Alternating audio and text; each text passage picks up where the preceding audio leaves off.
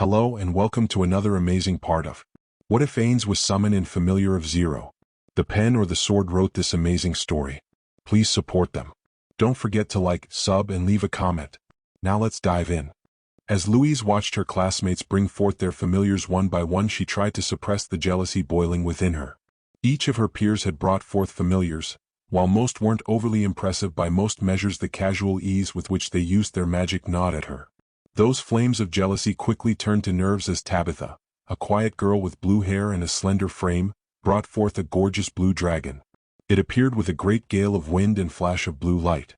While the dragon was on the small side, it was still very much a dragon. With its smooth blue coat of scales, large wings and intelligent eyes, it struck an imposing figure. How was she supposed to follow that up? Louise had decided early on to hide behind the rest of the students and attempt the ritual later, away from the judging eyes of her classmates. She was pretty sure Professor Colbert would allow it. While they weren't particularly close, he was one of the kindest teachers she had. "Professor, Louise hasn't gone yet," Kerchie shouted as their teacher began preparing to leave. Louise prayed to the founder her hair would catch a light from her newly summoned fire salamander. Louise felt her face burn as she turned to face Colbert's kind gaze. Without saying a word, Louise stepped before the ritual circle, trying to exude a confidence she didn't feel. For a brief moment she could almost see something like an apology in the professor's kind eyes. Sighing internally, she firmed her resolve, closing her eyes as she prepared to call forth her familiar. "My name is Louise Françoise Leblanc de Lavalier.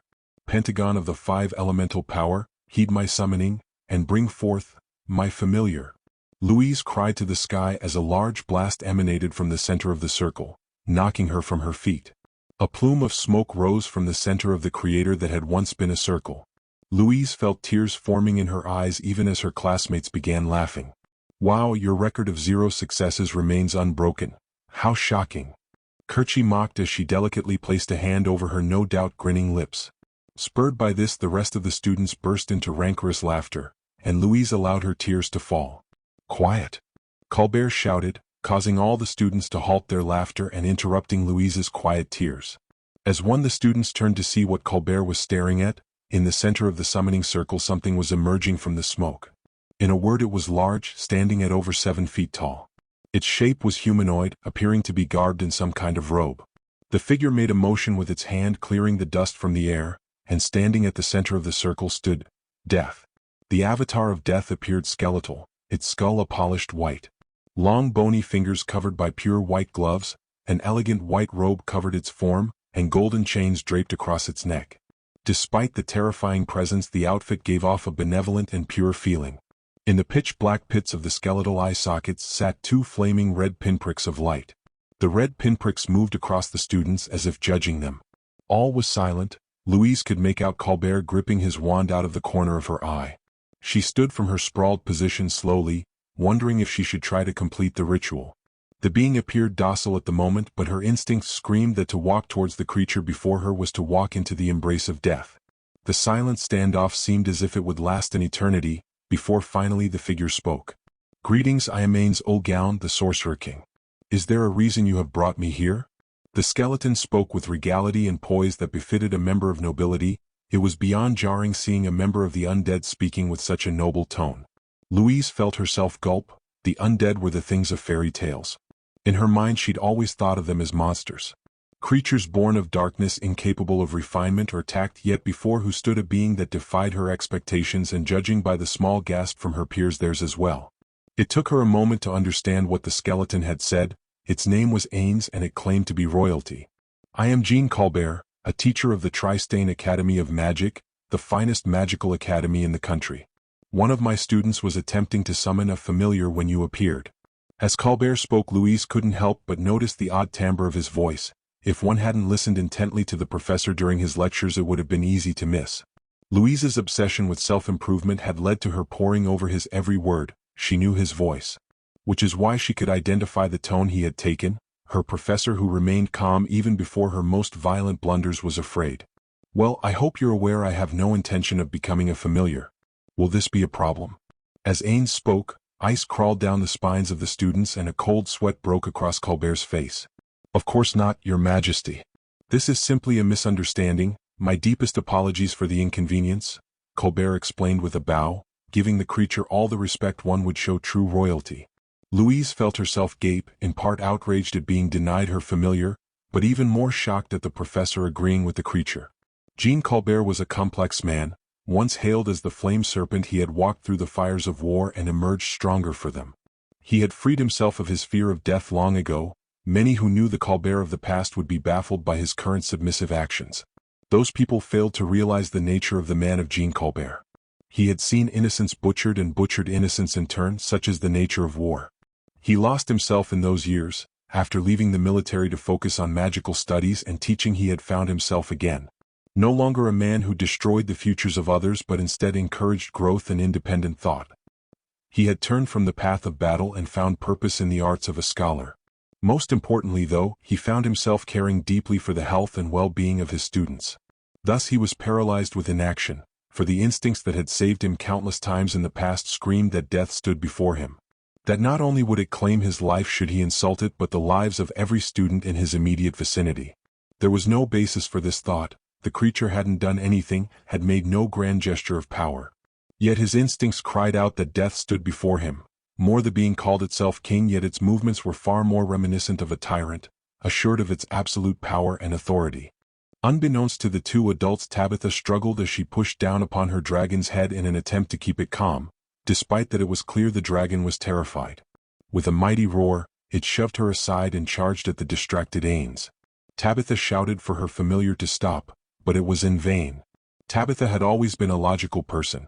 She knew just how easily false judgments and assumptions could unmake even the greatest of men. It was why she was so dedicated to keeping a level head in any given situation. Thus her own worry and fear disturbed her.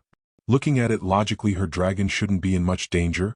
The skeleton seemed rather sedate, and while it was large compared to humans, it was still smaller than her dragon. Dragons were one of the most powerful creatures in the world. Her familiar thus should be fine. This thought repeated itself in her head, but Tabitha could feel something in the depths of her soul. Despite what logic and reason might dictate, her dragon was charging towards its death. As her dragon approached ainz, it reared up, creating a large gust of wind with its wings and magic. No doubt intending to toss the skeletal figure back, but as the gust hit it, nothing happened. The powerful gust of wind that knocked several students from their feet failed to budge the specter of death. The dragon persisted in its attempts to attack, but ainz only seemed amused by the dragon's efforts. For a moment Tabitha could swear she saw the phantom of a smile upon the being's skeletal face. A wind-based dragon? How interesting. I haven't encountered one of your ilk before. I wonder what materials I'll get from your corpse. Ainz spoke with casual ease as he walked through the gale towards the dragon. The fear in her familiar's eyes seemed to increase as ainz approached. Her dragon abandoned its wind-based attack to bite at ainz's encroaching hand. Its jaws were unceremoniously caught by the hand it hoped to crush and was forced closed. The beast struggled against ainz's steely grip, and despite logic dictating the dragon should break the skeletal hand, it held firm. The dragon whined and struggled but could not break free. The grip somehow surpassed the strength of the beast's jaws. Tabitha rushed forward, ainz's words breaking her from her stupor. She didn't believe she could fight the specter of death, but it had called itself a king. She offered a prey to the founder as she dropped to her knees before ainz. Please spare her. She didn't mean it. She begged with all the emotion she could muster, desperate to save her familiar. The beast attacked me and would have killed me if it had the strength. Why should I spare it? Ainz peered down at Tabitha. Despite its unmoving face, Tabitha was sure it was sneering. She's rare and she's young, she doesn't know any better, Tabitha explained on her knees, voice trembling.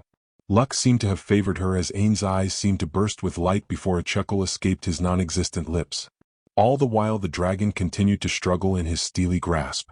Rare, you say? It would be a shame to kill it then. Keep the beast in check from now on and he'll be forgiving this once. Ainz pronounced with the absolute authority of a true ruler. Tabitha rose from her knees, bowing submissively as she attempted to lead the dragon back to the crowd of students. So you hail from an academy of magic? Are you perhaps in contact with the Baharuth Empire?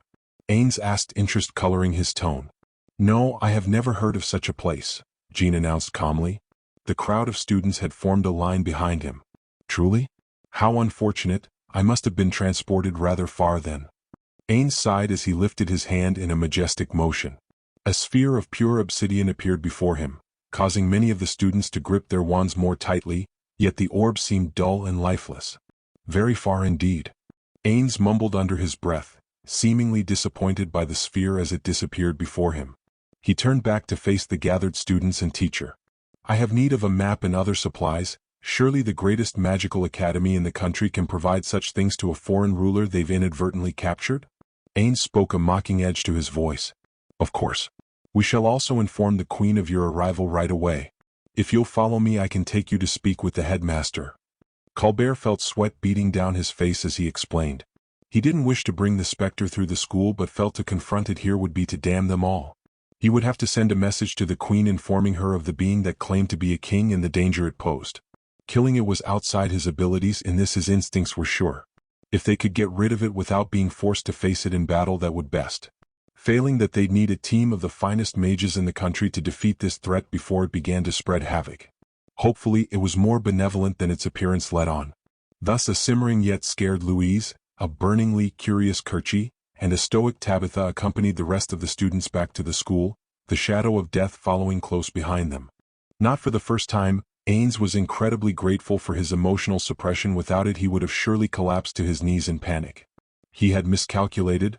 Yet again he found himself transported to another world. Unable to travel back using the gate. Was this it? Had all his efforts been for nothing? Had the kingdom and guild he had worked so hard to protect all for naught? Perhaps this was simply his fate, to be cruelly yanked from world to world. As his thoughts reached a crescendo, his emotional suppression kicked in.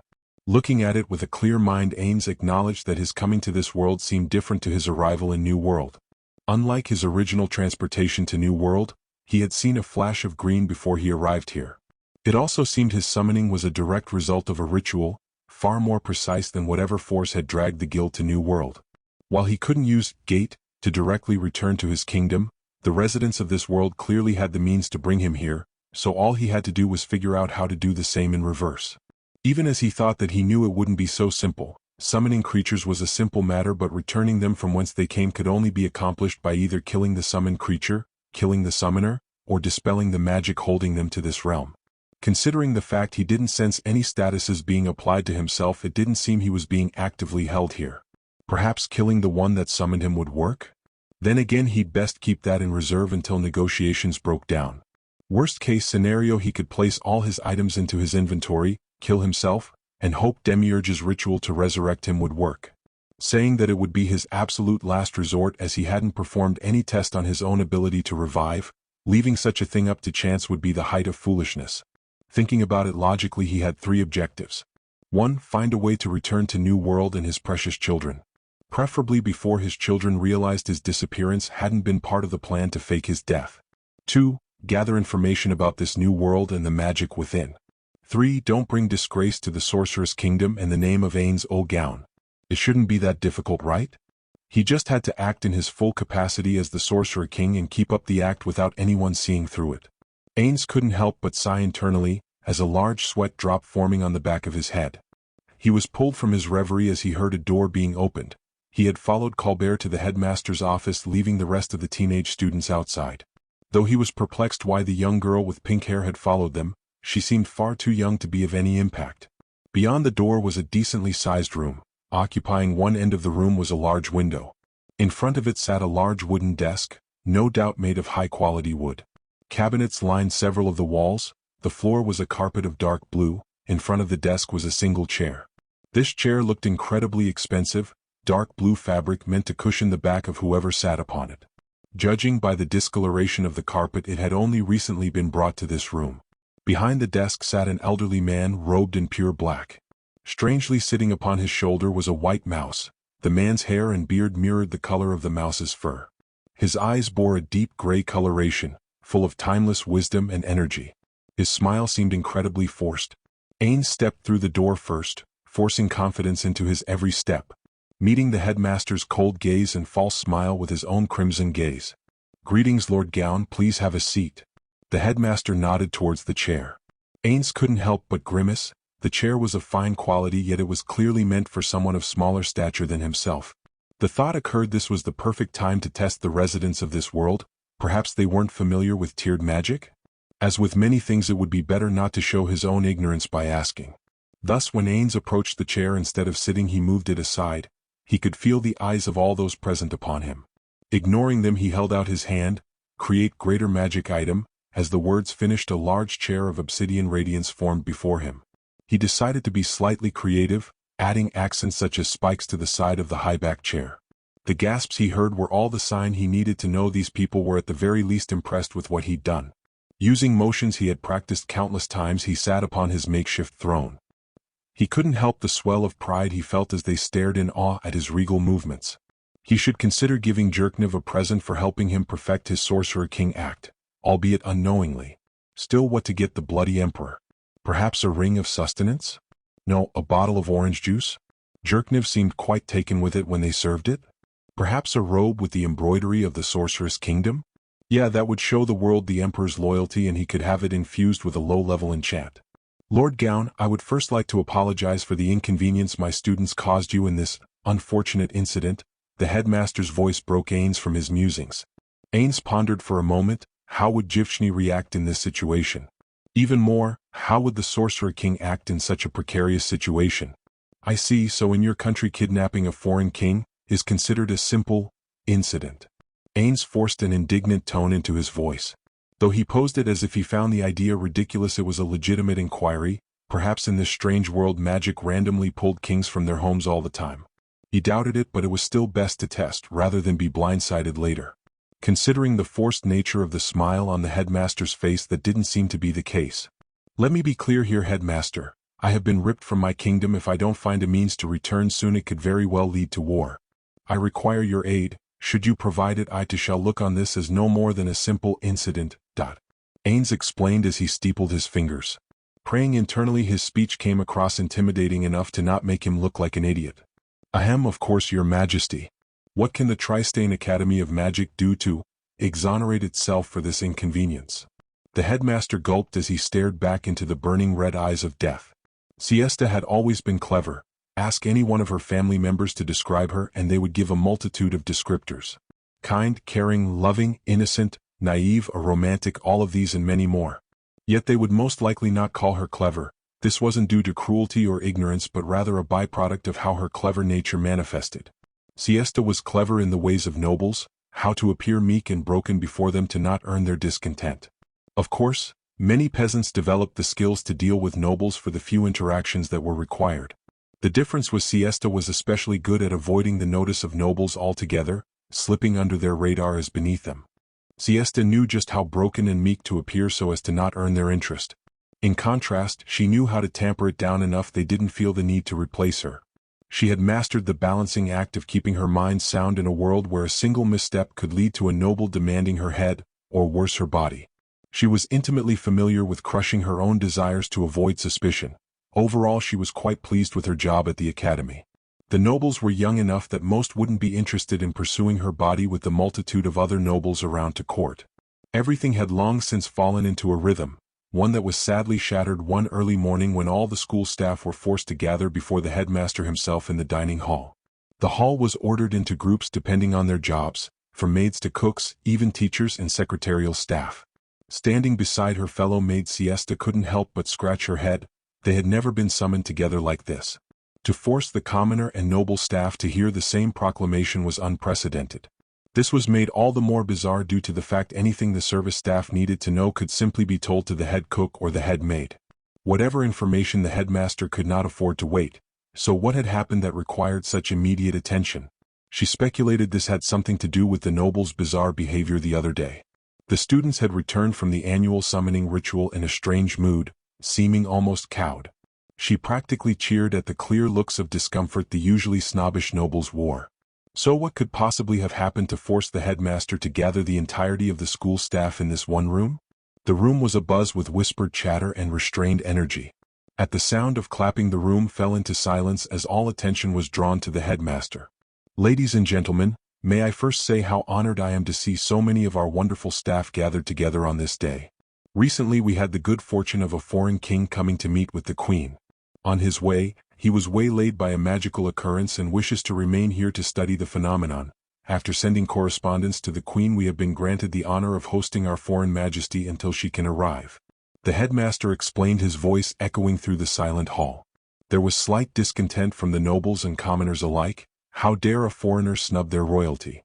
Yet none would dare speak out against such a thing. It would be foolhardy to draw the anger of a foreign nation, especially if the queen had no problems with his stay here. The headmaster raised his hand to draw attention back to him. This is a grand opportunity to show off our fine magical education system and the grandeur of our nobility.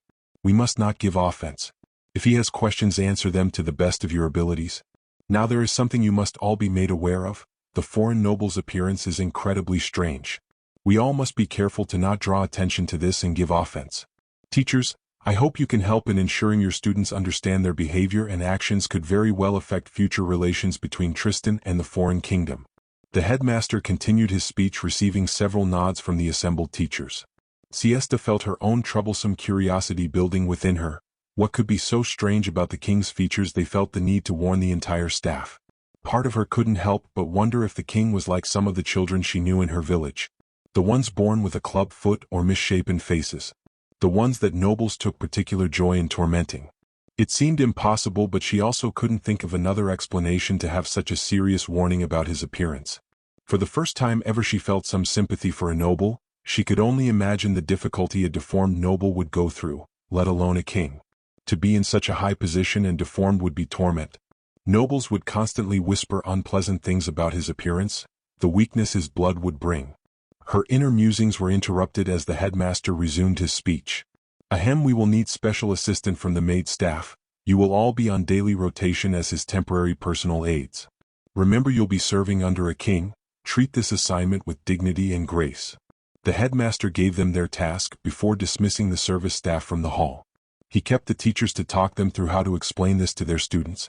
The maids all returned to their quarters, after which the head maid returned with a blank sheet of paper, quill in hand. We're going by alphabetical order. A different maid will serve him every day. Unless anyone would like to volunteer to go first. The head maid asked as she looked around at the mix of scared faces. It was a terrifying prospect to serve under an unknown noble. Serving a noble could have many connotations, and it would be up to whoever went to serve him first to report back what the foreign king considered service. At least they weren't liable to die, as killing another country's people, regardless of their status, was not considered acceptable. Everything other than that, however, better left unsaid. Siesta saw a girl crying near the front of the room. Her last name started with an A, and it seemed she had realized she would be the first servant. It was a shock for everyone present, Siesta included, when she raised her hand. There was a good reason her family wouldn't describe Siesta as clever. This was because her cleverness was dwarfed by her curiosity. Siesta felt semi-confident as she left the maid quarters in the wee hours of the morning. She had spent a majority of the night imagining every bizarre appearance she could. At this point she was absolutely sure no matter how odd the foreign king looked, she would be able to hide her shock. The king had been given one of the rooms reserved for the highest of nobles, in a wing of the school reserved for visits from royalty. Siesta had been to this wing a few times during her stay at the school. While the royal family usually brought their own servants to maintain and guard the rooms during their stay, the rest of the year the school servants had to maintain the wing. Usually, the task was given to 2 or 3 maids every couple of weeks. The names of all those who worked within the wing were written down along with the day to ensure the cleaning staff didn't attempt to steal the expensive tapestry or art. The rest of the time it was locked behind a magical door. Only the teaching staff and the head maid had a key. Siesta thought it was rather silly. Only a moron would attempt to steal from the nobility in such a blatant fashion. The paintings and tapestry were no doubt expensive but easily located. The nobles were liable to hang the entire family of the thief to send a message. All the same, she approached the large oaken door, stopping in her tracks as another woman clad in a maid uniform approached. The woman appeared to be in her early 30s, with pale alabaster skin, orange hair and cold blue eyes. The woman's eyes eerily reminded Siesta of ice, not the solid blue ice that her father taught her could hold her weight. No, instead they reminded her of the thin white ice. Just like that thin ice, Siesta felt if she stared too long at those eyes she would be swallowed whole by the freezing depths below. Siesta forced a smile on her face as she turned to face the women. Apparently, she was part of Osmond's personal staff. He had insisted on having one of his personal servants help with catering to the foreign king. Something about Osmond's claim didn't sit right with Siesta though. She had overheard a chunk of conversation between the headmaster and another teacher while cleaning. Siesta hadn't meant to listen in, but as she was cleaning a classroom and couldn't help but overhear the conversation in the back room. "So how many servants do you hire, old friend?" A male voice questioned, laughter clear in his voice. "Servants are for the young and rich. I'm too old to bother with such troublesome matters. I hire some groundskeepers for my estate, but that's all." Servants, wealth, status, power struggles. I'm well past the years where such things hold sway over me. The answering male voice was familiar to Siesta, as it belonged to the headmaster. Hasn't stopped you from? The first voice began again, but Siesta yanked herself from eavesdropping as she forced herself to finish scrubbing the floor as quickly as possible. Thus Siesta wondered who the woman eyeing her actually was. Perhaps she truly was a simple maid the headmaster had hired on? Still, Siesta had her doubts. Hello, my name is Siesta. I suppose you have the key? Pushing her errant thoughts aside, she greeted the strange women, plastering a fake grin on her face. Odette, of course I have the key. Shall we? The Odette eyed her closely as she spoke. Siesta felt as if her cold blue eyes were tasting her. Rather than respond verbally to her cold gaze, Siesta nodded. Odette reached into the folds of her maid uniform, her dainty hand emerged gripping an ornate key. Rather than place the key into a lock, she simply held it before the door. There was a brief blue glow before the door swung open. Behind it lay the royal wing, beautiful tapestry on full display alongside ornamental armor. The foreign king had been given the room at the end of the first hallway. Siesta and Odette marched in sync to the door. Siesta gripped the handle, mentally refortifying herself for whatever lay beyond. The room contained a large canopy bed. Dark purple silk hung upon the bed frame, partially concealing the occupant of the bed. This gave Siesta a moment to observe the room. It was mostly unchanged since the last time she had been forced to clean it. A large vanity stood in one corner, beautifully polished glass allowing nobles to examine their appearance. Some things did stand out though, like the large obsidian chair in front of the vanity having replaced the original cushion chair. This obsidian seat seemed to be made for a being of larger than average stature. Additionally, a large black box sat upon the vanity. It appeared to be made out of some dark wood and beautifully etched. Perhaps it was a jewelry box? Finally, Siesta turned her full attention to the bed. She noted a pile of books near the foot of the bed. These books appeared to be from the library. The book on top of the stack was titled The Grand History of Tristan. She stood beside Odette as they waited for the occupant to stand from the bed. Curiosity was a weakness of Siesta's though. Thus she craned her neck slightly to glimpse behind the slightly parted curtains. The figure lying in the bed was large, nearly taking up the entire bed. Standing, the figure would surely be over 7 feet tall, wrapped in robes of gorgeous white. The weave and make of the robe were unlike any clothing Siesta had ever seen in her life. Even her brief glimpse of the royal family didn't match the finery that the figure was cloaked in. Her observations were interrupted as a large gloved hand gripped the silk, pushing it aside to reveal the face of the mysterious figure. Siesta felt her throat grow dry as the figure's face became clear. It was a skull, an incredibly strange skull as well, pitch-black eye sockets with 2 whirling points of red light, and a chin that was bizarrely pointed. As the pinpricks of red gazed upon her, tasting her, judging her, she felt her already straight posture stiffen further in fear as his gaze passed over her to Odette. I assume you're to be my assistants? Then it is best to introduce myself. I am the Sorcerer King ainz old gown. The skeletal being stated, power etched in his every word. Still, Siesta was slightly relieved. His voice was far more normal than she'd feared upon seeing his visage. She felt frustration building in her gut as she thought of how ill-prepared she had truly been. The nobles didn't think they would need more than a simple warning about his appearance? The creature was a literal skeleton.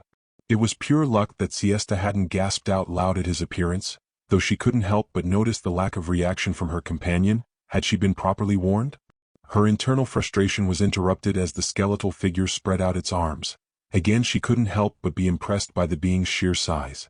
She was slightly confused by his pose. He stood arms spread wide as he looked at them. Odette moved first, pulling off his left glove. Internally face-palming, Siesta rushed to match her, pulling the glove from his right hand. Part of her savored the texture of the glove as she lightly placed it on the bed. She noted his hands were as bizarre as his skull, seeming to contain fewer bones than a regular human.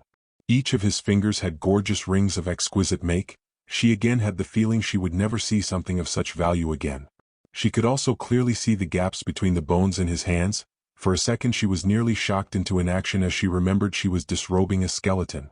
Gulping slightly, she moved to undo the buttons of the robes. As she helped Odette move the robe onto the bed, she was again shocked. The creature's rib cage was large with clear gaps much like its fingers, but floating in the area where its stomach would have been was a large red orb. Of all the valuables she had seen thus far, she felt this orb dwarfed all the others. It glowed with malevolent red energy. It projected the very idea of power. You are familiar with the fashion of the nobles, correct? The Sorcerer King interrupted her thoughts with his question. She nodded without thinking, as she had seen many of the outfits nobles wore. She almost immediately regretted it as she realized he may be looking for more than a basic understanding of noble fashion. Luckily Siesta noted Odette nodding as well. Hopefully between the two of them, they could avoid upsetting the Skeletal King. I've stored several outfits within the closet, jewelry is in the box. Ensure I look properly impressive. The king waved his hand with the command. Siesta gulped as she moved to open the closest, praying there wouldn't be too many outfits to choose from. This felt like a trap. What if they chose wrong? Surely upsetting a foreign king would result in severe punishment. The closest swung open to reveal nearly 50 different outfits, each as grandiose as the one they had just stripped from the king's form. Siesta felt overwhelmed. Luckily Odette seemed more confident as she picked out a light purple outfit, seemingly woven of silk. The buttons made to bind the outfit were made of multicolored gemstones. Odette nodded to the jewelry box as she pulled the outfit from the rack. Siesta opened the box with shaking hands. Inside sat several amulets and wrist accessories. Each was crafted with gold and inset with various gems. Had Siesta been more foolhardy, or more desperate, she may have been tempted to steal one of the exquisite pieces of jewelry. Yet much like the tapestry, Siesta knew the consequences of stealing such finery were extreme, especially as it would no doubt be a strain on foreign relations. Though the thought left her to wonder what kind of kingdom did this skeletal being rule over? How far was it from Tristan? Were all the citizens of his country like him? Shaking herself from these unimportant thoughts, Siesta gulped as she turned to view the outfit being draped upon the Sorcerer King. Its dark purple radiance was truly impressive. Turning back to the box, she picked out a large, intricately made amulet inlaid with the largest sapphire she had ever seen. She moved to drape it across his neck and noted the ensemble gave the king an aura of dignity and power. She could honestly say the skeletal being was the most kingly being she had ever seen. The king approached the mirror and seemed to examine his appearance. Siesta felt shivers run down her spine as he judged their choices. Ainz felt an imaginary sweat drop form on his head. It was clear that his fashion sense was what had been altered by his transformation into an undead. Even in this world the people's sense of style did not match his own aesthetic taste. When the inhabitants of two separate worlds were both against his own aesthetic taste, it was clear he was the problem. Sweeping that internal struggle aside, he eyed the two maids that had been assigned to him. "Tell me your names," Ainz commanded as he eyed the reactions of the maids. The one with black hair straightened up and stared at him nervously. Overall, an expected reaction when addressed directly by a superior for the first time. The other maid seemed off to Ainz. Something about her movements and cold gaze didn't fit the image of a maid. The way she moved rang a bell in the back of his mind. "My name is Siesta," the black-haired girl responded with a bow, forcing Ainz to push his musings to the back of his mind. He nodded magnanimously as he turned his gaze to the older orange-haired women. "I am Odette," the girl bowed. Ainz committed the names to memory as he moved to the door. The younger girl rushed forward to open it. Ainz stepped out into the hall wondering how to treat the day. He was sorely tempted to remain in the room to continue his reading, hiding from the world, but felt that would be a waste when he could do that during his sleepless nights. "Give me a tour. I haven't had a chance to explore the school in its entirety," Ainz lied. He had sent a wraith to explore the campus the night before but felt it would be a good way to interact with the residents of this world and give his temporary servants time to adjust to his presence. They meandered through the halls, Ainz eyeing the rooms they passed. Apparently, a majority of the students were either sleeping or having breakfast. This day was meant to be used to get to know their familiars, thus the students weren't expected to attend classes. Ainz noted the architecture of the school was decent, yet his mind couldn't help but wander back to his own kingdom. Establishing a school for magic in Oriental would be excellent though costly. The Empire already had its own academy for magic, but it still lacked any records on talents. He couldn't help but wonder if he could use the idea of higher education to begin tracking talents in his country. He was pulled from his reverie as they passed through a courtyard where some of the students were playing with their familiars. Ainz couldn't help but note the blue dragon from earlier curled around the blue-haired girl, her nose buried in a book. The dragon seemed to notice him as it curled tighter around the girl. Ainz decided against approaching the temperamental dragon for now, though he was curious about its species as it didn't match any dragon from his memories. Its smooth scales and coloration were reminiscent of a water dragon, while its body shape and size reminded him of the sleek frost dragons. Things to ponder in the future, he supposed. As they approached the dining hall, he halted, eyeing his two servants. The orange-haired one maintained her stoic expression. Her gait and expression further added to the sense of wrongness she gave off. Ignoring her, the younger maid looked at the dining hall with longing. Have you two eaten yet? He questioned, suspecting the answer was no. We are fine, Your Majesty, Odette said as Siesta slightly jumped. Siesta quickly nodded her head in agreement. Nonsense, breakfast is the most important meal of the day. At least that's what Aminoma Hitotsu used to say. Consider it a royal order, go eat breakfast and return here for me after, Ainz commanded as he chuckled at the memory of his eccentric friend. He noticed an odd shine in Siesta's eyes as both servants bowed and walked off to enjoy their meal. Ainz decided to continue his walk as they enjoyed their breakfast. He noticed a loud clang from one of the many rooms lining the hall. Testing the handle, it seemed to be sealed. This was odd as he couldn't see any keyhole. He sent an invisible wraith through to investigate. The room was large but empty. The floor of it was earthen in nature, suggesting it was probably used for excess storage. In the center of the room, two women made of brass seemed to be fighting. A lone male figure stood a few feet back, observing and adjusting their movements using a rose. His reading had informed him the magic of this land usually required a wand to perform. Perhaps the rose was simply an ornate wand? The student seemed vaguely familiar. His shining blonde hair and sharp features gave him a Bishonen look. His gaze was fully focused upon the fighting bronze figures. It came to Ainz. The boy was part of the crowd who observed his summoning. Ainz considered his options for a moment before opening a gate into the room. Stepping through, Ainz noted the boy's fearful expression as he stared upon Ainz. Sorry to interrupt, but I noticed your training session and thought I would step in, Ainz explained as he observed the boy's gaping expression. Your Majesty, I apologize for my unbecoming behavior. The youth bowed before him. Ainz internally sighed. You were training, were you not? There is nothing in this world more becoming than seeking strength. Ainz waved magnanimously as the boy raised his head, seeming surprised by Ainz's response. The boy grinned sheepishly as he stared back at him. Guiche was quite shocked when a black orb interrupted his impromptu training session.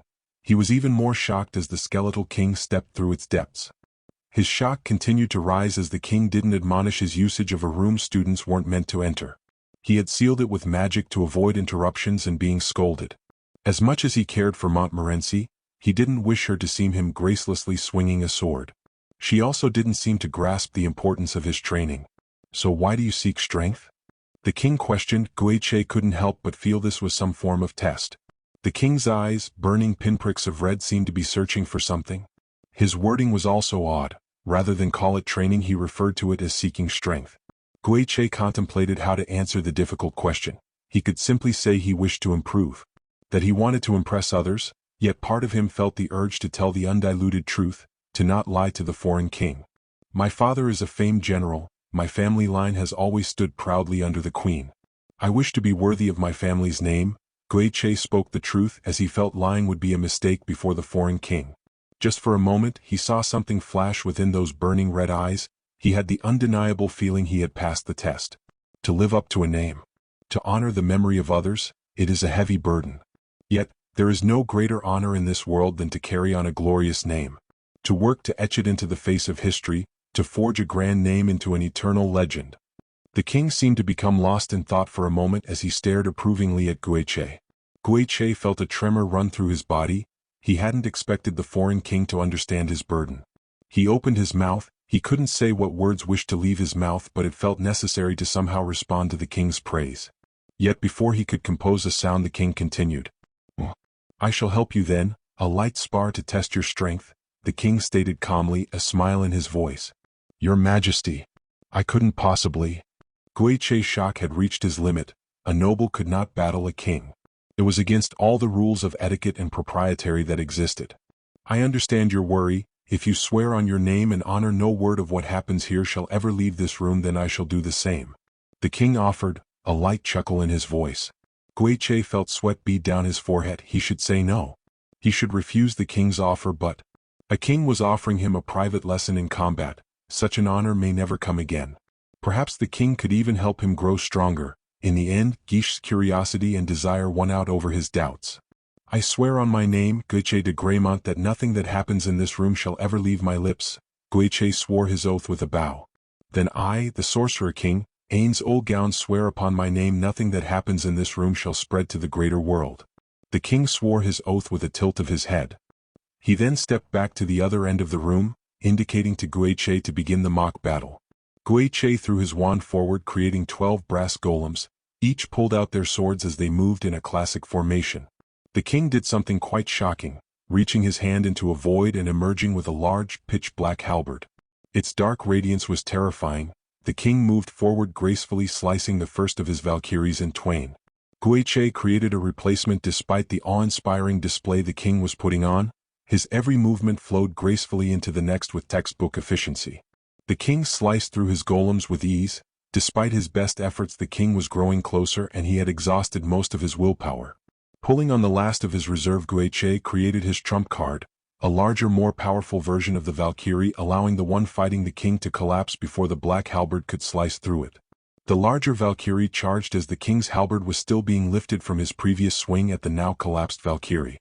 What happened next surprised Guiche. Rather than raising the halberd back into position, the king let it fall from his hand where it collapsed into motes of lights. The king then moved under the Valkyrie's swing, slamming his fist into its midsection, sending the heavy brass golem flying with a collapsed chest cavity. Guiche considered trying to repair it and forcing it to fight, but he was far too drained to attempt such a thing. It appears victory is yours, your majesty.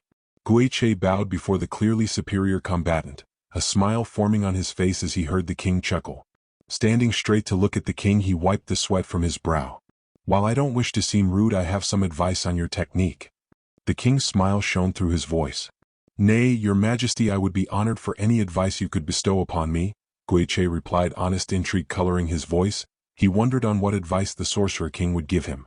Your Valkyries are good at textbook combat but fail to use their off hands or feet. Their focus was solely on their blade. You should focus on integrating their whole bodies into their fighting style. I would also recommend you keep a few closer to your person as personal guards. You left yourself far too open. If I had used my magic or a ranged weapon, I could have bypassed the Valkyries entirely by killing you. The king critiqued his strategy. I'm sorry for my disgraceful display, your majesty. Guiche apologized as a blush colored his cheeks, embarrassed by his lackluster display. Do not apologize, learn from this and improve. That is the point of practice, is it not? The king waved the matter aside. Guiche felt a lightness in his chest he only felt when he imagined serving the royal family. Pushing it aside, he redoubled his focus on the sorcerer king. Why do you not carry a sword, though? The king questioned, seeming to note Guiche's sweat-stained brow. I've never seen the merit in carrying one, your majesty. If I am drained of willpower, the battle is surely decided. Even as the explanation left his lips, he felt his reasoning was flawed. While many nobles held similar thoughts, the ruler before him had just shown how closed-minded such thoughts were. Really? Such thoughts are the height of foolishness, though not wholly uncommon. Imagine for a moment you had managed to drain my willpower reserves in combat. Would you feel the battle is over then? There are many in the world who share your ideas on a mage being useless without his magic. You should train with a sword so you may turn the tables on an enemy who believes themselves victorious. Take up a sword or some melee weapon so you can grasp victory from the jaws of defeat. The skeletal lord advised him with a certain sternness. For a moment Guiche felt both embarrassment and gratitude in equal parts. The king had no reason to advise him in such manners but had deigned to instruct him. I shall engrave it into my heart, your majesty, and purchase a sword at my earliest convenience. Guiche promised. He was determined to learn the art of swordsmanship, to prove to himself the king's kindness wouldn't be wasted. I have a better idea. The king spoke, confidence in his voice as he reached into the air, his hand disappearing into a black void. It emerged holding a sheathed blade. Your majesty, my loyalty is to my country, Guiche stated as he eyed the blade. Accepting a blade from a king would be paramount to swearing his loyalty. If a pretty blade were enough for you to betray your country, then you wouldn't be worthy of this weapon. It is a gift. Consider it a sign that I believe in your ability to carve your name into legend. The king explained, holding the blade out to him in one hand. Guiche's inner turmoil came to an end as he gripped the handle and pulled it close. Denying a gift from a king would be the height of arrogance. Cinching the sheath to his belt, he pulled the blade free and was awed by it. The body of the blade was pitch black, with runic symbols carved into its side. The tip of the sword curved inward, forming a crescent. The edge was an ebony white, and the handle was embossed with a sharpened dark blue jewel in the pommel. The blade felt light and perfectly balanced in his hand, and as he held it he felt a rush of strength flow through his body. This sword was surely a blade of legend. Guiche turned his curious expression to the king.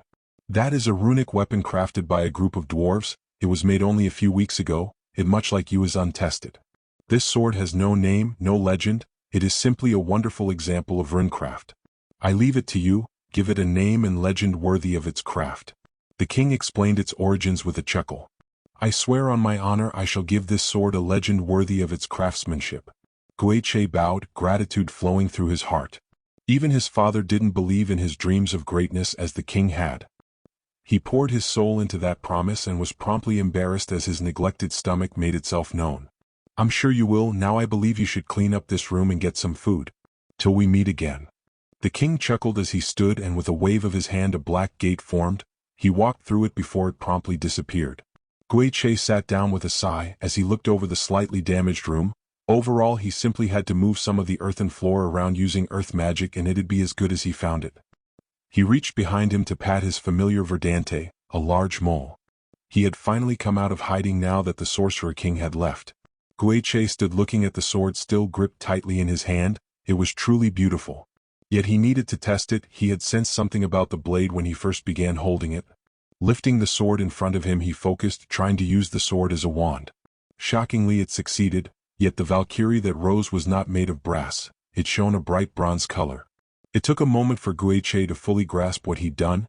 He had created a bronze Valkyrie, something that should have been beyond him. He sheathed the sword, dispelling the Valkyrie in the process. Pulling out his wand, he stared at the rose-shaped focusing instrument. He had the wand created several years ago. The man he'd commissioned to make it had looked at him like a madman, yet his protest had been silenced when the coin was offered. Guiche truly loved this wand, but after his talk with the Sorcerer King, he re-examined it. It wasn't the most efficient wand, made for form over function, and some part of him now felt it was silly. Perhaps it was time he did away with such a childish thing.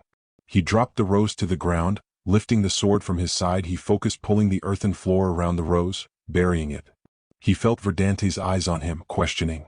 Leave it, my dear, it's time I left such childish things behind me, he said solemnly as he turned to begin repairing the rest of the room. Ainz was quite pleased with his little training session.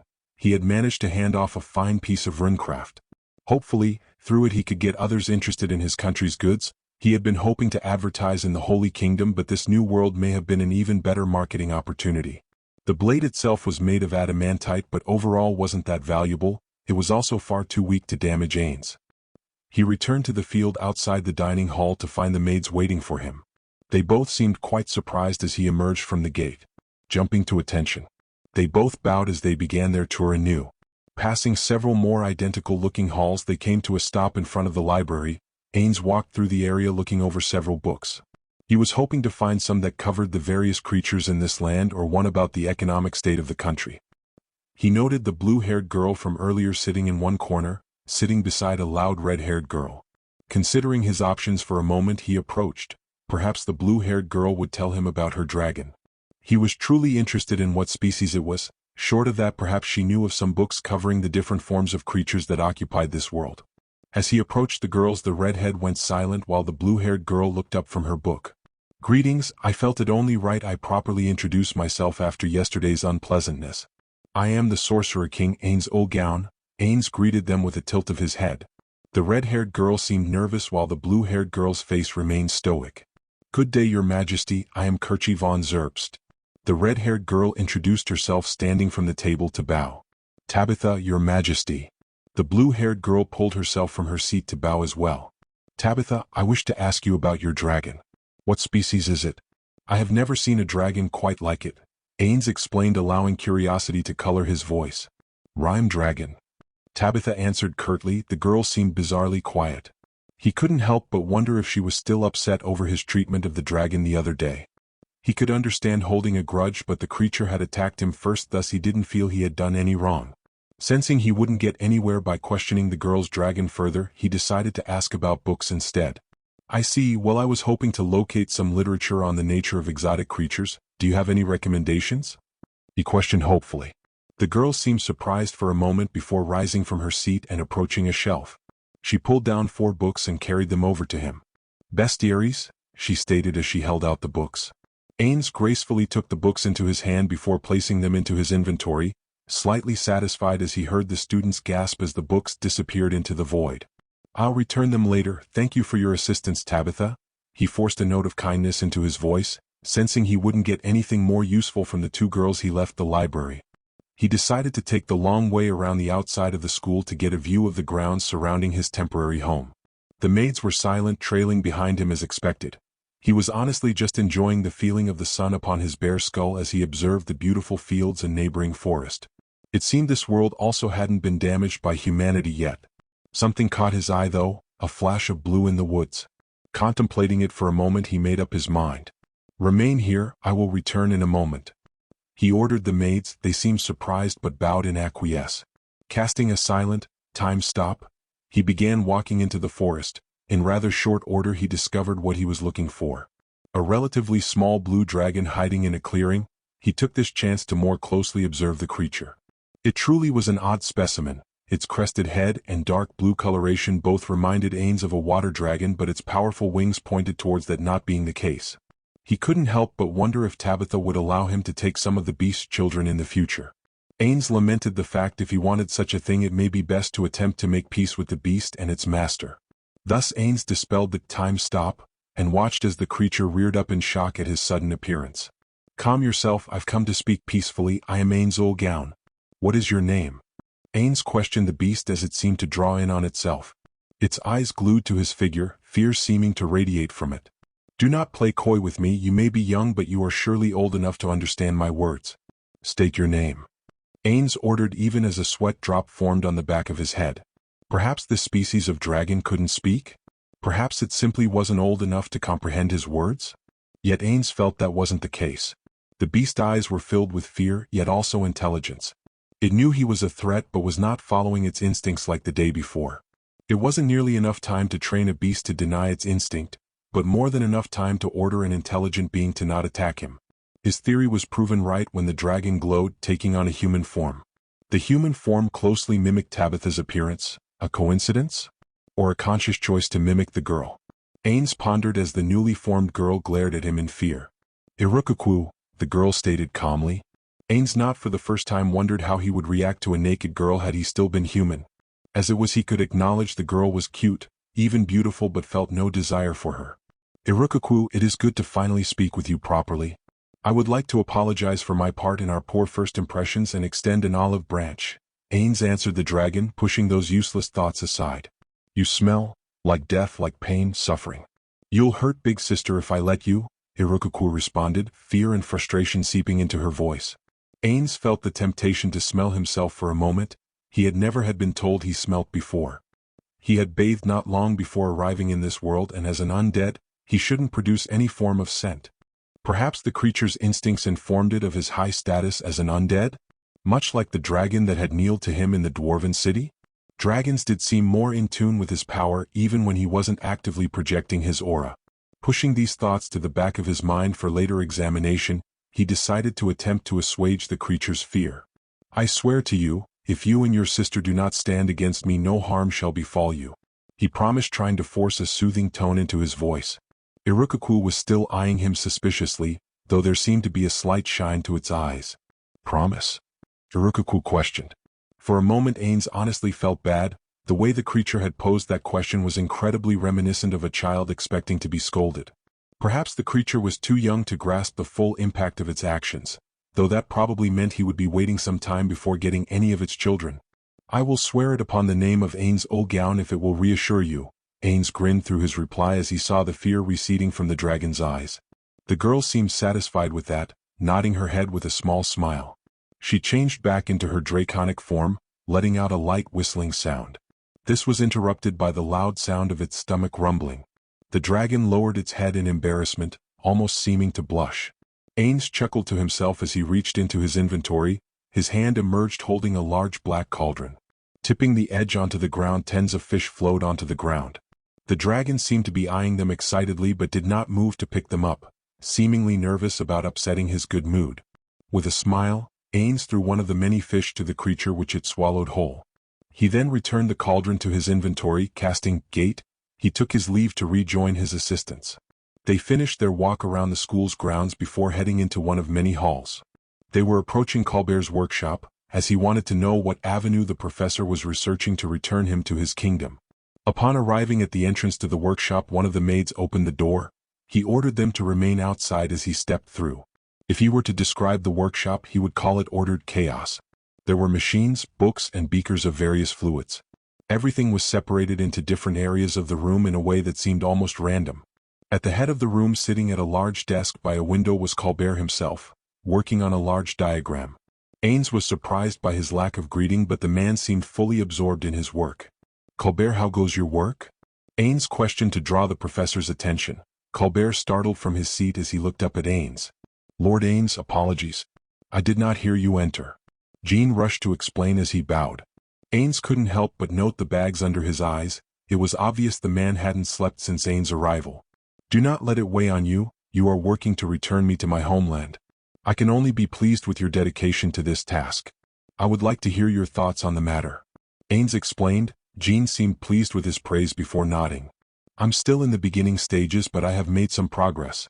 I'm currently working on recreating the familiar summoning ritual with different runes. These runes are for distance and power. The problem is I need to go through all the runes in the ritual and alter them for a new spell. Saying that even after I've finished these replacements, I don't have a spell to use in place of the familiar summoning spell." Jean trailed off.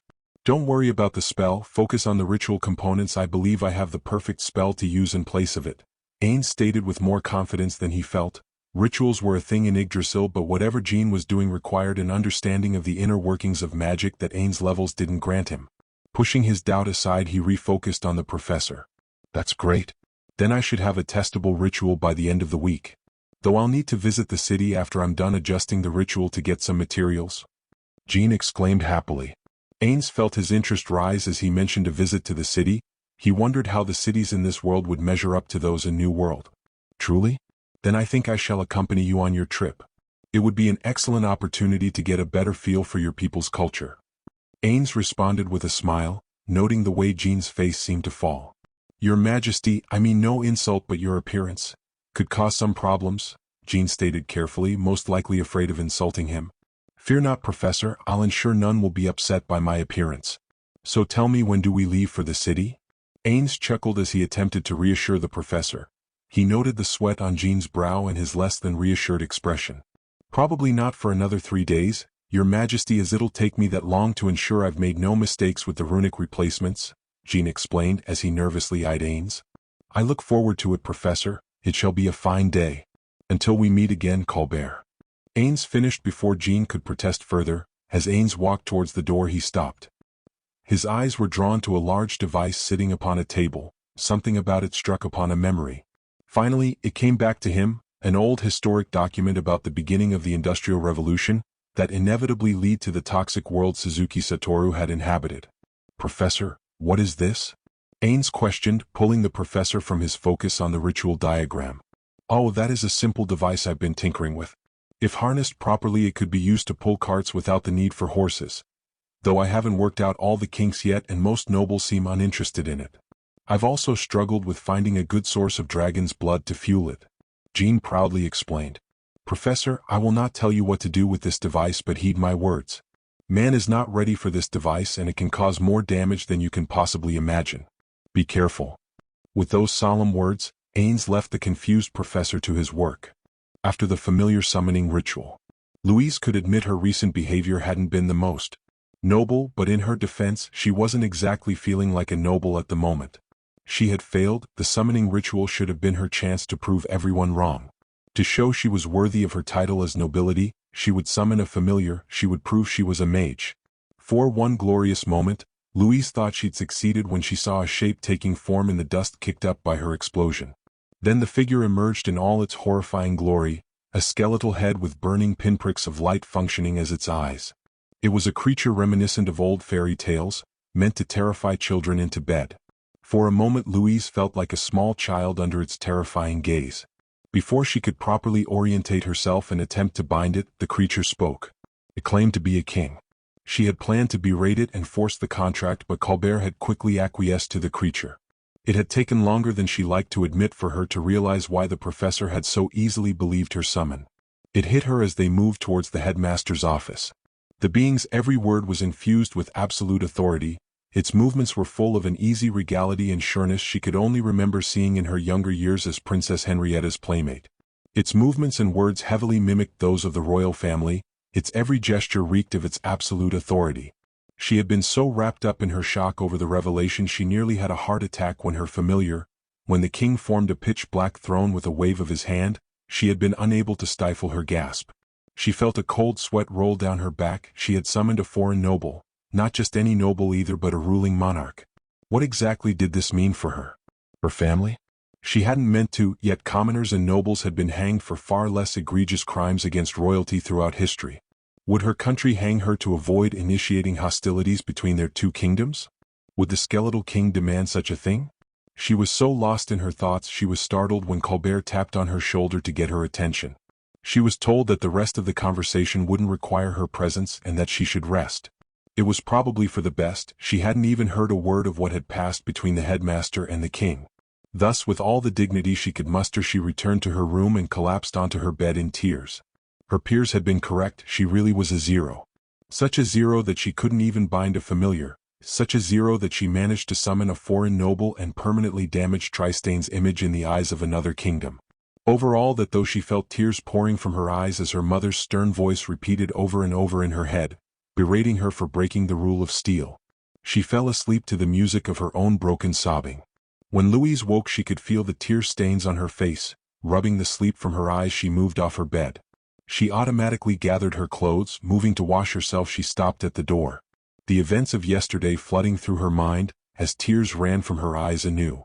She curled in on herself to caught in her sadness to move back to her bed. Thus she lay in front of the door, sobbing into her fresh clothes. She felt so broken. Yesterday had been the confirmation of her worst fear. She wasn't a mage, she was a zero success rate with magic, zero familiar. Every insult against her flooded her mind at that moment, every single one. They had all been right. Zerbst was probably laughing at her this very moment. Louise didn't know how long she spent curled up by the door to her room, but eventually she dragged herself back to bed. It's not like there were classes today. They were meant to spend time getting to know their familiars today. Curling her head under the covers, Louise cried herself dry. She would have spent the whole day under those covers if not for the painful rumble from her stomach. Gathering what dignity she could, she picked out a set of non-tear-stained clothes and marched her way to the dining hall. She had apparently been wallowing in self-misery for over half the day as it was lunchtime. She was surprised when she didn't receive any teasing remarks from her peers as she sat down and began her meal. Then again, perhaps she still looked as pathetic as she felt.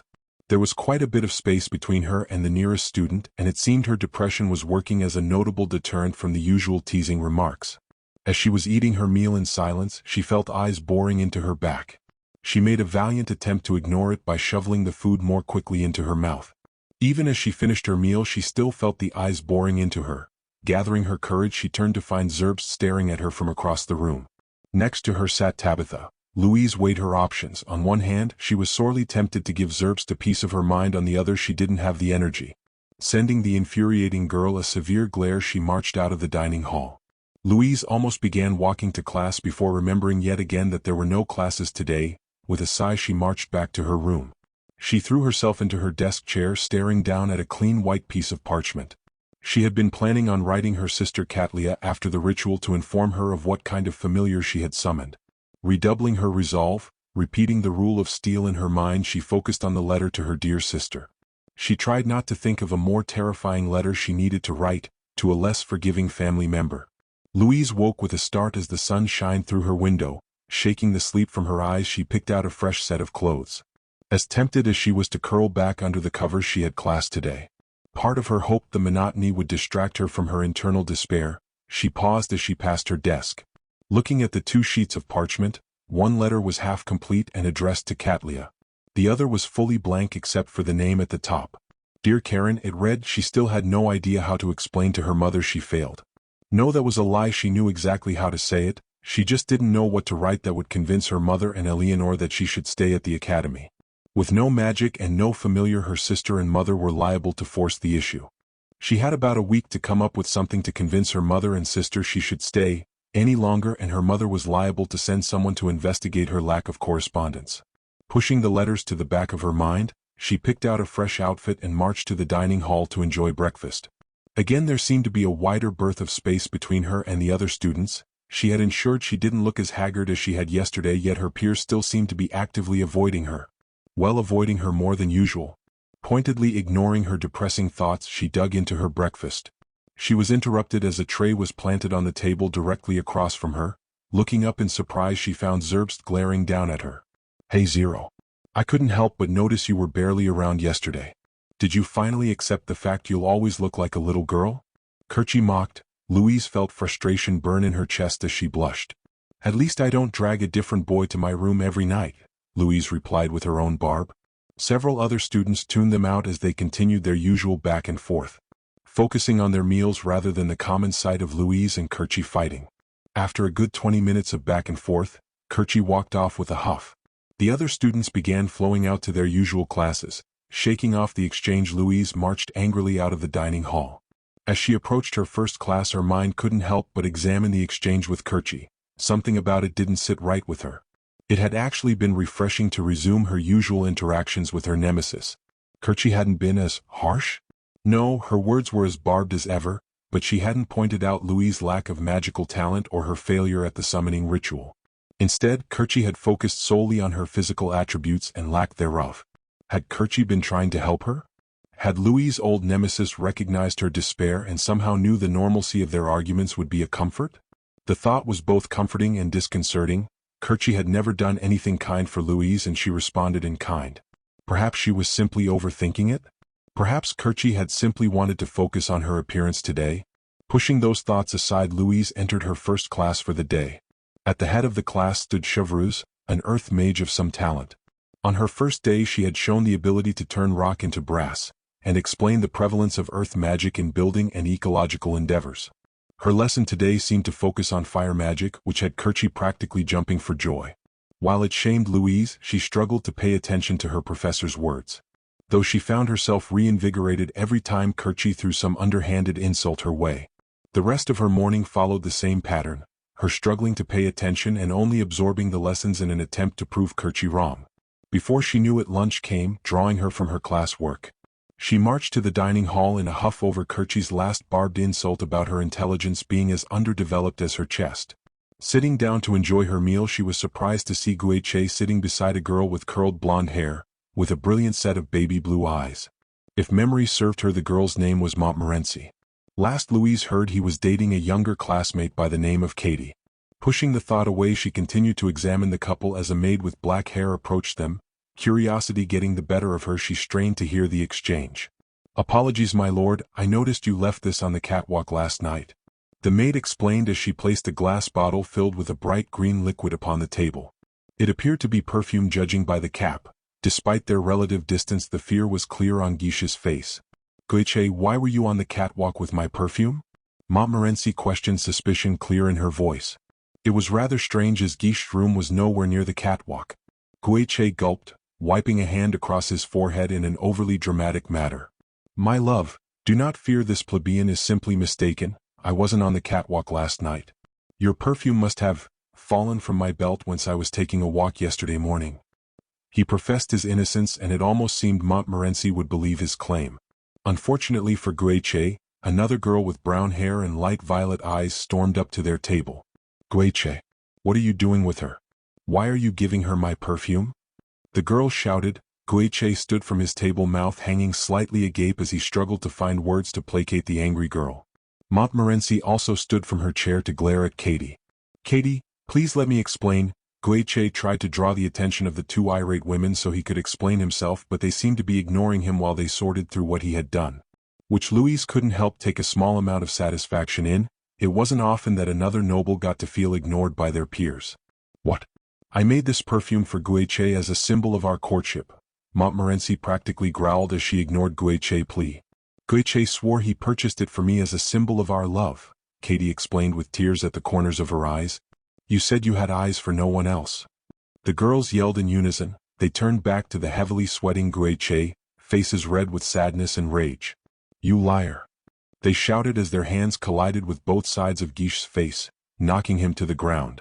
The girls marched out in a huff, leaving Guiche to rub his slowly bruising cheeks. He seemed to gather himself before regaining his footing, though his eyes were now locked upon the hapless maid that had returned the perfume. Louise felt some smug satisfaction at the two-timer getting his comeuppance, though she did wince slightly in sympathy for his abused face, saying that it did make her feel a bit better. She may not be a real mage, but at least she could say with confidence her behavior was nobler than Guiche's own. "Yo. Thanks to you, two innocent women's hearts have been broken. How will you fix this?" Guiche demanded as the maid apologized continuously. It was clear Guiche was going to berate the maid to bandage his damaged pride, childish but not unexpected behavior from a noble. He reached for his wand but seemed to stop dead. It was then that Louise noticed his signature rose missing from his side. In its place stood a sheathed sword. The sheath was made of beautiful black leather. White threads stood in contrast across the darkened leather, forming patterns and runic symbols across the sheath. The hand that had been reaching for his missing rose now rested on the pommel of his sword. He had gone dead silent as he stared down at the frightened maid. For a moment Louise could have sworn she saw some strange emotion flash across his features. "For future reference, if you find something of mine, please do me the kindness of returning it in private," Guiche stated calmly, all previous anger seemingly gone from his features. He reached down to pick up the perfume, cinching it to his belt as he walked off, most likely to the infirmary. "I'm sorry, my lord, I swear to never make such a mistake in the future." The maid continued her apologies but was interrupted as Guiche shook his head. "Nay, the fault is entirely my own. I'm sorry for my outburst. Now if you'll excuse me, I'm off to the infirmary." With that statement, Guiche marched out with what dignity he had left. Nearly every student stared after his exit, shocked by his behavior. They had all fully expected him to go on berating the plebeian to soothe his damaged pride. It was incredibly bizarre to see him simply walk away. As Louise finished her meal, she couldn't help but wonder what had come over her pig-headed peer. Ainz was not having the best morning. He had been disturbed from his reading when the maids entered his room. He had been almost done with a text covering many of the mechanics of Brimeric magic and was slightly annoyed with the interruption. Pushing aside the small wave of emotion, he stood, eyeing the two maids there to serve him. The orange-haired woman from the other day was back, a dead if memory served him right, while the black-haired girl was replaced by another young green-haired maid. The new girl's name was Allison, and she mirrored the fearful atmosphere Siesta had given off. After they dressed him in a green robe, that in place of buttons had golden roots to cinch the robe closed. It had an air of holy and earthen brilliance, or as Ainz preferred to think of it, it looked garish. The green was too bright and the golden roots contrasted aggressively with the rest of the outfit, yet both maids seemed pleased with it, thus he pushed his own opinions aside. He ordered the maids to leave him to his own devices after they finished dressing him. They gave some protest before leaving his room to stand outside and await his next orders, which he found bizarre. The maids of Nazarick had been programmed to act with such devotion to their task. Surely the maids had better things to do than wait outside his room all day. Ignoring his annoyance at the inconveniences that rulership brought, he resumed his reading. He had originally wanted to create a few undead to help him sort through the relevant information within the pile of books he gathered, but his plan quickly fell to pieces once he realized he only had one set of translation glasses on his person. Thus delegating the task to an underling would not only not improve his efficiency but could lead to him missing some crucial detail. That was secondary though to the actual frustration the information within the books provided. All of them referred to Brimir as the founder, and the books seemed to treat him as a holy figure unto God. They claimed the blasphemous elves had invaded and stolen the Holy Land and assassinated the founder. Yet Ainz had some serious doubt about the reasoning the books used. While a war over land was hardly surprising, the fact every other war between humans and elf was instigated by humanity left him with serious questions. If the humanity of this world wished to paint the elves as monsters, they had done a rather poor job of it, though perhaps that was simply from an outsider's perspective. The fact the elves had only ever instigated a war once in their history told a story of a people not predisposed to war.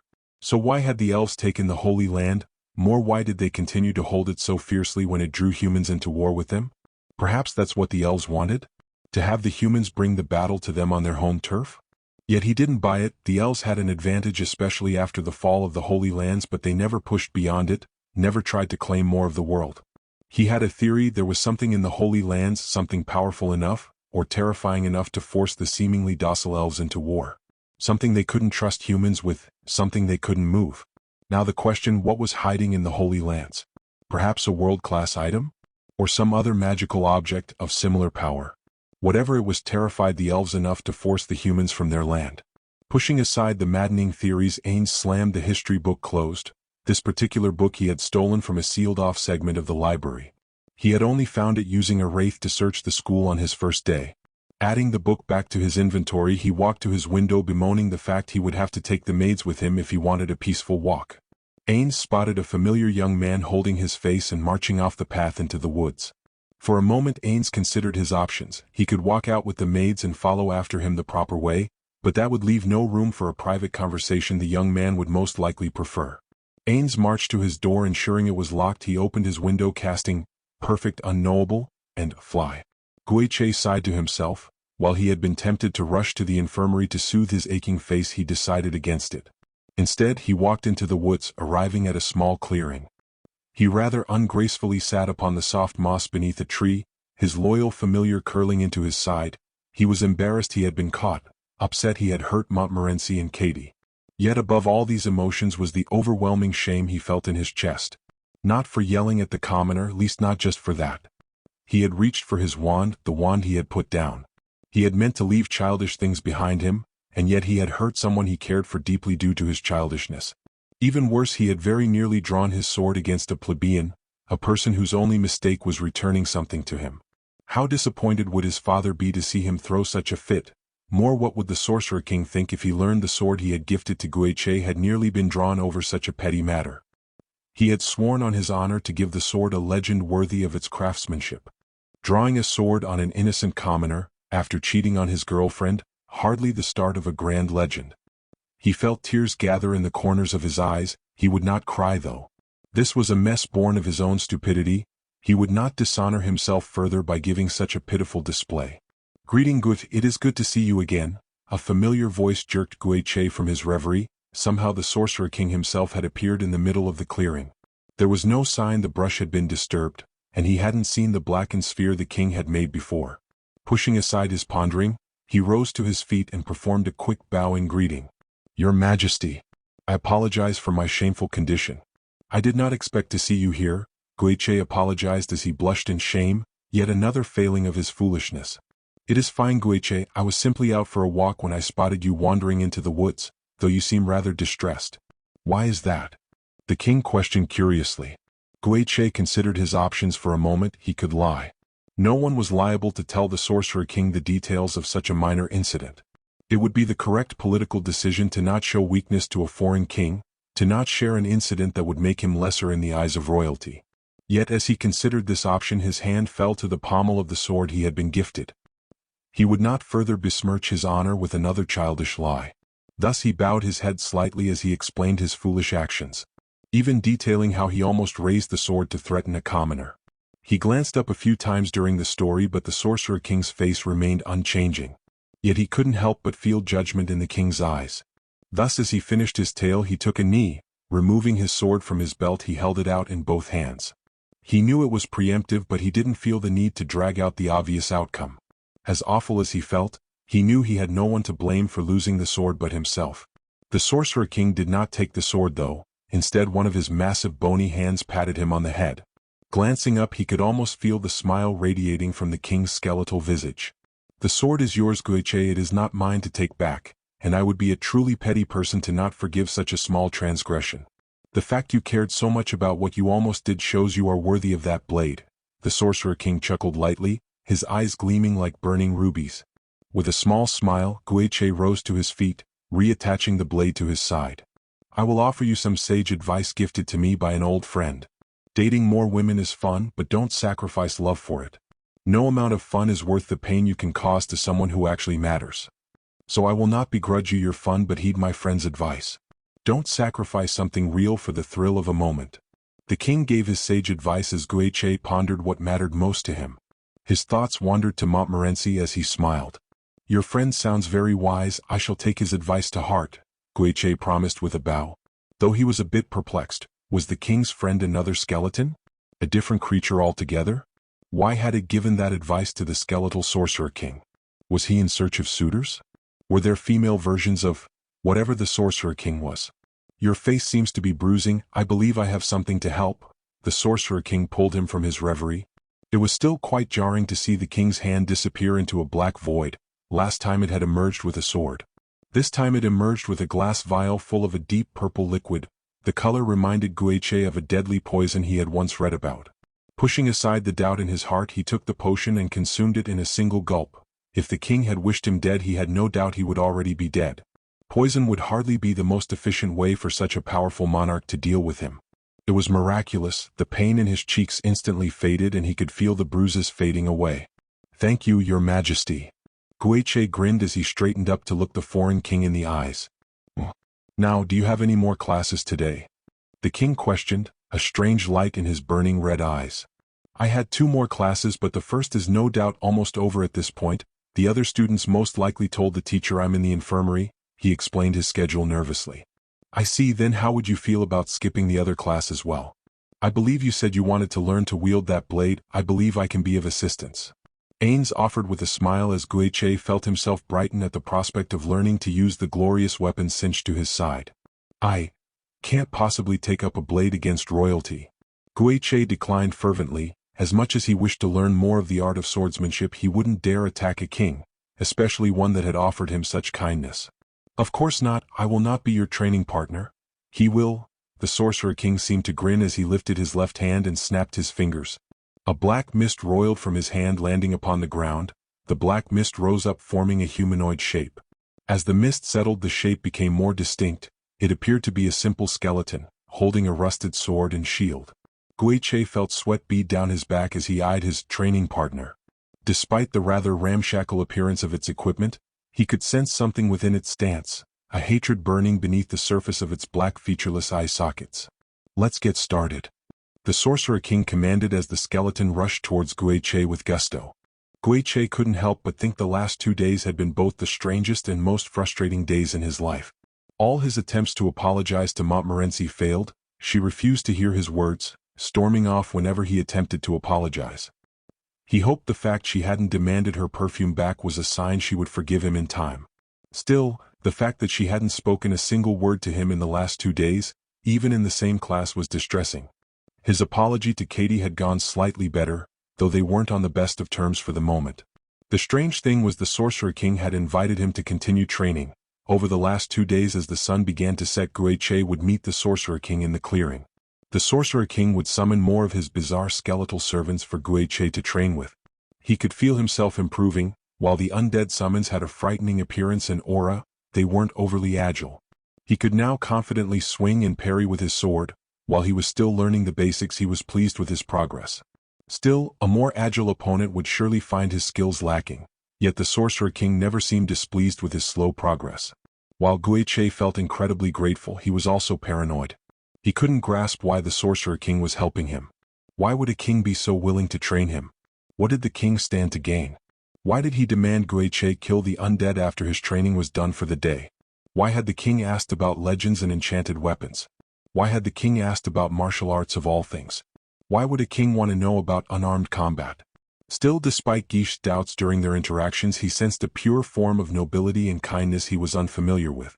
The king had offered him water from a magical jug he pulled from the void.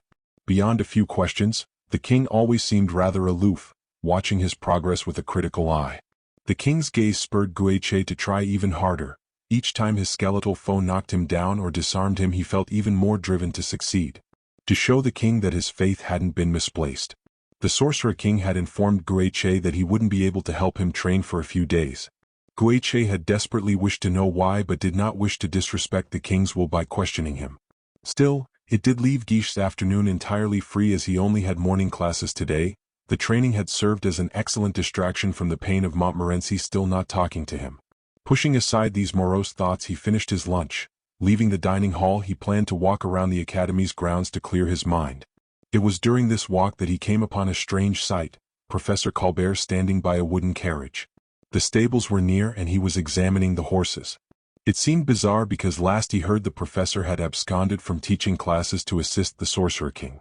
The carriage itself looked expensive, made of fine oak and luxuriously upholstered. Why was the professor organizing a carriage? Perhaps he required supplies from the city? Though that left the question of why he required such a high-class carriage? While the professor was respected, he wouldn't need such luxurious transportation unless he planned to visit with high-class nobility.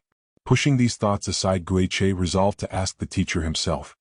His approach was interrupted as a familiar black hemisphere formed behind the teacher, the figure of the Sorcerer King emerging from it. "Colbert, are our preparations complete?" The king questioned as his eyes wandered over the carriage. seemingly unimpressed with its fine craftsmanship. "Of course, Your Majesty, I simply need to hook the horses to the cart and we can begin our journey. Are you sure you wish to accompany me? I'm not sure of any inns in Tristania that would be fit for royalty." Professor Colbert trailed off nervously as he eyed the Sorcerer King, seeming slightly desperate. "Don't concern yourself with our lodgings, I have it well in hand. As for the horse, allow me to ask a question. We won't arrive before nightfall due to the horses requiring rest, correct?" The king asked as he walked around the front of the carriage, eyeing the stirrups that would hold the horse in place. "Yes." Colbert seemed rather confused by the obvious question. Guiche decided it was time to make himself known as he did not wish to be disrespectful and eavesdrop.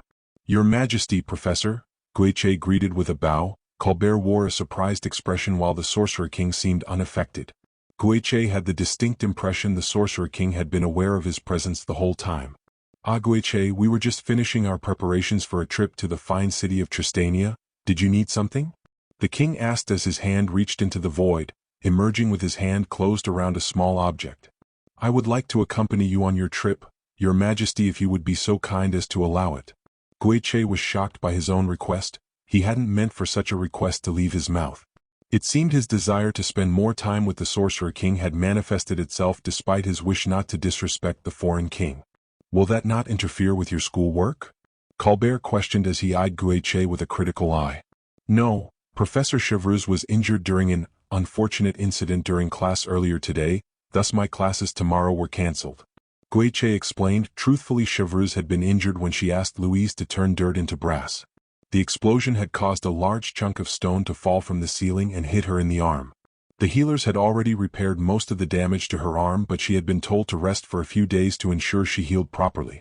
Louise had apologized at length to the injured professor and the issue had been mostly dropped.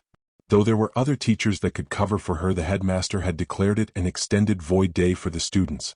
Most agreed he was probably too lazy to reschedule any of the staff. "May I ask why you wish to come with us, Guiche?" Colbert spoke to Guiche with a critical eye, as if the professor was trying to peer through him. "I believe it would be an excellent chance to purchase a gift to apologize to Montmorency." Guiche gulped. He had come up with an excuse on the spot to avoid outing his connection to the Sorcerer King. Yet it was also true, their trip to the city would be an excellent chance to find a gift for his angry girlfriend. "Then I see no problem with you accompanying us, do you, Colbert?" The Sorcerer King asked the professor for his thoughts. "I suppose if you have no other classes, there would be no problem with you accompanying us on a trip to the city?" Colbert trailed off in thought, most likely worried Guiche would do something to insult the Sorcerer King. "Excellent. Then I would like to suggest we use this in place of a horse," the Sorcerer King stated as he dropped the object he pulled from the void onto the ground. It appeared to be a small horse statue, made of some earthen material. When it hit the ground, it began to grow in size, until it reached the size of a regular horse. Even more shockingly, the newly formed golem moved into the harness and seemed to be waiting for someone to hitch it to the carriage. Colbert seemed quite shocked by the golem's sudden growth. In contrast, Guiche had seen the Sorcerer King's strange summons several times now. While the horse was new, it was nowhere near the most shocking thing he had seen the king do. "What exactly is it, Your Majesty?" Colbert asked as he walked around the newly grown earthen horse. "It is a magical item known as a terracotta horse. It will never tire or hunger, making it an excellent means of transportation," the Sorcerer King explained as Colbert began harnessing the magical horse. "Are these common in your kingdom?" Guiche asked curiously. The Sorcerer King rarely mentioned his kingdom during their training sessions. "No, in my kingdom we prefer to make use of undead horses. They aren't nearly as expensive to make as this beast, and the undead boasts more powerful abilities. Alas, I fear their appearance could cause some issues," the king explained with a light chuckle. "Your Majesty, what about your—" Guiche was at a loss. He wished to question the king about his own appearance causing problems. Yet doing so would be a breach of etiquette and highly disrespectful. Thus he was left floundering for a way to convey his question in a proper manner. "Ah, you worry for my appearance as well, Guiche?" "Colbert has been quite curious about it as well, observe," the Sorcerer King spoke with a note of showmanship. He passed his hand over his face, and in place of his skull, there was now a human face, black hair, and dark eyes set into a rather average-looking face. "What? Oh, Your Majesty!" Colbert gasped as he examined the magical change that had overtaken the king's usually skeletal face. Guiche himself was shocked by the sudden change as well. Without prior knowledge, he would have assumed the Sorcerer King was nothing more than a peculiarly tall noble. It's a simple illusion, able to fool the eyes but not much else, which is why I shall be wearing this over it. The Sorcerer King explained as his newly formed illusionary face smiled. He passed his hand through the illusion's nose, no doubt to display its flaws. Still, Guiche felt the spell was quite impressive. The Sorcerer King reached into the void once more, emerging with a brilliant red mask. The eyes of the mask were bright blue, yet what stood out the most was the unnerving smile painted on the mask. With no ceremony, the Sorcerer King placed the mask over his illusionary face. I believe this should be more than enough to avoid drawing suspicion, don't you agree? The king chuckled as his masked face gazed over the impressed expressions of both Colbert and Guiche. Guiche woke with a start. Realizing he wasn't in his bed, he jerked upright to find himself staring across a carriage at the Sorcerer King. It took him a moment to regain his bearings. Remembering how he came to be there, he blushed. He hadn't intended to fall asleep in front of the king, but the movement of the carriage had carried him off to sleep without his consent. Though thankfully the king seemed preoccupied with a book. The title read, The Holy Element, Lost to Time. Guiche actually recognized the book. It had been part of the curriculum last year. It focused on the lost element of the void and the history of Bremere. Strangely, the king's skeletal head now bore a pair of finely crafted glasses with deep blue lenses. The rims were a light bronze covered in incredibly fine runic symbols. Much like the king's clothing, the value of those glasses surpassed any Guiche had seen before. Part of him was curious though, was the king nearsighted? He had never seen the glasses before, but he also couldn't remember the king reading in his presence. Could a creature such as the Sorcerer King even have problems with his vision? Colbert was at the head of the carriage directing the earthen horse on their journey, despite the king's assurance he could guide the horse from within the carriage. Alas, Colbert had not wished to draw further attention to themselves by having no one at the reins, leaving Guiche and the Sorcerer King in the carriage. The king finally seemed to take notice of him waking from his nap. The king removed his glasses, placing both them and the book into the black void he so often summoned. Ah, Guiche, you're awake. We are but a few hours from the city. We will be stopping to camp soon. The king explained kindly, seeming to ignore his disrespectful nap. Though Guiche was slightly confused, why would they camp while so close to the city? It would surely be more proper to find a fine inn within the city rather than force a royal to camp outside. He felt the temptation to offer the king lodgings in his family estate. While it was a good 3 hours from the city, it would be far better equipped to serve a king during his stay. Remembering the king's words about handling their lodgings, Guiche decided to hold off on the offer for now. If they began setting up tents, though he would insist upon the idea, though, royalty shouldn't be forced to rest under the stars, his honor wouldn't allow it. Still, he couldn't help but wonder, did the king sleep? He had never seen him rest. Was the king incapable of sleep? Guiche felt the urge to ask, but felt it would be a breach of etiquette to ask such a personal question. Guiche, if you have a question, do ask. I don't enjoy others stumbling over themselves due to a simple question. The king chuckled, his red eyes staring back at Guiche's no doubt embarrassed expression. I was just wondering, if you actually needed sleep? Guiche asked nervously as he looked up at the Sorcerer King's kind noble personage. Of course not, Guiche. As an undead creature, I do not have the same needs as the living. The king chuckled lightly at the question, which made Guiche feel even more embarrassed. Of course, an undead being would have no need for sleep. Apologies, Your Majesty, I should have known. Guiche bowed his head in apology. Though he couldn't help but imagine what it would be like to never sleep. It sounded awful, but that was from the perspective of a being that could tire. Nonsense, Guiche, we are simply different beings, with different perspectives and understandings of the world. There is no shame as such a thing. The king kindly explained, bringing a smile to Guiche's own face. Suddenly he felt the carriage come to a stop. He could hear Colbert jumping from the front of the carriage, to walk around the car to pull open the door. Your Majesty, the horse has stopped. We are still 2 hours from the city? The professor questioned with confusion written across his face. The Sorcerer King stood from his seat, ducking to fit through the door. Guiche wished they had a larger carriage available to better accommodate the foreign king's height. Excellent, follow me, the king stated enthusiastically as he walked past the professor. Guiche rushed to follow. He noted the sun was beginning to set, which impressed him. With a regular horse, they wouldn't have gotten this close to the city for at least another 2 hours. Truly, the terracotta horse was an impressive item. They walked a short way into the woods, the horse pulling the carriage close behind them. It barely managed to squeeze between several trees, but the earthen horse was smart enough to avoid getting stuck. They arrived at a small clearing not far from the road, though it was well concealed by the treeline. The Sorcerer King examined the area for some reason before nodding his head magnanimously. This should do nicely. the king stated as his hand reached into the void. It emerged holding what appeared to be a tiny greenhouse. Suddenly a large green cottage formed before the Sorcerer King, even having a stable at the side. Guiche heard the professor gasp at the same moment he did. The Sorcerer King had just pulled an entire house from seemingly nothing. "Shall we?" the king asked as he opened the door entering the cottage. Colbert and Guiche followed close behind. Guiche was quite shocked at the interior. It seemed far larger inside than it had appeared outside. The lights within were made of a strange glowing crystal that gave the building a warm homely feeling. While still not truly appropriate for royalty, this building was still quite well made. Shaking off these thoughts, Guiche moved to investigate their new lodgings. They had a simple meal of bread and cheese, meant to stave off hunger until tomorrow, where they could stop at a proper eatery. The Sorcerer King left them to their quiet meal, wandering into one of the many rooms the cottage boasted. Colbert apologized to Guiche before retiring for the night, no doubt exhausted by his position at the front of the carriage. Guiche checked in on his room, finding it adequate. It contained a soft bed, while a crystal provided a low warm light.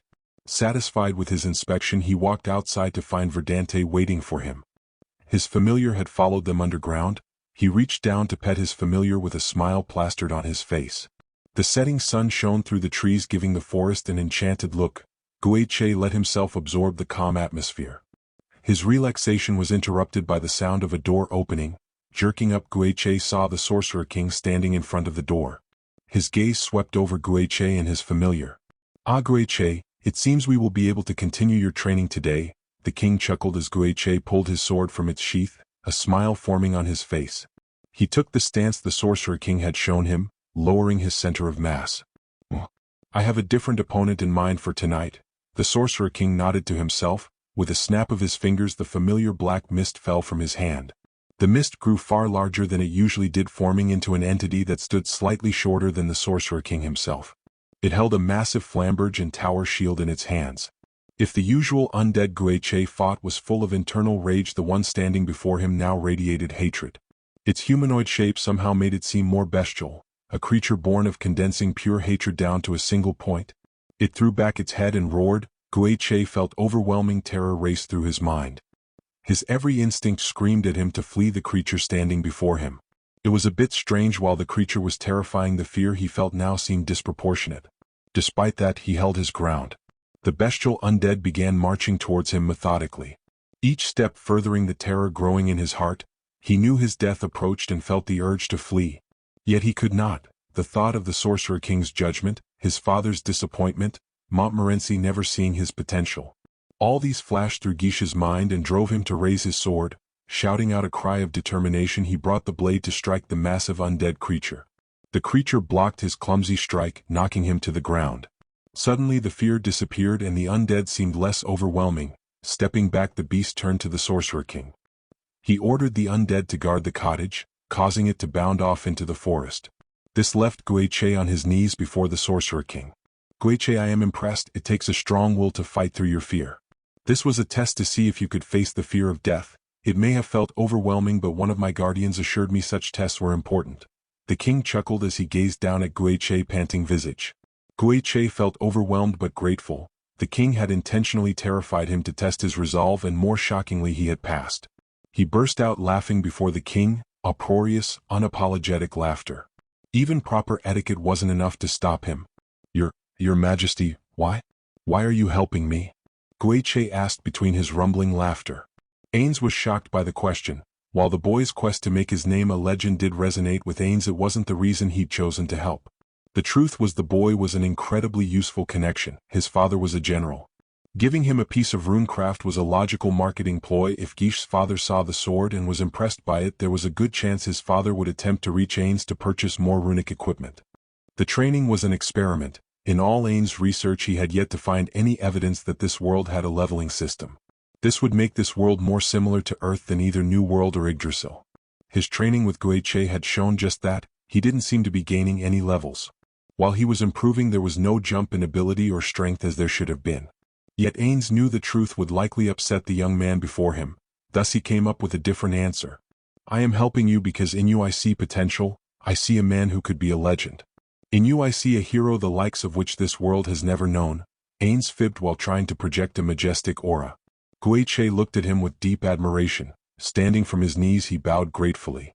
"I will not disappoint you, your majesty," Guiche promised, tears forming in the corners of his eyes. Wiping his eyes lightly, he felt a skeletal hand land upon his shoulder. He looked up into the magnanimous face of the Sorcerer King. "Call me ainz said with a smile. The morning found the group back on the road. Ainz sat across from Guiche within the carriage. As they drew closer to the city, he created the illusion around his face, equipping the mask of envy in preparation. They stopped a mile outside the city, opting to walk the rest of the way to avoid questions about the terracotta horse. As Ainz saw the outskirts, he noted the city appeared to be smaller than the capital of the Baharuth Empire, but larger than Irantal.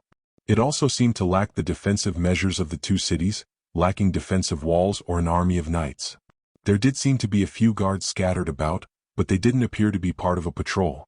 It did seem a bit strange, but Ainz pushed it out of his mind as they moved further into the city. He noted his companions eyeing a fancy-looking restaurant hungrily. With a sigh he halted his movements, Colbert and Guiche following suit. "Go have a proper breakfast, I will remain here to look over some of these stalls." Ainz chuckled as both his companions looked at him guiltily. They both seemed reluctant, but hunger won out as they walked into a fancy restaurant. Ainz turned his gaze to examine a few stalls, receiving many strange and frightened looks from the passing citizens, no doubt intimidated by his mask and large size.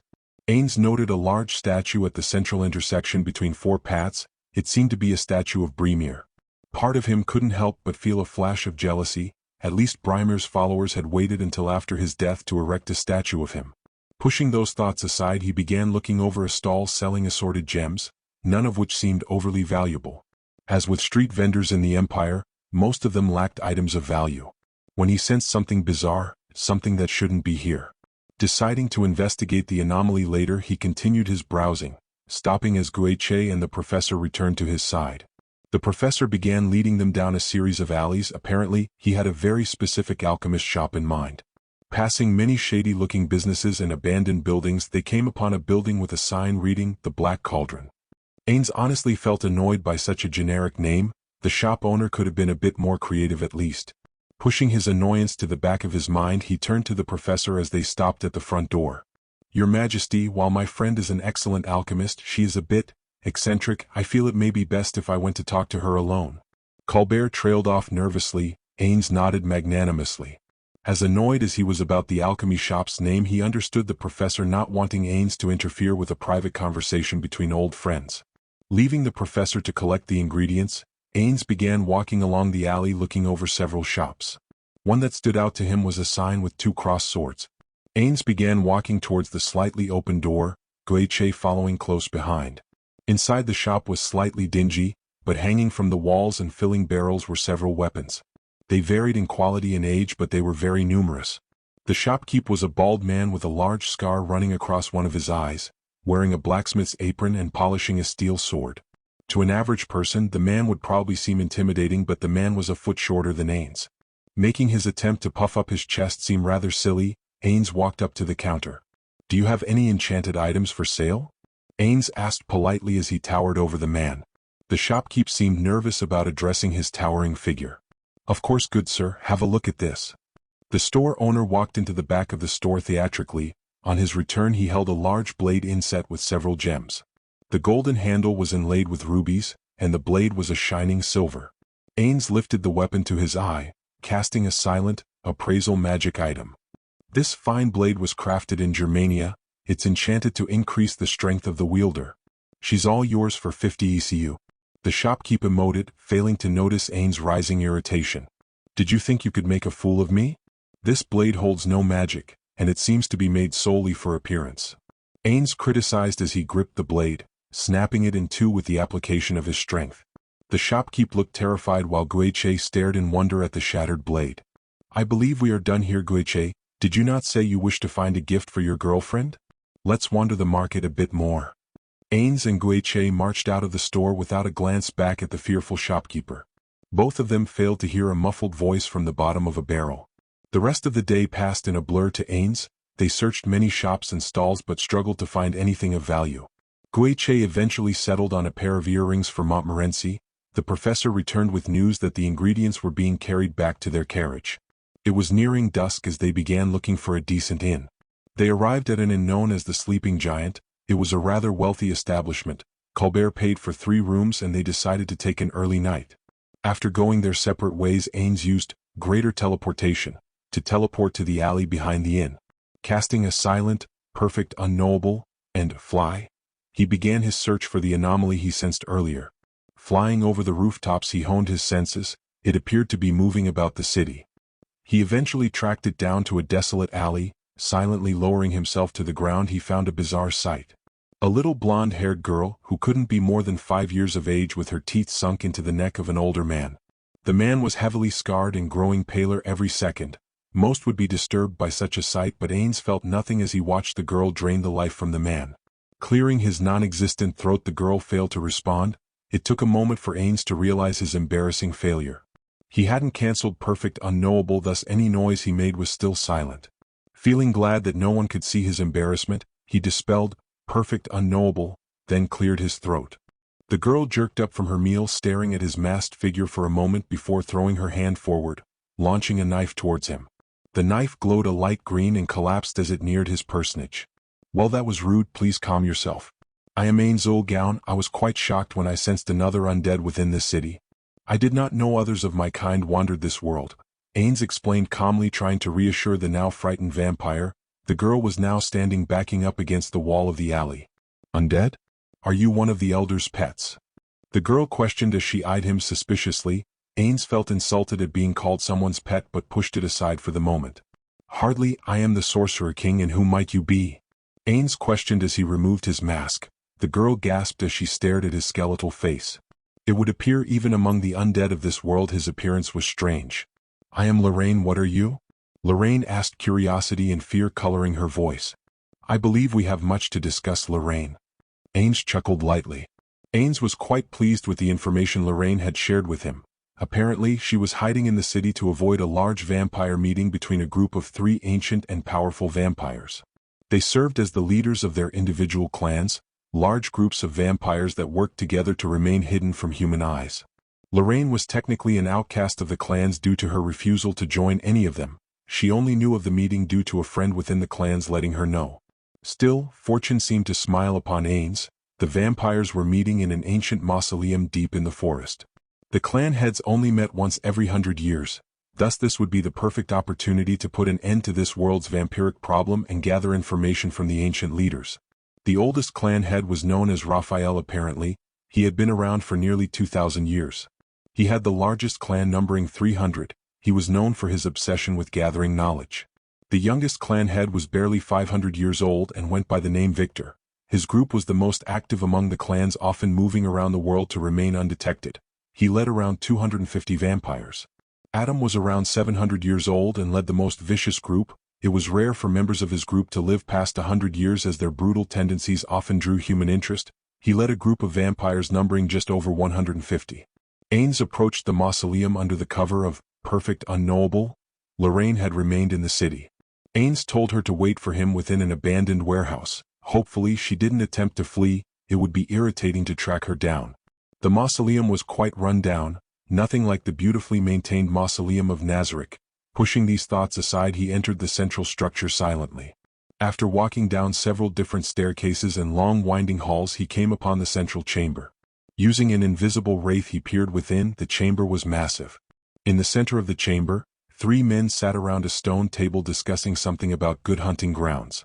The rest of the room was full of tables. On these tables, several humans were chained down. Obviously taken from the dregs of society, several of the humans appeared to have already died from the vampires' feeding. Every creature here set off his undead blessing. Despite looking like ordinary humans, they were all vampires. In total, it seemed like there were around 700 vampires occupying the chamber. He created a death knight to guard the exit. Flying to each of the 3 other exits, he placed a death knight behind each to ensure the vampires didn't attempt to flee. It was quite strange that the vampires of this world looked so human, lacking the red eyes and pale skin that denoted vampires in New World. He floated over the stone table using a fly, examining the 3 clan heads. The oldest-looking vampire wore a set of light red glasses, garbed in a trench coat. He appeared thin and almost malnourished. From the description Lorraine gave Ainz, he assumed the vampire was Raphael. The youngest-looking vampire wore a slightly open silk shirt. His hair was black and styled in a crew cut. A small beard adorned his face. His pale, almost sickly-looking skin stood out among the more normal tones of the other vampires. This was most definitely Victor. The final clan head stood out the most though. He wore no shirt showing off his bulging muscles. He had light blonde hair with a clean-shaven face. His fangs were fully extended unlike the other two. Adam, the most aggressive of the clan heads. Ainz dispelled, perfect unknowable, as he floated above the central stone table, the room filled with noises of shock and surprise. Ainz smirked lightly as the clan heads leapt from their seats in shock. I am the Sorcerer King ainz.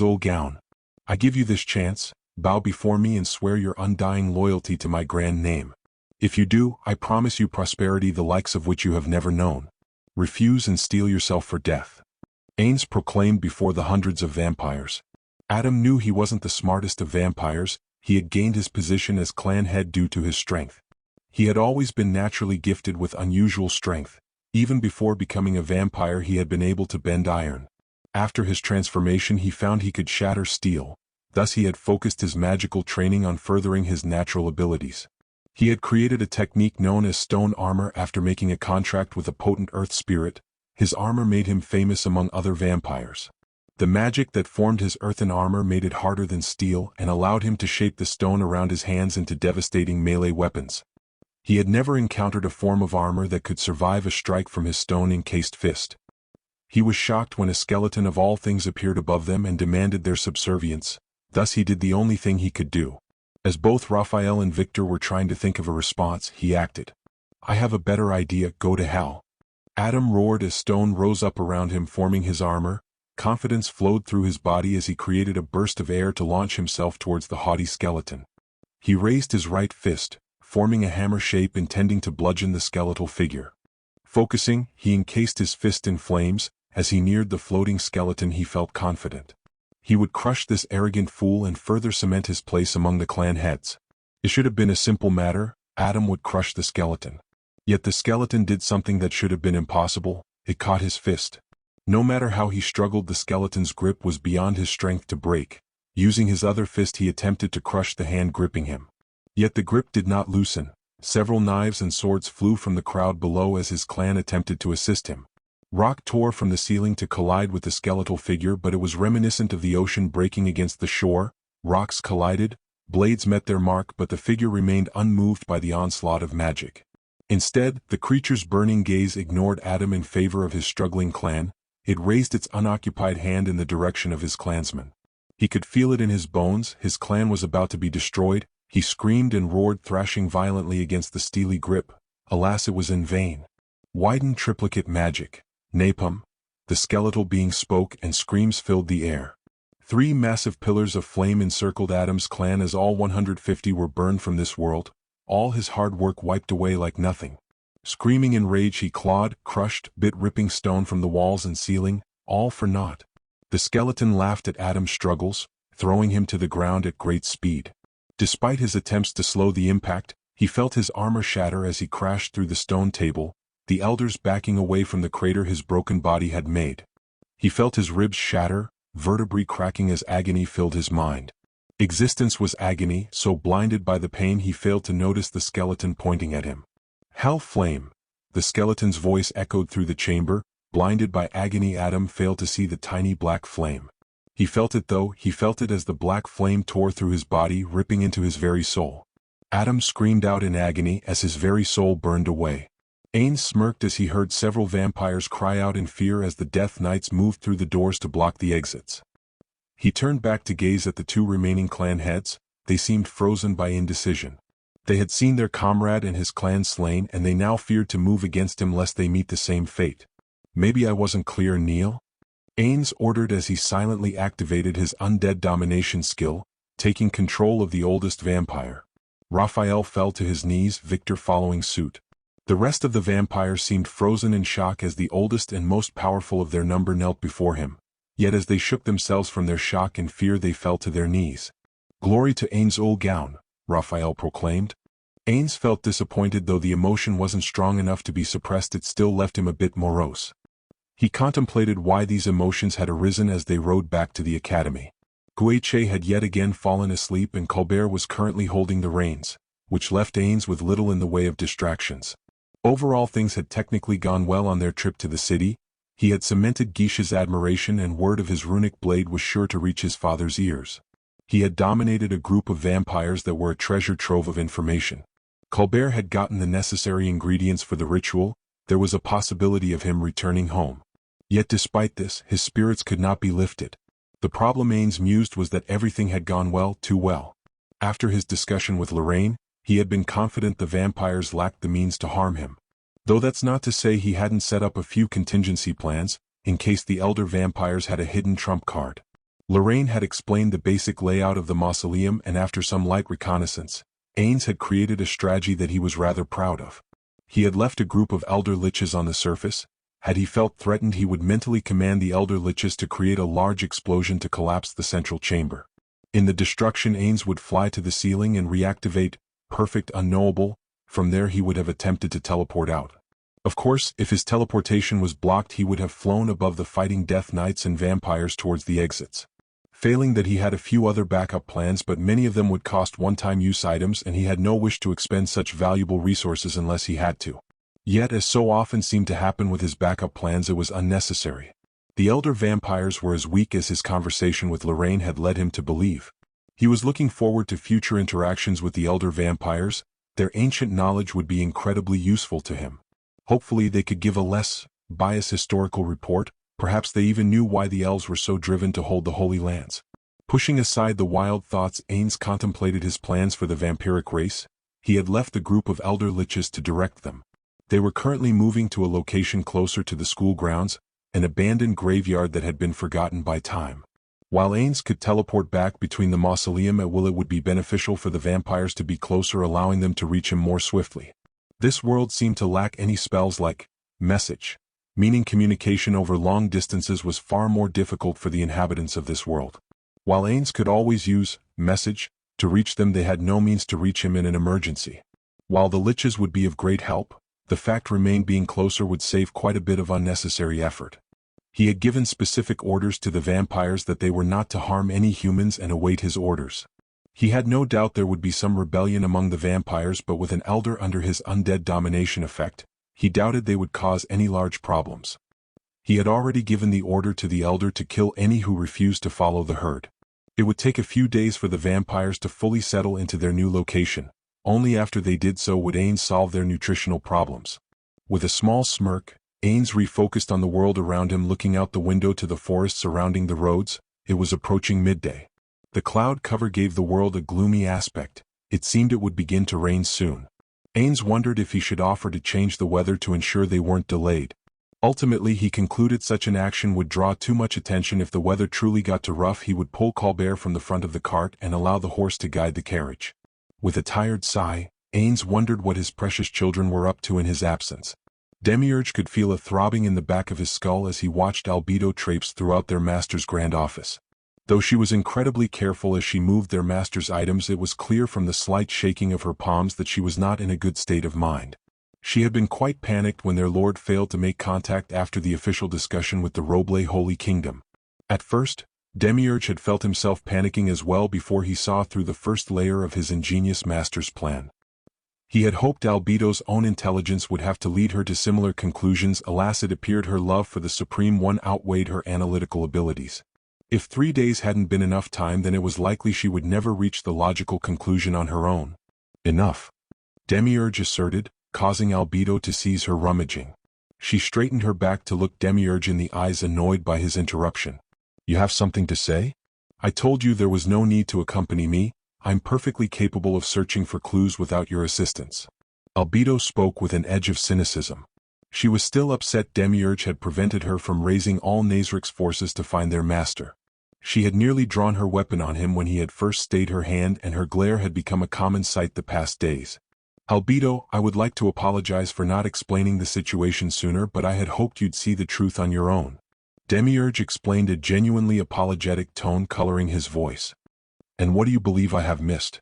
Our master is gone. There is no trace of his presence, and you refuse to allow us to move against the last people he spoke to. So please tell me what I have missed. Albedo growled anger, no rage burning in her eyes.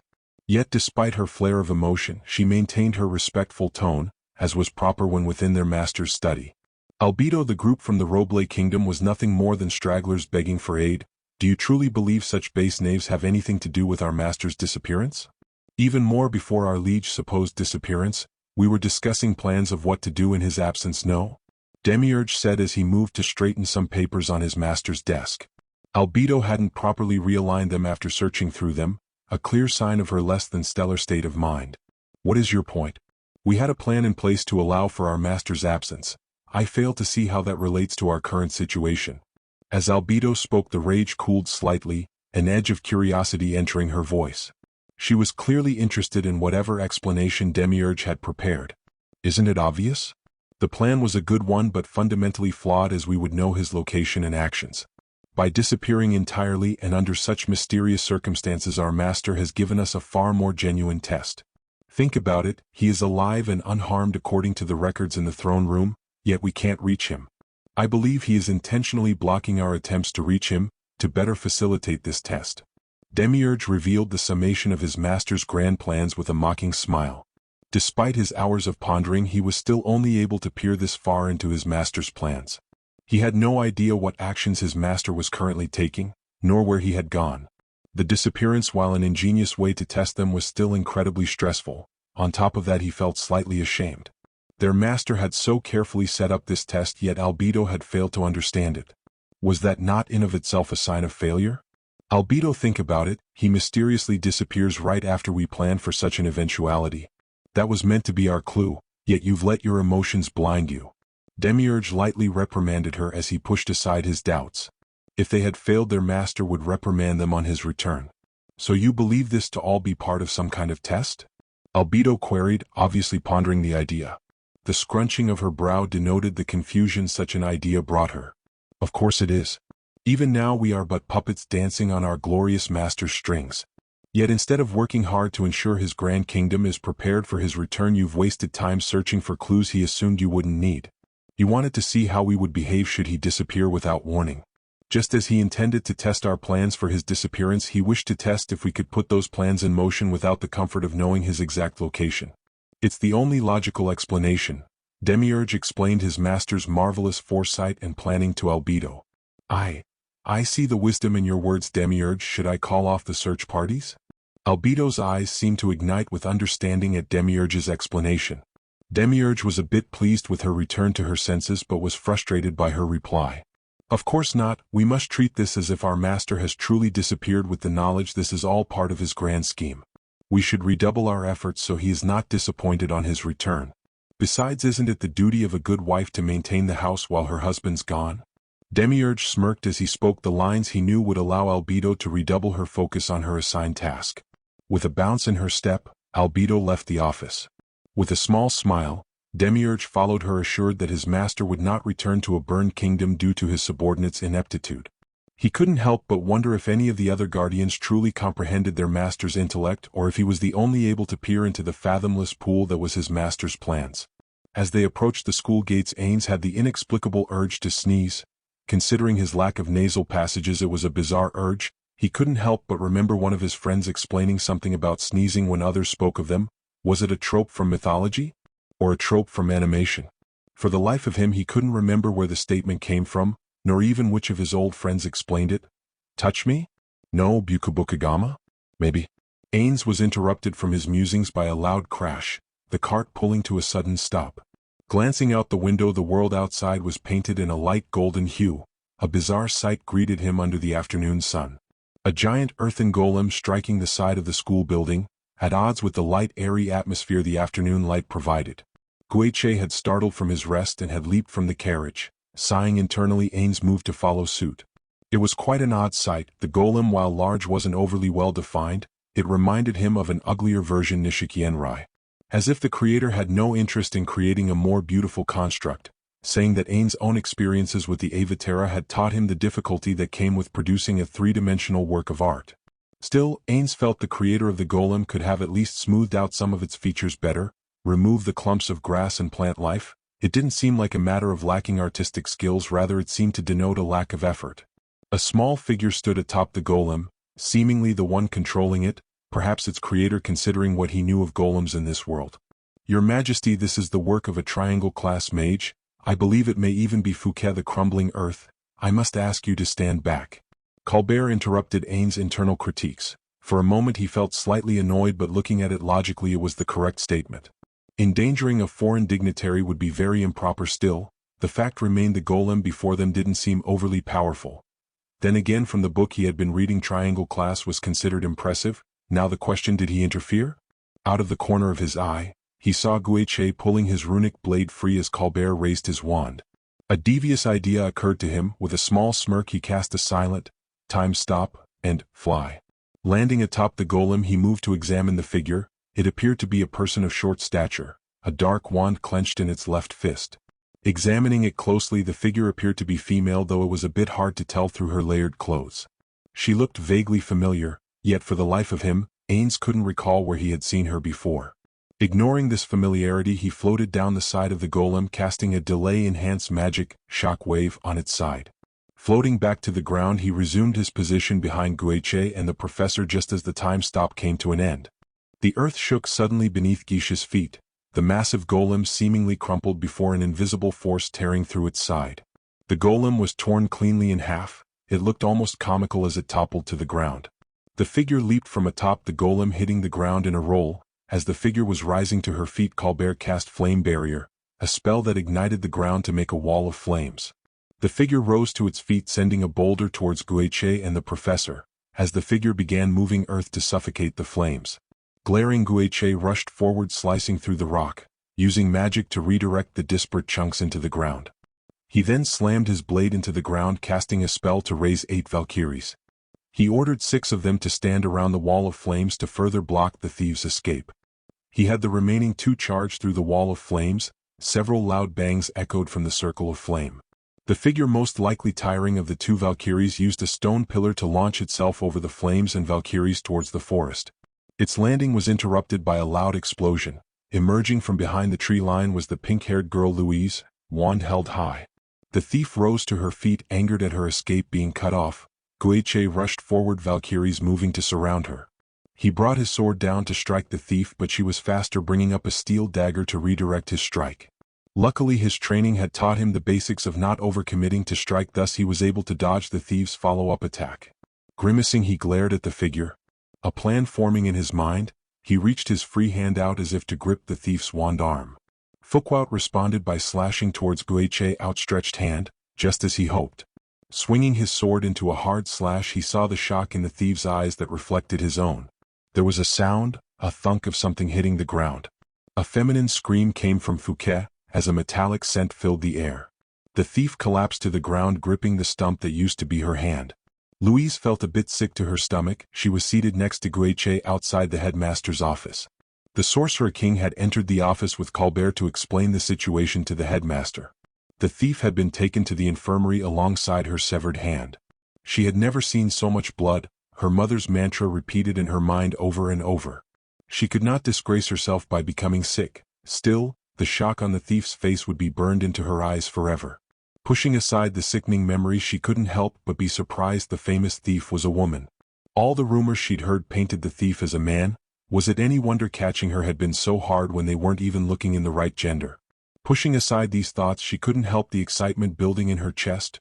Guiche had bested a triangle-class mage in combat. She had helped. She had made the situation better with her magic. It may not have been a fireball like she wanted, but it had worked. Despite the queasy feeling in her stomach, part of her couldn't help but be quite pleased. She now had something to prove to her mother: she could succeed as a mage. That she didn't need to abandon her schooling. Despite the grim situation, she couldn't help the smile that formed. She felt somewhat lucky. She had been staring at the damned letter to her mother, trying for the 20th time to give some explanation that would lessen her mother's attempts to pull her from school after her most recent failure. Growing sick of her struggles, she'd taken a walk to clear her mind, only to feel the earth quake in a loud crash. She'd rushed to source and found Guiche's Valkyries fighting a figure trapped in a ring of fire. It had been a snap decision to block the figure's escape route with her explosion, but one that had worked wonderfully. Glancing to her side, she broke from her reverie as she noted Guiche's pale countenance. He looked like he was going to become ill. Louise could understand, though. She had some distance from the bloody affair. He had been the perpetrator. If memory served, her soldiers often became temporarily ill after first drawing blood. Perhaps that's what afflicted Guiche at this moment? Still, after he recovered he was bound to be quite pleased with himself. He had bested a triangle class mage in combat, and not just any triangle class but a famous thief at that. Even with assistance, it would be a victory he could brag about. It would no doubt give a boost to his family's status. Still, looking at his sick expression, she couldn't help but wonder what thoughts troubled him at this moment. Did he regret his involvement or simply wish he hadn't needed to harm the thief so badly? More than any of that though, Louise felt her eyes being drawn towards the large oaken door, wondering what words were being exchanged between the headmaster and the Sorcerer King. Wait, you store incredibly powerful magical artifacts in your most prominent magical school that specifically caters to powerful and rich nobles? Ainz felt a headache forming as both the headmaster and Colbert stared at him in confusion. They had explained Fouquet was most likely after the Staff of Destruction, an incredibly potent magical artifact stored within the school's vault. Yes, this building has several layers of magical reinforcement and security measures. Thus it is the best place to store such objects.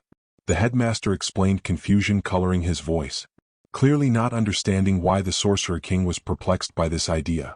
If this place is so well defended, why are you teaching students here? Surely it would be safer to not have children throwing spells around a building storing incredibly powerful artifacts. Ainz continued trying to get the headmaster to understand his problems with their system. The building's defenses ensure the students won't overly damage the school grounds. The professor justified calmly. But the building is also a massive target. What is stopping someone from taking one of these powerful, influential children hostages and demanding you give over the artifacts? That's ignoring the fact by having these artifacts here you paint a target on the students as they can be caught in the crossfire of a robbery. Why not hide the artifacts in some secretive vault and have the children far away from it so there's no risk of them being targeted and injured? Why risk the children's and artifacts' safety in such a bizarre way? So what possible benefits are there to having your country's most important children come to a place that's sure to attract powerful criminals? Ainz continued his questioning and was greeted by silence. Both the headmaster and Colbert glanced between one another for a reasonable answer to the king's speech. Guiche felt sick, cold and hot all at the same time. He should be proud. He'd claimed victory against a famous thief, Fouquet the Crumbling Earth. Yet despite his victory he didn't feel excited or ecstatic. Instead his stomach was unsettled and he felt numb. He had drawn blood, attained victory. Why was he so numb? Glancing over he noted Louise didn't seem as disturbed by the battle. Was he overreacting? Or was it simply due to her not directly drawing blood? He couldn't help but wonder why the Sorcerer King hadn't simply dealt with the thief himself. Surely it would be child's play to him. Despite the Sorcerer King's lack of movement, he was sure the king had somehow toppled the golem. It was the only explanation he could think of, but that left the question, if the golem could so easily be toppled without the Sorcerer King needing to move, why had he allowed them to battle the thief? Perhaps the Sorcerer King had wanted to assist them but hadn't wished to besmirch his image by directly interacting with the criminal? Perhaps he was being ridiculous. Maybe the golem collapsed due to some other unforeseen force. Perhaps Louise had launched another explosion and he had simply missed it, or Colbert secretly had powerful wind magic. Yet he couldn't help but doubt those possibilities. The blast that tore through the golem hadn't been the work of any wind magic he could remember. It also lacked the explosive nature of Louise's magic. Yet that left another question burning through his mind. If the Sorcerer King had dealt with the golem, just how powerful was he? To deal with a triangle-class golem of such size without moving should have been impossible. "Come in." The kind voice of Colbert broke Guiche from his musings. Rising from his seat, Guiche followed behind Louise as they entered the headmaster's well-furnished office. The Sorcerer King stood to the side of the room, seeming content to allow the headmaster to take the lead in the coming talk. "First things first, I would like to personally thank each of you for your dedication and work in defeating Fouquet the Crumbling Earth. It is no small thing to capture a famous thief, and you will be awarded accordingly. The princess will be arriving for the Spring Familiar exhibition in 2 weeks. Upon her arrival she will personally present each of you with a Medal of Honor," the headmaster explained with a kind smile, seemingly pleased by their rising spirits. "Now, on to more complicated issues. After discussing it with the Sorcerer King, we've agreed upon a course of action. It would be rather poor for our country's image if foreign royalty bore witness to unscrupulous elements of our society. Thus we've spoken on it and come up with a story that won't muddle the Sorcerer King with our county's matters and won't make our country look bad in the public eye." What officially happened is Guiche was speaking with Professor Colbert when they heard a loud bang. On the way there they met up with Louise and together you took down Fouquet. The Sorcerer King, in contrast, was out visiting the royal capital and was not around for the attempted theft. "I hope that is satisfactory?" The headmaster explained with a layer of authority in his voice, making it clear this wasn't simply a request. Guiche felt the urge to protest. He wished to air his suspicions that the Sorcerer King was responsible for the golem's fall, but out of the corner of his eye, he saw the Sorcerer King nod. If he truly felt it best for his help and presence to not be noted, then would it be right to go against his wishes? With a sigh, Guiche nodded his assent despite the doubts in his heart. Ainz was quite pleased with himself. He had set Guiche up to be in the spotlight, and now it was inevitable he would share where he had gotten the runic blade. Add on to that the favor he would no doubt win with the Queen for pretending this second diplomatic incident wasn't on record, and he was practically ecstatic. Alas, the emotion had grown too strong and was suppressed. Sighing internally, he continued his leisurely stroll towards his chamber. "Wait, Your Majesty," a young male voice interrupted his annoyance at the emotional suppression. He turned to find Guiche sprinting to catch up with him. As he drew close, he fell into a quick bow. "Ah, Guiche, I thought you would be off resting after your battle, or perhaps you should be celebrating your victory?" Ainz smiled lightly at the youth, who blushed slightly at his playful comment. "I intend to rest after the trying battle, Your Majesty, but I wanted to thank you first. Without your training, I would have surely lost today," Guiche explained with a small grin, giving another bow in thanks. "There is no need to thank me, Guiche, and didn't I tell you to address me as ainz when we aren't in public?" Ainz reprimanded with a small chuckle as seemed to struggle to formulate a reply. Of course ainz, I meant no disrespect," Guiche stammered slightly. Ainz noted Guiche's slightly haggard appearance. Despite washing the blood off, he still seemed off, his skin a sickly pale and eyes slightly sunken in. "Guiche, are you feeling all right? You seem pale." Ainz questioned as he wondered if the boy had gotten sick during their trip, but he could have sworn the boy looked fine on their cart ride back to the school. Perhaps he had caught this world's variant of the common cold? He remembered one of his allies mentioning how fast the cold could spread. "It's nothing, Your Ainz. I checked in with the infirmary. It's apparently not uncommon for one to feel ill after drawing blood for the first time." "Thank you for your concern." Guiche interrupted his pondering. It sounded somewhat like the symptoms of shock. "I see then, while I appreciate your thanks, I believe it would be best for you to go and rest. Good evening, Guiche." Ainz, concluding the youth wouldn't break off the conversation regardless of how ill he felt, decided to do it for him. Turning, he continued his leisurely stroll towards his chambers, definitely not putting off reading those important and boring books. "Wait, Your Majesty, I had a question, if you'd allow me to be so bold." Guiche trailed off as Ainz turned back to him, so the youth had followed him to do more than offer thanks. He couldn't help but wonder what Guiche wanted. He couldn't think of anything that would draw the boy's curiosity. "Of course, ask away." Ainz forced a kind tone into his voice to comfort the nervous teenager. Were you the one that destroyed the golem?" Guiche asked, determination filling his gaze. Ainz felt a sweat drop forming on his head.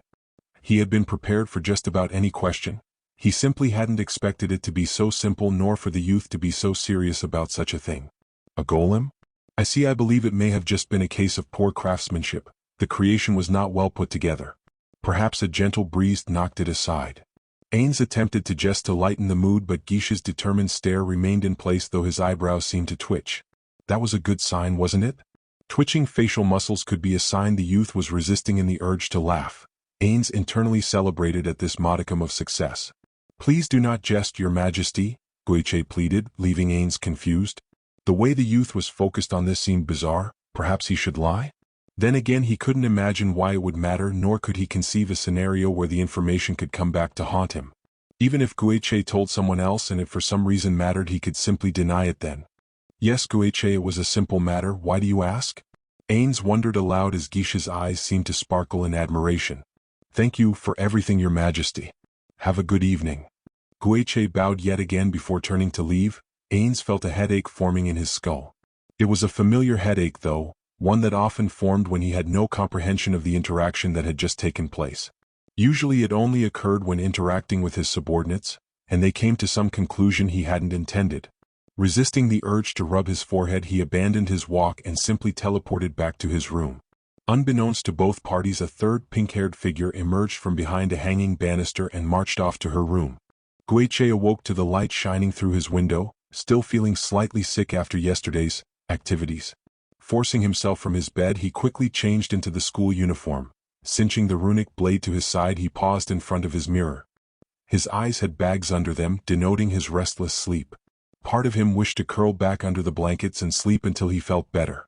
Alas, Mrs. Chevreuse had mostly recovered with the aid of magic, and thus classes were to resume their normal schedules. Guiche sighed internally, feeling slightly bad about wishing the professor was still injured. Pushing aside the thought, he reached down, yanking the runic blade from its sheath.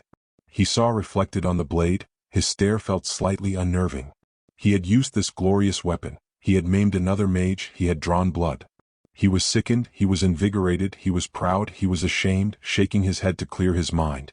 He quickly returned the sword to its sheath and walked to the door, stopping as he noticed a piece of parchment on the ground. Picking it up, he began to read the familiar flowing script. It was a message from Montmorency asking him to meet her for lunch. The sick feeling in his stomach was quickly subsumed with the fluttering of butterflies. Was she finally ready to accept his apology? Had his gift of earrings been enough for her to forgive him? Despite his lack of sleep, he felt a weight lift from his shoulders. With a small smile, he left his room, determined to face the morning. Ainz felt barely restrained energy coursing through his marrow. Even after it was suppressed, he still was left in an airy mood. Even the intense reading session he had put in overnight wasn't enough to dampen his spirits. Colbert had informed him the ritual would be ready today. He finally had a chance to return home.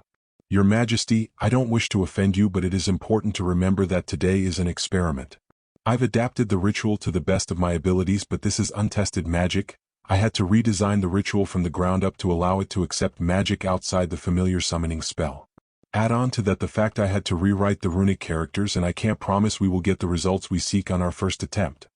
As Colbert spoke nervously, walking faster than he usually would to keep up with the Sorcerer King's long stride, the maids trailed behind them, their struggle made tougher by the need to also maintain a respectful distance. Ainz finally noticed the professor's difficulty, feeling slightly guilty over forcing the professor to keep up with him. He felt tempted to apologize for allowing his excitement to get the better of him, but also knew it would be improper for a king to apologize for such a minor event. Sighing internally, he simply slowed his walk to better accommodate the professor's shorter stride. The professor and maids both seemed relieved by this change in pace, only adding to Ainz's feeling of guilt. Ainz couldn't help but remember his old job, the nerves that came about before making a presentation. The fear of forgetting important information or getting some data wrong and being punished by the higher brass. No doubt Colbert was experiencing a similar feeling at the prospect of presenting his hard work to Ainz. Perhaps it was even worse for Colbert, though. All Ainz had to worry about was his own failures. Here Colbert had to worry about failings that may well not be his own. "Colbert, you have worked tirelessly on this project since my unfortunate arrival here. Rest assured I won't be overly disappointed if we don't achieve success in our first attempt. While I wish to return to my kingdom, I will not hold you accountable should today's attempt fail. As long as we learn something from today's attempt, I shall consider it to have been a worthy endeavor." Ainz reassured the distressed professor with a light smile. While he was in a rush to return to his kingdom, today was an experiment at its core, and thus success was not guaranteed. Colbert didn't seem to know how to respond to his reassurances, thus they fell into an amicable silence as they neared the courtyard. The ritual had been set up in one of the school's multiple courtyards. The ground bore a large intricate circle, interlayered with runic symbols and patterns that only seemed vaguely familiar to Ainz. Lacking class levels in magical research and knowledge, the circle's meaning and purpose were indecipherable to Ainz's eyes. Still, Colbert seemed confident as he walked around the circle, applying alchemical solutions at key points in the circle. "It should be ready, Your Majesty. All it requires now is a spell to activate it." Colbert turned to him expectantly. Ainz felt a sweat drop forming on the back of his head. It was time to see if the ritual would work with the gate spell. While he had assured the professor he had a good spell for the occasion, there was no telling how the two foreign forms of magic would interact. If they interacted at all, of course, any failing on Ainz's part could be shifted to the professor. Pointedly ignoring the guilt he felt about shifting any blame to the professor that had worked so hard to assist him, he lifted his hand, focusing on the center of the circle, activating gate. A black hemisphere formed in the center of the circle. Much like his first attempt, it sat lifelessly, unable to connect to the area he had commanded. The circle glowed, flashing different colors as the runic symbols floated from the earth, slowly circling the black hemisphere. In the background, Ainz heard Colbert gasp. Ainz couldn't help but wonder why.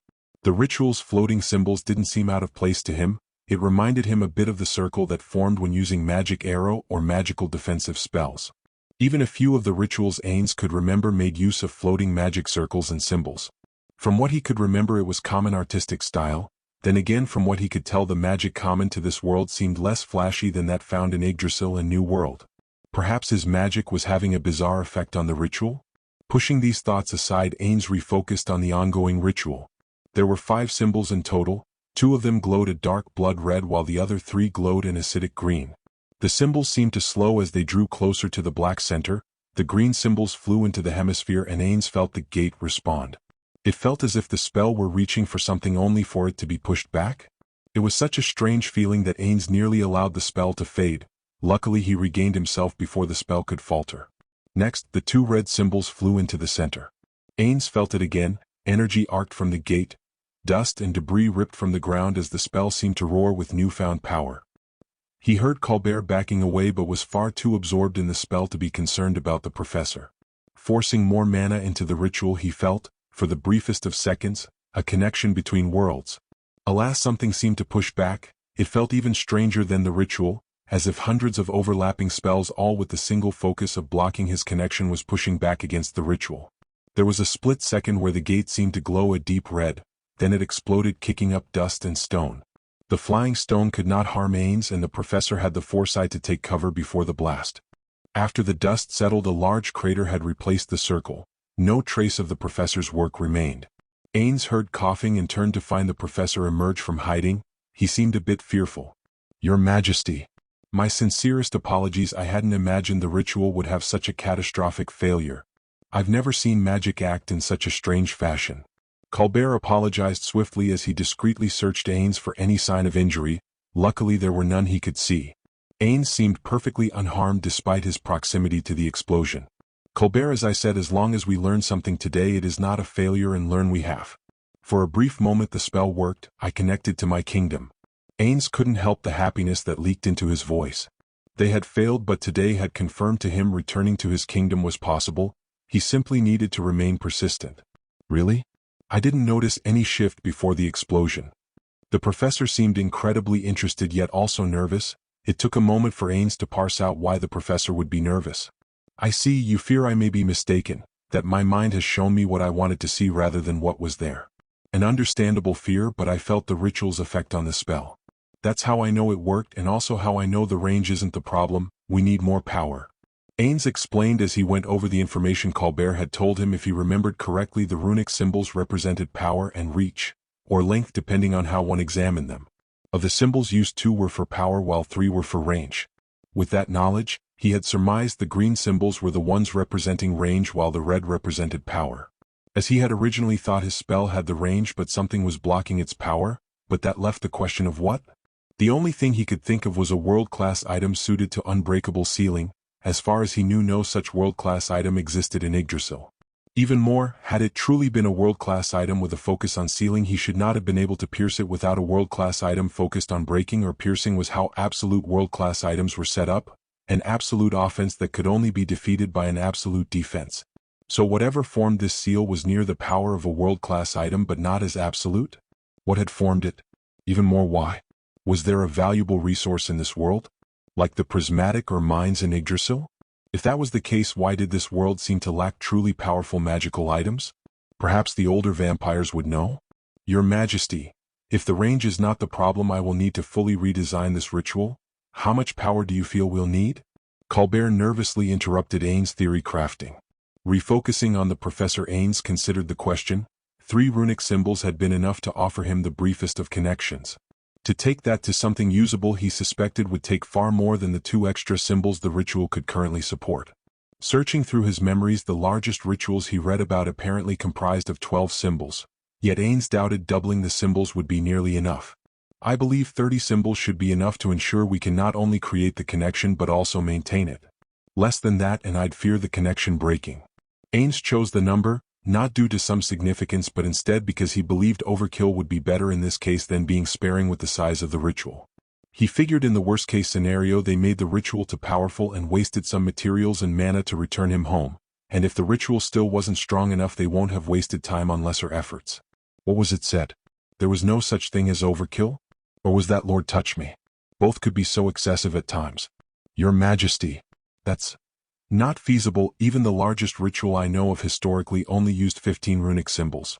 Even ignoring the material cost, the sheer amount of willpower required isn't plausible, even with a large number of powerful mages working in tandem." I understand your strength, but what you suggest simply isn't possible. Colbert explained in shock over Ainz's suggestion, seemingly also afraid of disappointing. Ainz couldn't help but be slightly surprised. He figured the material cost would be the largest obstacle, but the professor seemed more worried about willpower. From his observations, he had come to the conclusion the willpower mages used was equivalent to his mana. Thinking back to the ritual, he had spent slightly more mana than he would usually have needed to on the gate spell, but not to an unreasonable degree. Even if the larger ritual required 1,000 times the mana this one had, it would still be well within his abilities. Even more, if the ritual did somehow surpass his mana reserves, he could simply produce a large group of undead magic casters to assist him. Then again, the people of this world didn't seem to have any means to measure the magical potential of those around them. At least none of his research suggested they had such capabilities. Thus he was left with two ways to deal with the situation: simply tell the professor to focus on creating the ritual and let him focus on the magical components. While tempting, he knew just how slow work could become when a subordinate felt they were working on a doomed project. Instead, it would be a simple matter to assuage the professor's worry about the mana cost of the ritual. Colbert felt himself break out into a cold sweat as the Sorcerer King stood there silently gazing over the ritual. After the failure, Colbert had been ready for bereavement or insults. Common practices for displeased nobles and royalty. What he had not been prepared was the king's seeming jovial tone at the discovery. It had almost worked. Honestly, it was quite refreshing to have a failure viewed in such a positive light, but he had been even less prepared for the Sorcerer King's next suggestion. A ritual of 30 runic symbols. The sheer size and cost of such thing boggled the mind. The intricate circles and patterns required to interconnect the magical energy of 30 individual runes boggled the mind, not even to mention the sheer cost and quality of the materials required.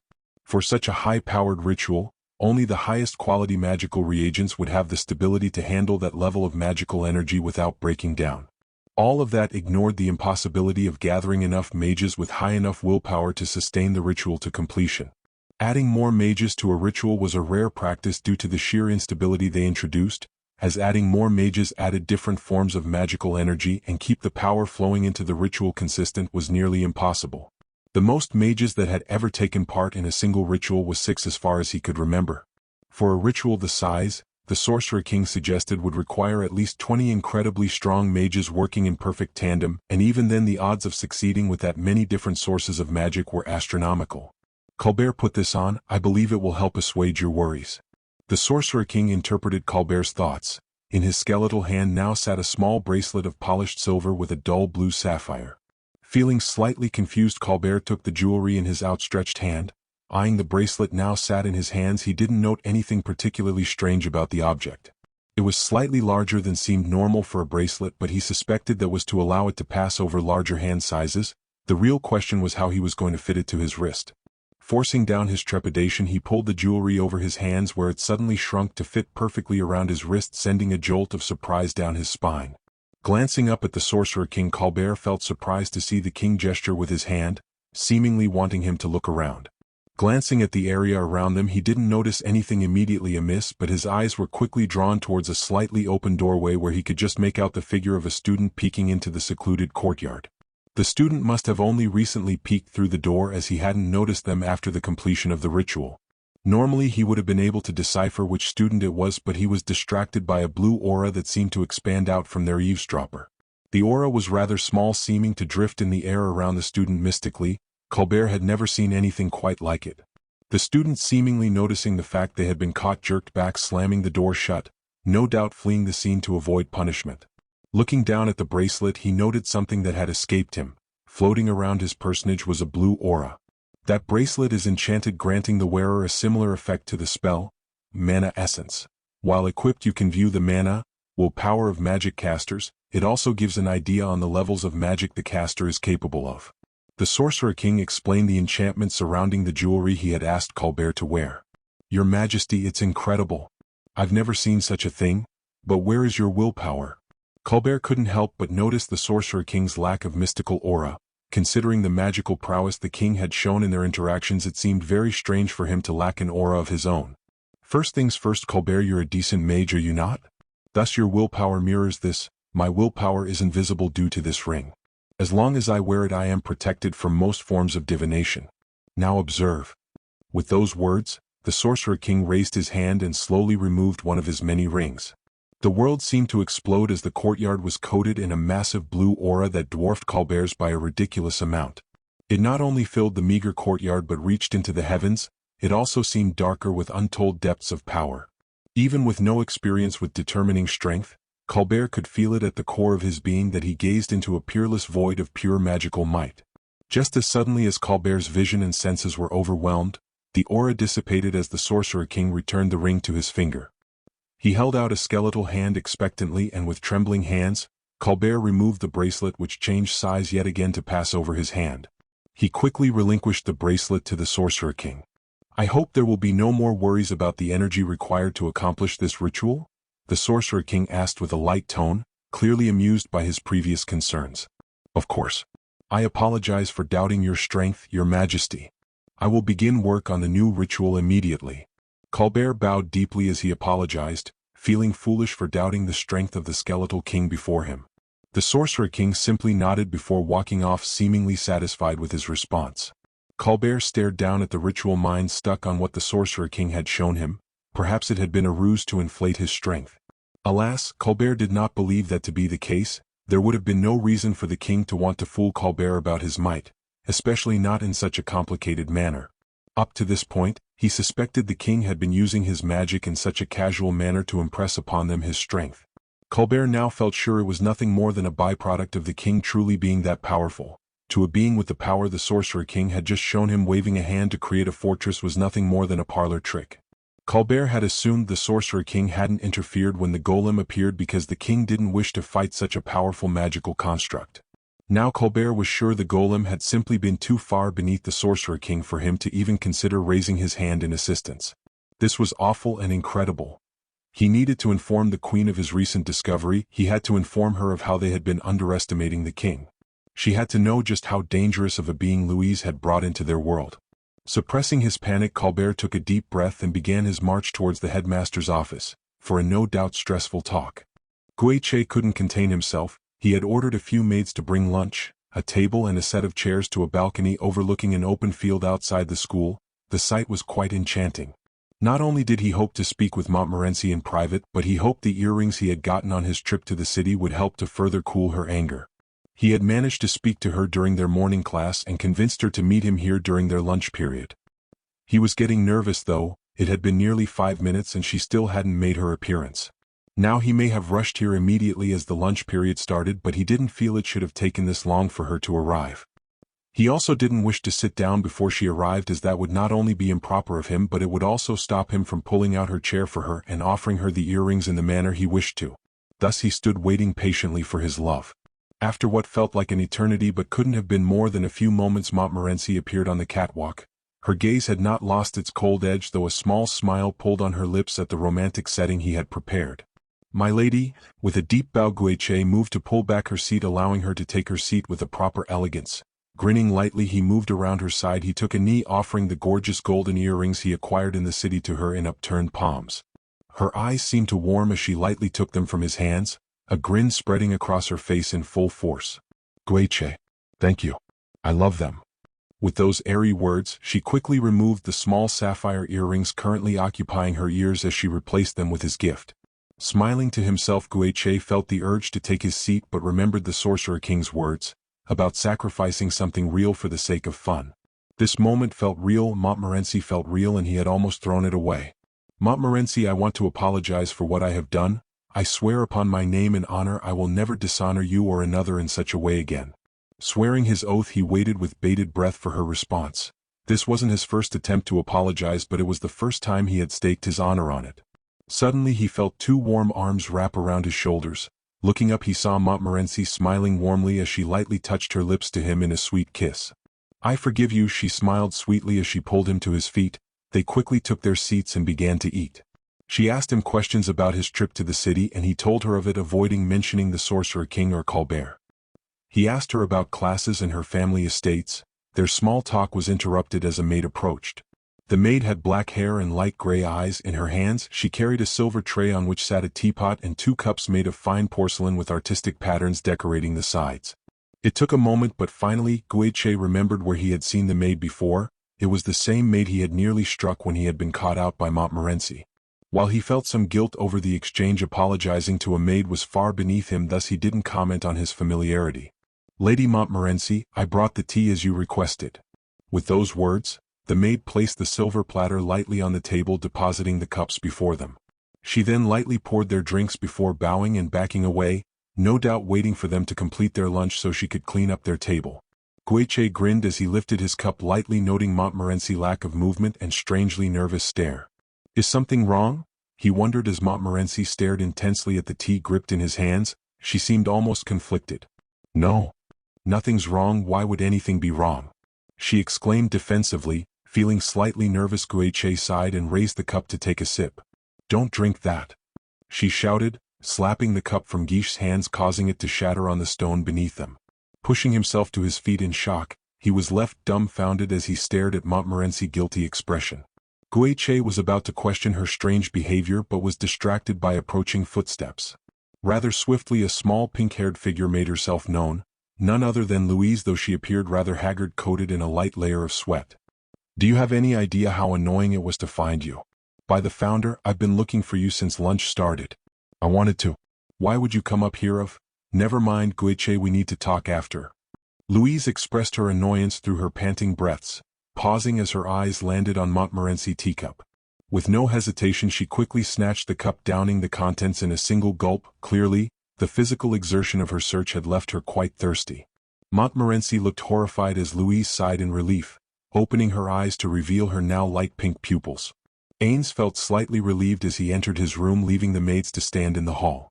With a sigh, he threw himself into his bed with a light grin, chuckling to himself all the while. He had not only managed to make it look like he knew what he was talking about during the ritual, but he had ensured Colbert wouldn't lose hope in his work. Had he still been a businessman and alive, this would be the point where Suzuki Satoru would grab a beer from his fridge. It was the simple things Ainz supposed he missed the most. Chuckling lightly at his musing, Ainz pushed himself off the soft bed. He figured it was about time to check up on the vampires and how they were settling into their new home. At times like this, he missed the ability to delegate the task to his skilled subordinates. Hopefully his children would be okay in his absence. Then again, perhaps he should be more concerned for the state of the country on his return. Albedo seemed rather set on making that ridiculous statue, and he couldn't imagine anything to say to get her to take it down after it was already erected. The warm feeling in his chest, brought on by thinking of how his guardians were doing, was quickly suppressed. Rolling his eyes in annoyance, he activated Gate, sending a quick message ahead to inform them of his imminent arrival. Stepping through the gate, he found himself in a small graveyard surrounding an ancient mausoleum. The central building was rather weathered, vines growing over and through the stonework. The graveyard surrounding the central mausoleum was far smaller than the one surrounding the great tomb of Nazarick, though that was to be expected.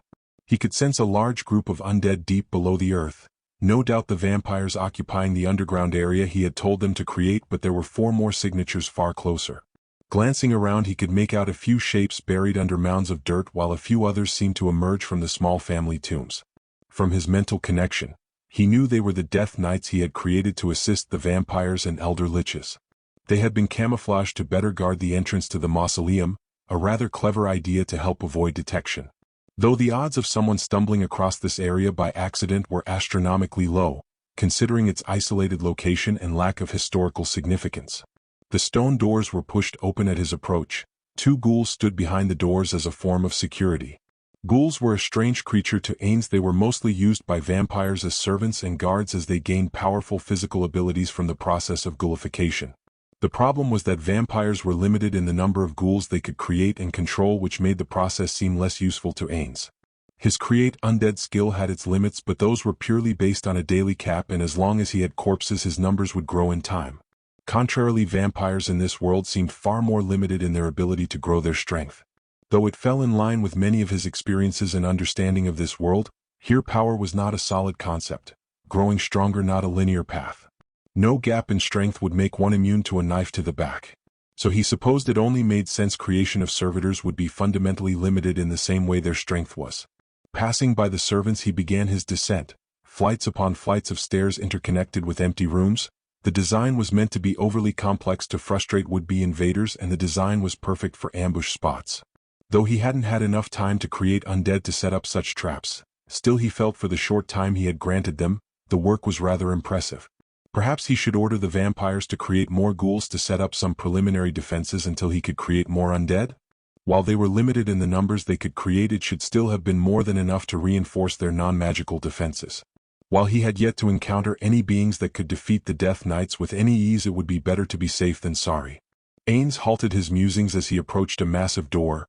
The door was not the only of its kind within the maze of tunnels and dead ends, but it was the only one with the carving of skeletal hands reaching upwards. This door led into a central hall where he was to meet the vampire leadership and make his proclamations over the vampiric clans.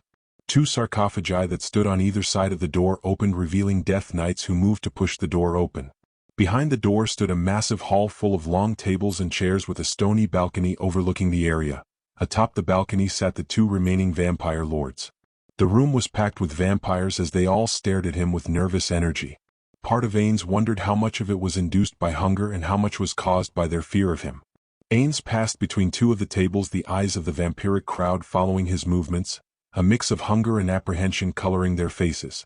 It was clear they had followed his orders to not feed until his return. Now they waited with bated breath for his next command in hopes of food being provided. Approaching the large balcony, noting the grooves that had been carved into the floor. These grooves ran from two drains by the door to just below the balcony where they met with a strange altar. Ainz had ordered this specific construction to be completed upon his return and was quite pleased to see the vampires hadn't failed him. Spirit magic that could shift the earth reminded him of Mara's high-class druidic magic.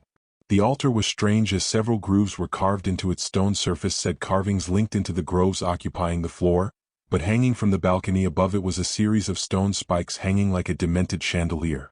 Ainz reached into his inventory, ignoring the few quiet gasps from the vampires around him. From his inventory he pulled a large chalice, known as the Lesser Chalice of Everflowing. It was a gacha shop item that had been quite irritating to Ainz. The chalice had been added in a special event known as Crafter's Paradise. During the event, several items that would only be useful to crafting-focused characters appeared in the shop. Amino Mahitotsu had been desperate to attain several of the items and had enlisted Ainz's aid in playing the shop. While it had been an expensive endeavor, he had been more than pleased to help his friend. There were two versions of the Chalice of Everflowing, the Greater and the Lesser. They were interesting in their functions. The Lesser and Greater Chalice essentially shared the same ability. Both would endlessly recreate any liquid poured into them. This had the drawback of never being able to change the liquid put into them. The difference between the two versions of the chalice was quite large. The Lesser Chalice could only recreate the liquid at 5% its original potency. Despite this flaw, the Lesser Chalice still had great use in crafting. Using the chalice, a skilled craftsman wouldn't risk losing a valuable liquid in his experimentation, as he could test his creation with the liquid from the chalice. Thus he would only use the full-powered liquid in recipes he knew would work. The Greater Chalice contrarily recreated liquids poured into it with 90% potency, which made it the perfect tool for mass crafting. Amino Mahitotsu had been desperate to attain it, which is how Ainz ended up with no less than 12 of the Lesser Chalices before finally gaining the Greater Chalice. He had been incredibly excited to present the Greater Chalice to Amino Mahitotsu, only to find he had gained it after his second roll and had become too absorbed in his crafting to inform Ainz. As annoyed as he had been on that day, he now looked back on it as one of the thousands of moments of what made the Guild of Ainz Olgown so precious to him. He had gifted his friend all the chalices, which is how they had all become filled with some truly bizarre liquids. Luckily, the Lesser Chalice Ainz now held was full of the blood of a greater fire dragon. Approaching the altar, he pulled aside a few of the stone spikes, turning the chalice upside down and closing the stone teeth around the bottom of the chalice. Stepping back, blood flooded from the chalice, forming into a river that flowed along the grooves in the floor. In Yggdrasil, turning the chalice upside down would simply result in the liquid vanishing on contact with the ground, but in this world, such restrictions were no more. The scent of blood flooded the hall, inciting a ruckus among the hungry vampires. Stepping back, Ainz watched as the vampires rushed towards the spouting chalice. Some had cups, others simply took the blood into their cupped hands. A few dunked their heads into the floor grooves, devouring the blood in a heated frenzy. Smirking to himself, Ainz climbed the stairs up to the balcony to meet with the vampiric leadership. Both the lords bowed before him, in tune with the elder liches at their sides. "Master, we've been awaiting your arrival." Raphael, the elder vampire, bowed deeply. Victor, the younger clan head, albeit uncomfortable, followed suit. While the younger of the lords was struggling with the act of subservience but was unwilling to earn Ainz's ire, especially as his elder compatriot so quickly bent a knee. Of course, the recent death of the other clan had no doubt further dissuaded his rebellious urges. There was another aspect to the vampires' behavior that ainz hadn't picked up on, and that was their respect. The vampires feared him. Some even hated, but all respected his raw power that had allowed him so easily decimate a clan head. Within their clan-based society, strength was prized even more than age, which was why the clan heads had varied widely in age. "You've done well on the construction. Tell me, have you done what I asked?" ainz questioned with a raised brow. Both vampires quickly scrambled to their feet, leading him through a door behind their seating arrangement. Beyond this door was a hall lined with further doors. They led him to the third one on the right. Beyond this door was a room full of cages. In these cages were many different birds in a variety of sizes and colors. Unnoticed by either vampire lords or ainz himself was the strange happening around the bloody altar. The vampires had continued to drink their fill, yet a mysterious change was coming over a few of the vampires. So small it was unnoticeable without a careful inspection, but doubtlessly there. The vampires had all grown slightly paler, as if something had sucked some of the colors from their very beings. Far more noticeable were the flecks of red slowly filling their irises. In the center of the room sat a table with 3 stacks of paper. One held opened envelopes, the other sheets upon sheets of paper, and the third contained resealed envelopes. Sitting at the table were a group of 3 vampires sorting through these missives. All of them halted their work to stare at the intruding vampire lords and ainz. They scrambled to bow, mumbling quiet apologies under their breath. "We have set up a system to capture and sort through all the male leaving and entering the academy. Master, we have noticed an anomaly," Raphael explained in a steely voice. Ainz felt his curiosity rise. He had set up this impromptu system in hopes of getting a spy network working. While he couldn't trust the judgment of the vampires as much as he could his guardians and servants, he still felt they could accomplish this simple task. While it would have been better to have the vampires capture the male leaving the academy so he could personally search it for useful or relevant information, he was well aware of his limits. Just the thought of reading through hundreds of different letters looking for scraps of information made his head ache. Thus he had ordered the vampires to search out all mentions of him leaving or entering the academy. He couldn't help but wonder what they discovered. He tilted his head, a silent command for the vampire to continue its explanation. "None of the male leaving the academy has any mention of you, and there are signs of the words being magically tampered with. We cannot determine the original content, but we suspect the letters have had their mentions of your presence removed. The only exception we've found to this tampering were these 2 letters." With those words, Raphael reached into one of his sleeves, his hand emerging with 2 open envelopes. Taking them into his hands, ainz began to read. The first letter appeared to be from the headmaster Osmond, meant for the princess. The other was from Colbert, addressed to a man by the name of Gregory. The headmaster's letter mentioned Colbert gaining a glimpse of the power he represented and warning her of the severe danger he represented. While disappointing, it wasn't shocking to ainz. The professor's loyalty was to his country first. It only made sense he would report a possible danger to his superiors. Still, with this information, ainz would have to watch the professor more closely. It was now clear where any information links were bound to come from. Still, that left him with the question, who was altering the students' letters? Why? It seemed likely it was Osmond or someone of great influence, but that left the question. Why? Why were they so desperate to keep his presence hidden? Pushing aside the thought for later, ainz read over Colbert's letter. It contained several details about the ritual he was crafting, asking for assistance with the line work and ideas on how to improve the stability. It was all posed as a theoretical experiment, though, which was fascinating. Whoever this letter was meant for was clearly closer to a colleague rather than a trustworthy friend. This is perfect. I want you to intercept all letters going to this Gregory person from Colbert. Tell me who among your clan is most familiar with ritualistic and chimeric magic? Ainz couldn't help the evil smirk that so desperately wanted to coat his face. Guiche was stunned, his body locked in place at the turn of events he could never predict. Louise had interrupted them before Montmorency had the chance to explain her bizarre protest of his sampling the tea she'd made. The Pinkette then babbled some nonsense before stealing Montmorency's beverage. While he wanted to rebuke her for her poor manners, he found himself far too stupefied by his classmates' following actions. She seemed to freeze. While he couldn't see her expression due to her back facing him, it was clear her muscles were locking up. The finely crafted teacup she held fell from her grip, shattering upon the ground. Usually, Guiche would feel indignant at the rude interruption and needless destruction, but he quickly realized something was very off. He felt concern bubble within him as he stared at Louise's incredibly stiff posture. While he didn't particularly care for the girl, he didn't have much in the way of ill will towards her either. While he joined in his classmates' taunting, he didn't wish any real harm upon her. He simply wanted her to stop blowing up their classrooms. Well, he'd be lying if he said he didn't get some amusement out of taunting her. Thus, with some trepidation, he approached the unmoving girl, touching her lightly on the shoulder. This seemed to startle her as she jerked away from his hand. She glared at him with far more scorn than he could ever remember seeing in the girl's eyes. In all the time he had known her, she had never looked this angry and disgusted. He was sure even Louise's rival Kerchi had never received such an intense look of disdain from their short peer. Honestly, with the benefit of hindsight, he should have been prepared for her next actions. She took a step back, inhaled deeply, and then kicked him quite hard in the shin. Yelping loudly, he gripped his injured leg as he leaned against the table to support his weight. The less annoyed part of him noted the amount of force Louise managed to produce with her short legs was rather impressive. He felt his training had toughened him up quite a bit despite the incredibly short time frame. He had even grown quite concerned with the matter during his trip to the city. The Sorcerer King had seemed quite interested but had assured him there was no harm in his quick growth, that it was simply a benefit of him applying himself. In the end, Guiche had chalked it up to the Sorcerer King's method of training being particularly rough. Part of him wondered if he overestimated his toughness or if Louise particularly favored leg exercises. Louise then turned her gaze to Montmorency, who had a look on her face between horror and confusion. "Montmorency, why haven't we spent more time together?" Louise mumbled, a blush spreading across her entire body, leaving Guiche all the more perplexed. When Montmorency opened her mouth to respond, she was suddenly pushed back into her chair as Louise leaped into the blonde's lap. Her arms wrapped around Montmorency's back as she snuggled into the blonde's chest, ignoring her shocked expression.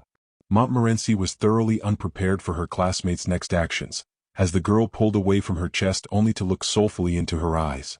"Get off!" Montmorency cried out as she tried to pry the determined girl from her lap. Louise showed no signs of understanding her words. Instead, Louise forced her mouth over the other girl's lips, kissing her aggressively as the blonde struggled in her grasp. Guiche was both shocked and conflicted. The proper thing to do would no doubt be to remove the pinkette from his girlfriend's lap and demand explanations.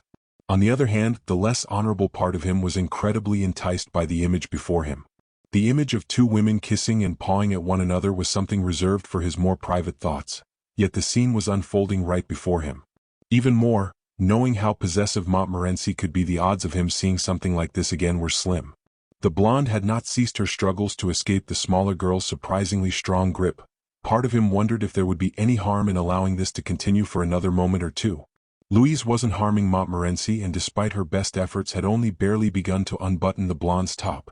It wasn't like anyone would know he had let the show go on for a few extra moments to burn the image into his mind. His indecision came to an end as a thought appeared in his mind. What would the Sorcerer King do in this situation? Guiche knew for a fact Louise was not acting in her right mind, and Montmorency was struggling to escape the smaller girl's grasp. From all his interactions with the king, he couldn't imagine the noble figure standing back and allowing this to continue to satisfy his perversion. He could almost feel the king's disappointed stare burning into his back. Thus, with great reluctance and a single tear, Guiche rushed forth to assist his girlfriend. Ainz felt extremely satisfied as he used gate to return to his room within the academy. While the budding information network the vampires were creating was nowhere near as sophisticated or widespread as those he held within the Sorcerer Kingdom, it was still an excellent start. The vampires even seemed to hold a new gleam in their eyes when he left the mausoleum. While he couldn't say for sure his standing with the vampires had improved, he felt confident that they were no longer watching him with solely fear. With a sigh, he flopped face first into the bed, releasing an exhausted sigh into the fabric. He was far from home, his tomb and children beyond his reach, but he was making progress. Even more, he had found a way to ensure said progress wouldn't be lost if relations with Tristain fell through. It was a massive weight off his shoulders. While he didn't foresee any major problems in his future interactions with the nation of Tristain, its religious standards were a source of worry for him. If the queen arrived and decided the only course of action was to destroy him, he'd have to abandon the country. Colbert's loyalty to his country seemed far too strong for him to successfully entice him to leave, and he doubted the queen would allow him to run off with the materials and research they'd already gathered. While he felt rather confident the nation didn't have the means to kill him, they may well decide to eliminate Colbert in retaliation against him. Now, none of that mattered though. Using the vampires, he had crafted a safety net. They would read over all messages between Colbert and his colleague, editing portions where appropriate and more importantly writing down all the information about the ritual and his progress. Now all Ainz needed to do was take pictures of all Colbert diagrams and writings to ensure he had all the prevalent information on hand. He had been surprised this ability had carried over from Yggdrasil, but all the photos of his guildmates and their triumphs were preserved along with his ability to simply will a picture to be taken. Part of him was quite pleased he would get to use the ability for a practical purpose. Still, part of him was reluctant to engage the professor on the matter of the ritual. His understanding of the mechanics of ritualistic magic was far from perfect in Yggdrasil, let alone this new world system. While the professor seemed to believe his stoic silence and nods represented his understanding, the truth was he was often far too lost to say anything productive. While much of it sounded fascinating, he was more concerned with revealing his ignorance to ask any of the questions he was often tempted to pose. Moments like this he wished there was a third party available for Colbert to explain his research to in simpler terms. Alas, he had no way to rope a third, less knowledgeable person into their meetings. The books he had been reading could only explain so much, and at several points the information within seemed to become occult gibberish. He was certain, much like the books in New World, it was due to his lack of job levels in magical study and research. It seemed to block his ability to understand the full meaning the arcane text was meant to convey. While this hadn't been a problem in New World due to his access to servants with relevant levels, it had become a bit of a hindrance in trying to understand the deeper mechanics of this world's magic. Contrarily, while he could perfectly understand the historical and informational text, they were quite boring. The dry language and listless formatting often left him nearly as frustrated as his attempts to read the magical text. It reminded him of his beginning days in New World, except he didn't have the librarian to translate the text, nor Demiurge or Albedo to sort through the information to present him the important bits. He felt a wave of fondness radiate from his chest as he thought of his wonderful children. He wondered if Demiurge and Albedo were managing the Guardians well in his absence. His disappearance wasn't meant to take place so soon.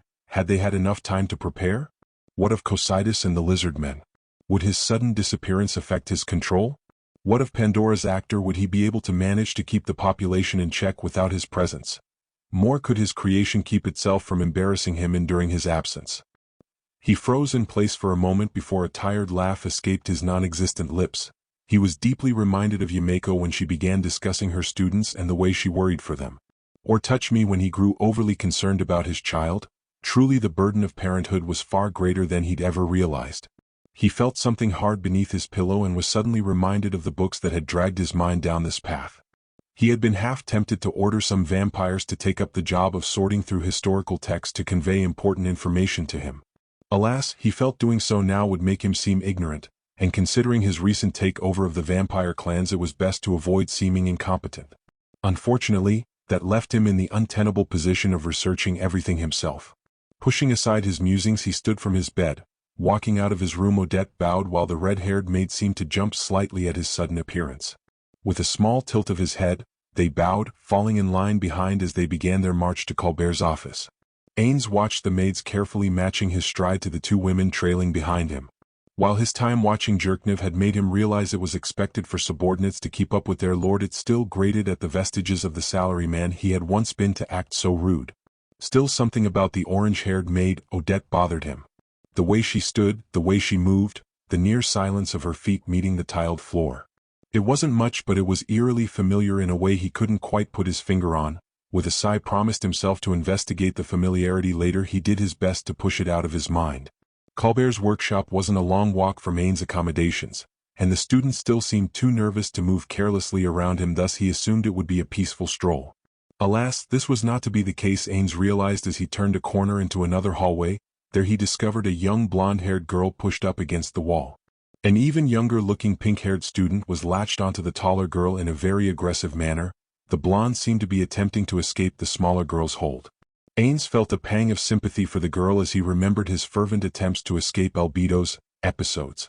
More surprising was the young man who rushed into the hall from one of the side entrances. His face twisted into a mix of shock and another emotion as his eyes landed upon Ainz and the two occupied students. It was none other than Guiche, though why he seemed so disturbed by the two students he couldn't fathom. The red-haired maid seemed scandalized, and Odette hadn't reacted at all to the pair. While part of Ainz felt it was distasteful for the two to become so engaged in a public area, he had no intention of bothering them. At most he would have simply cleared his throat. Common courtesy would dictate they apologize and move on.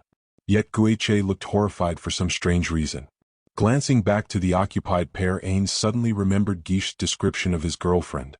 Thick golden blonde hair and blue eyes. While he couldn't make out the girl's eyes, she was blonde, and he could spot a pair of golden earrings adorning her ears. the same piece of jewelry Guiche had picked out during their excursion to the city. Ainz felt a sweat drop on the back of his head. It was clear the Guiche's lady friend had moved on and the boy had learned about it in this public display. It was a daunting situation to Ainz. He had never had any experience with matters of romance or love. His friends in Yggdrasil often reminisced and spoke on matters involving romance or their wives. Unfortunately, none of those talks he could remember covered his current situation. Perhaps it would simply be best to never speak of it to Guiche. That would most likely be the least awkward solution. He would simply walk past the preoccupied students and pray Guiche wouldn't attempt to engage him in conversation on the subject. He offered a silent prayer to gods he didn't believe in this wouldn't end up like Infiria, trapping him in awkward conversations he didn't particularly care for. With an internal sigh, he resumed his stride, breaking the maids from their stupor as they moved to follow him. The Pinket's back was to him, thus as he walked past the blonde saw him first. Her eyes widened in terror at the sight of him. Her fear seemed to draw her partner's attention. The smaller girl pulled away from her companion's lips and turned to face him. Her eyes widened as well at his presence. Ainz was prepared to ignore them, but before he could take another step, the pink-haired girl grabbed the blonde by the wrist and in a shocking show of strength dragged the taller girl down the hallway and around the corner in a flurry of protest and limbs. While he was a bit miffed by their rude exit, he was far more pleased the situation had resolved itself. Though now he was alone in the hall with the silent maids and Guiche. The young man seemed to have been broken from his stupor by the girl's hasty retreat, and he turned his gaze to Ainz. Internally he cursed his luck as he still had no idea what to say in this increasingly bizarre situation. "Your Majesty, they didn't?" Guiche, stumbling over his words, was a relief. It seemed he had no idea what to say in this situation either. Now he just had to say something reassuring and dignified. Thinking about it logically, Guiche would probably prefer to forget this as much as him. "Do not worry, Guiche, while they were rude I'm not overly bothered by it. My appearance can be quite startling to those unused to it. Hopefully the embarrassment from this will teach them to conduct such things in more private settings. I am sorry your attempts to repair your relationship with your friend didn't work out." Ainz gave his reassurance with a confident smile. He felt he'd come across dignified and magnanimous despite his nerves, though Guiche still looked incredibly scandalized, but that was only to be expected. Seeing one's significant other with someone else was bound to be quite distressing. With a sigh, Ainz patted the young man on the head once and continued his journey to Colbert's workshop. Guiche had developed a headache. The emotional stresses caused by his current situation was taking its toll on him. On one hand, they hadn't technically run into trouble dragging Louise to Montmorency's room. On the other, the Sorcerer King had caught the two in their compromising position and had offered Guiche reassurance. While he hadn't technically done anything wrong, he still felt mortified about the entire situation. The relief as they entered his girlfriend's room was palpable. Montmorency with a great heave shoved Louise onto the bed. As Louise recovered, she ducked beneath her bed. She emerged holding a large tome, bound in rich dark leather and sealed with a golden clasp. "Why'd you do that? We're finally in a room and there's a bed." Louise grinned lecherously as she undid the top buttons of her blouse. Montmorency seemed to panic for a moment, her eyes looking to Guiche for aid. All he could do was shrug. He still didn't understand what was wrong with Louise, let alone how to get her to back off. Montmorency's eyes widened for a moment before a small seductive smile worked its way across her lips.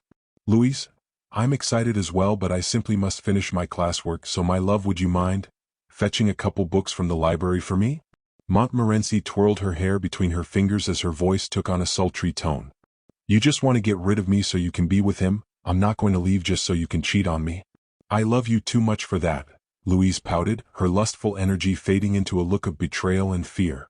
Guiche was tempted to point out the two weren't involved in any prior relationship, thus Montmorency would hardly be cheating. Yet the look of genuine fear convinced him not to remark. Whatever was going on, it was clearly affecting the girl deeply, and it was hardly the time to become spiteful, regardless of Louise's numerous attempts to disrobe Montmorency. "Love, don't be ridiculous. Guiche is only here to help me with the more practical applications of magic. Your explosions simply aren't the most helpful in that area. Look, it's just a few books. We could hardly get up to much while you rush to the library, right? I trust you, my love, surely you can trust me for but a few moments." Montmorency pleaded lightly with the smaller girl. Louise's pout lessened as a small blush worked its way into her cheeks, though she still seemed less than thrilled with the prospect. "You trust me? Really? Okay. I'll get your dumb books, but you have to promise nothing will happen while I'm gone, and I want something in return." The Pinkette growled in annoyance as she stood from the bed. Anything for you, my love. Montmorency practically swooned. Guiche couldn't help but be impressed. If he didn't know any better, he'd think she was being serious, though he had figured out Montmorency's goal. She wanted Louise out of the room so they could talk alone, and she was using Louise's new obsession to accomplish that goal. I want something of yours to hold on to while we're apart, Louise demanded with an outstretched hand. Montmorency looked around the room in search of something to appease the smaller girl's demand. Her eyes pleaded with Guiche as her eyes roved the room for anything of note. While the room was decorated in fine blue tapestry and linens, there was little else within the room worthy of note. Several glass bottles, jars of ingredients, and other alchemical equipment littered the shelves rather than personal items. The most noteworthy and personal thing he could see was the black leather-bound tome Montmorency held tightly to her chest. Said book seemed far too important to their situation to hand off to Louise, as Montmorency turned his gaze from the book to the back of her head. He discreetly snapped his fingers to draw Montmorency's attention. As her pleasing gaze turned upon him, he gestured to his hair. She seemed confused before her hands copied his motions on her head. She found her hands wrapped in the ribbon on her head. Take this, my love, until you return. Montmorency practically grimaced as she removed the ribbon from her hair and held it out to the Pinkette. Louise snatched the hair ornament with surprising ferocity before skipping out of the room, with a final parting glare at Guiche. Montmorency seemed to collapse in on herself as she flopped into her bed, seemingly ignoring Guiche's expectant gaze as she opened the black tome and began to read. I don't suppose you would mind explaining what exactly is going on with Louise? Guiche had some suspicions, but he wanted to be sure before he jumped to any conclusions. Perhaps it was simply, he didn't actually know what could have caused Louise's bizarre change in behavior besides his current theory, but he still hoped Montmorency would prove him wrong. I didn't want you to cheat on me again, so I made a love potion. Montmorency's voice trailed off, her gaze swapping between the book in her hands and Guiche's incredulous expression. Why would you? How could you? You broke the law. If anyone finds out, you'll be arrested. Love potions were banned by the founder himself. You could be put to death. What were you thinking? Guiche struggled to control the volume of his voice. His emotions were in turmoil. Fear for Montmorency's safety, shock at the fact she had been willing to go so far to ensure he didn't cheat again, guilt that he had seemingly pushed her that far. Echoing over all of these feelings was a deep sense of unease. Montmorency had learned how to make a highly illegal potion. He could only guess it was from the book she was currently glancing through. Where had she gotten it? How had she gotten it? Bremere himself had denounced the art as evil. So that left the question, where had she gotten the forbidden tome? I wasn't thinking. I was angry you cheated on me. You lied. I wanted to make sure you wouldn't betray me. Montmorency glared through the tears forming in the corner of her eyes. Guiche was the first to turn his gaze as the guilt tugged at the pit of his stomach. So you were going to make me a lust-fueled maniac to ensure my loyalty? Guiche couldn't control the annoyance leaking into his voice. Louise wasn't someone he particularly cared for, but seeing her act so undignified was jarring. The knowledge it was very nearly him in her place only added to the disturbance he felt. What? No. The effects lessen with time. You'd be mostly normal after a few days, just with the unbreakable desire to love me, Montmorency exclaimed as she rose to her feet, looking almost offended at what he had implied. You think that makes it better? Guiche couldn't contain his ire. While it was reassuring she hadn't wanted to turn him into a lust-obsessed fool, the fact she had planned out the next few days had their own disturbing connotations. This wasn't a flight of fancy or a foolish notion. She had thought this through. How long does this potion last exactly? Guiche questioned as he considered just how potent the potion she had made was. It ranges from about a month to 3 months depending on the dosage and strength of the ingredients, Montmorency replied, her tone containing a nervous edge. Guiche felt slightly faint at the thought. To think a simple potion could bind someone to the fancy of another for months at a time. He leaned back against the wall to support his weakened knees. A month? At minimum? We can't leave Louise like this for a month. Tell me you know how to cure this, Guiche said with an edge of hope in his voice. Most poisons could be cured with the correct potion. While this was a poisoning of the mind rather than the body, surely there was a way to cure it as well. That's what I'm looking for, Montmorency grouched as she flipped through more pages. Guiche felt aghast. You made the potion and didn't bother looking into how to cure it? Guiche felt his headache intensify as the situation seemed to slip further out of control. I didn't think I'd need a cure. Only you were supposed to drink the potion, she groaned in annoyance as she continued to flip through the book, her eyes darting across the pages with great speed. Where did you even get such a thing anyway? Guiche suppressed his irritation as he shifted his focus to the book the blonde was currently reading through. It was a disturbing prospect that such a book existed at all considering the church's decrees. Montmorency seemed to pause and withdraw into herself as she folded a corner of the page she was on and slammed the book closed. Her eyes flitted about the room, seeming to gaze at everything except Guiche before she sighed. With great reluctance she gazed into his eyes, seemingly coming to a decision. I'll tell you, but you have to swear you'll keep what I say a secret, Montmorency demanded. The determination in her eyes sent a shock down Guiche's spine. He hadn't expected her to demand his silence. While he didn't intend to tell anyone the fact she demanded, a promise showed she did understand the severity of their situation. Very well, I swear on my honor I will not reveal how you obtained that book.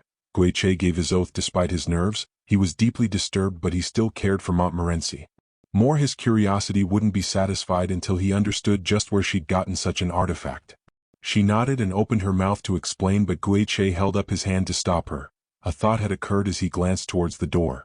What if Louise returns before we're done talking?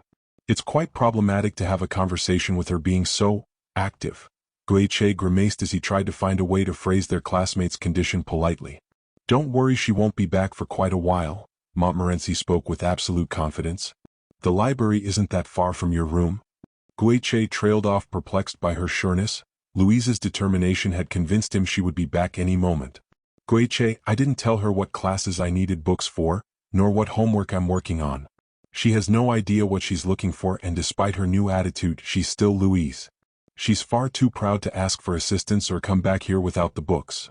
Montmorency chuckled lightly, and Guiche couldn't help but be impressed.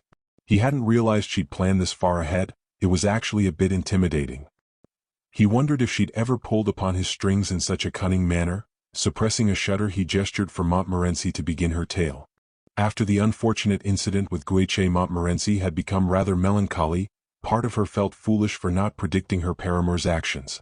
The whole thing had left her angry at Guiche, disappointed in herself for failing to predict this, and spiteful of the first year that had garnered his attention. Thus, when one of her professors was injured, Montmorency took it as an opportunity to return to her family estate. She planned to spend the day in her childhood home, have dinner with her family, and return to the academy by carriage after breakfast the following morning. Her familiar Robin had been quite irate at having to travel with her in the carriage and had bounced around for the first hour of their journey. Luckily, he had run out of energy and now simply relaxed atop her head, half asleep. She peered out the carriage window, a frown pulling on her lips as she spotted the water-damaged village houses as they passed through a small hamlet. Clearly the issues with the water spirit hadn't improved since last she visited. She couldn't resist the urge to worry her lip between her teeth. Logically it wasn't a problem she could help with, but it still gnawed at the back of her mind. The peasants relocating was annoying enough, but if the other nobles found out, it would make the Montmorency family appear weak. Eventually, she caught sight of a large manor rising in the distance, calmed her worries.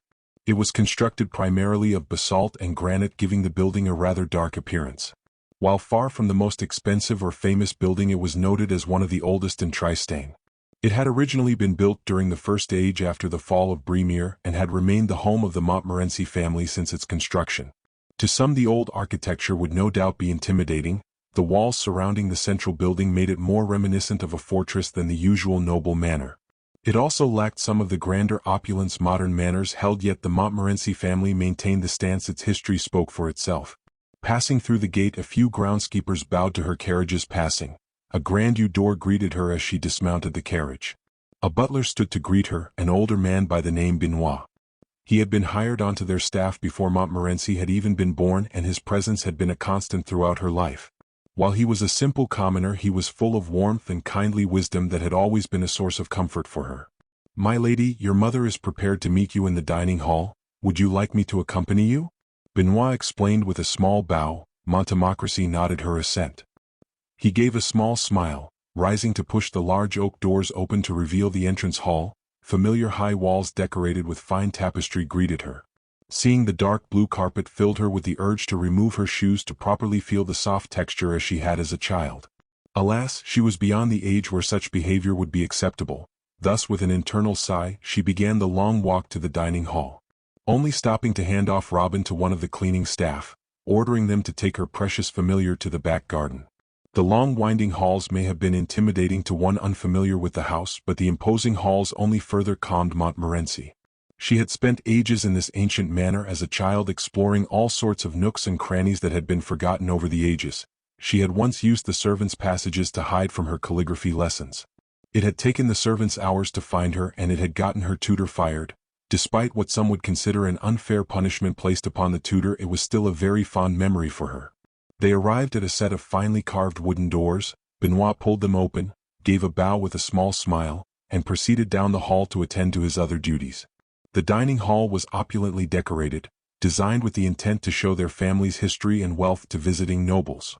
The table was set for two. Fine dinnerware was laid out at the head of the table and a seat right beside it. Sitting at the head of the table was a tall blonde woman. Her hair was straight and cut short just below her ears. A light green dress graced her form. Her face was almost unnaturally smooth, makeup applied delicately to accentuate her large Arctic blue eyes. Her chin was incredibly sharp. Fine sapphire earrings adorned her ears, and a signet ring clinked against the glass of wine she held in her hand. This woman was Marie de Montmorency, Montmorency's mother. She lowered her glass, setting it gently on the table as she rose from her seat. She stood from her seat with a grace that could only come from a lifetime of walking in noble circles. She spread her arms open invitingly, a smile pulling at the corners of her mouth. For a moment Montmorency was indecisive. Pride, shame, and lessons on propriety warred with old instincts. The gentle warmth thrumming in her heart won out, and she rushed into her mother's warm embrace. Tears she hadn't realized she'd been holding spilled from the corners of her eyes. I'm sorry, I know you're busy and I'm old enough now to. She whined into her mother's dress, the nostalgia and sadness that had been building since she arrived at their manor house finally coming to a head. Shush, you're never too old to come to me with problems, and I'll never be too busy for you. Her mother's firm but reassuring tone forced another sob from Montmorency's mouth. But your work. Montmorency guiltily mumbled into her mother's dress. Her mother was an alchemist of great repute and could spend days on end working in her study. The guilt of distracting her had been gnawing on her stomach since her arrival. Count Mott will survive an extra day without his cologne, my dear. I have no large orders or projects. Even if I did, you are far more important to me than whatever worthless contrivances the nobility demands. Her mother's warm assurance brought a smile to Montmorency's face despite the tears. She knew she was ruining her makeup and staining her mother's dress, but she couldn't gather the will to care. Instead, she let herself enjoy the familiar warmth as her mother rubbed soft circles into her back to calm her down. It's all right, my angel. Now the chefs have prepared a fine dinner. Let's eat, and after dinner, we can discuss the reason for your sudden visit. Her mother smiled as Montmorency blushed at the affectionate nickname. She nodded in agreement. So boy trouble? I could have sworn I told you to wait until you graduated from the academy to start with that nonsense. Marie's voice held a bemused edge as she raised her eyebrow at her suddenly guilty-looking daughter. I'm old enough to make my own decisions. Montmorency was well aware how ridiculous she must have sounded considering the fact she had been sobbing into her mother's shoulder. Her mother's crinkling eyes and tiny smile only made her feel sillier. Of course you are more than capable of making your own choices. I just wanted to protect you a bit longer. Men are so easily led astray, especially at your age. Her mother sighed as she leaned back in her chair. The meal they'd eaten had been quite filling. As her mother relaxed, Montmorency couldn't help but note the bags under her mother's eyes. It was clear the issues with the water spirit weighed heavily on her mother's consciousness, and it made her feel worse about coming home to bother her mother with her problems. I was wondering, where's father? He usually isn't one to miss a meal. Montmorency blurted out in hopes of taking her mother's mind off her worries. Oh, I sent a lord out to speak with some other nobles familiar with spirits. Hopefully, one of them will be willing to tell us what made the water spirit so upset. She's flooded a few villages around her lake and the commoners are growing angry. Her mother gave a mirthless smile as she spoke of her husband. It made sense for her father to be the one out collecting information. He had served as a messenger between the nobility in his youth, yet Montmorency knew that wasn't the only reason her father was out. Her parents' relationship had always been odd. She hadn't realized it when she was younger, but as she met other families and grew older it became rather clear. Her father was incredibly doting. If her mother asked her father for anything he would rush to do it, regardless of how difficult the task her mother gave him. This to a lesser extent stretched to Montmorency. He would occasionally say no to her, but it was a rather rare occurrence. Her mother on the other hand rarely acknowledged her father's doting. Is every I love you met with rolled eyes? Montmorency had seen unhappy marriages before at noble gatherings, people bound together for the sake of status, but that wasn't the case for her parents. Both of her parents were from closely tied noble families, and if anything her mother's position was higher than her father's. The only explanation for their marriage was that they both wanted it. Further, unlike those unhappy marriages she was familiar with, her father seemed completely content. While her mother didn't lavish affection upon her father, she didn't seem overly unhappy either. She just didn't seem to care for him much at all. Perhaps her mother had grown bored with him? Then again, even in her earliest memories, she couldn't remember her mother treating him any different than she did now. Her wandering thoughts were interrupted by her mother sitting up and turning to her. "My ainz, you're around the same age I was when my mother showed me, so I have a proposition for you. I'll show you a way to ensure no man ever breaks your heart again. In exchange, you will promise me you won't waste any more time on silly boys until after you finish your stay at the academy." Her mother's voice echoed with a seriousness Montmorency was unused to hearing from her. The strength of her gaze was a bit intimidating. She considered her mother's proposition. Curiosity warred with her desire to fix her relationship with Guiche. Her mother seemed rather determined to not have her courting until she left the academy. Still, if she learned whatever trick her mother had, she could use it to ensure Guiche didn't cheat on her again, though she'd have to break her promise. Then again, if she didn't tell her mother. "I promise I won't try to pursue a relationship until after my stay at Tristan," Montmorency swore as she gazed back into her mother's searching gaze. Her mother nodded, gripping her upper arm and leading her out of the dining hall. They walked deeper into their family home, down halls and corridors before arriving at a set of stairs. Montmorency was surprised as they began their descent. The stairs lead into the manor's basement. Her thorough investigations as a child had left her with the impression there was nothing of interest. The area mostly served as storage for random junk. Decorative halberds and dusty embroidery had been the only things she found as a child. She knew there was a section of the basement that had once served as a dungeon, but despite the creepy atmosphere and some old cells, it was as droll as the rest of the basement. They passed several rusted cells, alcoves, and diverging passages before her mother came to a sudden halt before a perfectly mundane wall. It matched the countless other walls they'd passed. Nothing about it looked unique or distinguished, despite that her mother gazed at it as if it were something important. Finally, with a deep inhale, her mother lifted her hand and pushed the Montmorency signet ring against the wall. It glowed, echoing with magic. The stones that made up the wall pushed themselves to the side, revealing a rather small room. As the door finished opening, large glass balls hanging from the ceiling flared to life, casting a cool blue light over the room. Within it sat several shelves shoved tight against the wall. Glass cases stood in the center, seeming to gleam beneath light cast by the lanterns. The floor was covered in a rich black carpet. The shelves were lined with various books and baubles. "This is the first Montmorency vault." This room was one of the first things completed when the manor was built. Its small size and magical defenses make it quite difficult to break into. Further, no one outside the family knows of this vault, and it can only be opened by the original Montmorency signet rings. Her mother explained as she walked past the shelves toward the back of the room. Montmorency shook off her surprise and rushed to follow her. She was rather impressed that if the only key that could open this vault was a signet ring, then it was incredibly secure. Only the main line Montmorency carried the original rings. There was only one other ring out there, and it was on her father's finger. Still, Montmorency was surprised to learn the rings could be used as keys. Other nobles often mocked the Montmorency line for its lack of magical artifacts. Specifically, the lack of enchantment on even the oldest of their artifacts was considered a point of shame for their family. It did make sense, though. Nobody would ever look into the rings nor try to steal them. As far as anyone knew, the rings were simple status symbols, and the door they opened didn't exist. Still, that left her rather curious. What was kept in this room that couldn't be stored in the main vault? Why have such a small and secure vault when their family already boasted a larger, more opulent one in the capital? The answer was obvious, though it left her with an even larger question. What did their family need to hide? At the back of the room there was a glass case, no more distinct than any of the others. It held large weathered leather-bound tome. Above the glass case there was an outline of a handprint on the wall. Her mother gazed upon the book with a look of deep reverence and care. She pulled out a small letter opener and pricked the tip of each of her fingers on her right hand. Montmorency moved to stop her, but found herself locked in place by her mother's stern gaze. She pressed her hand against the wall lightly, and as her blood made contact there was a loud click as the case opened.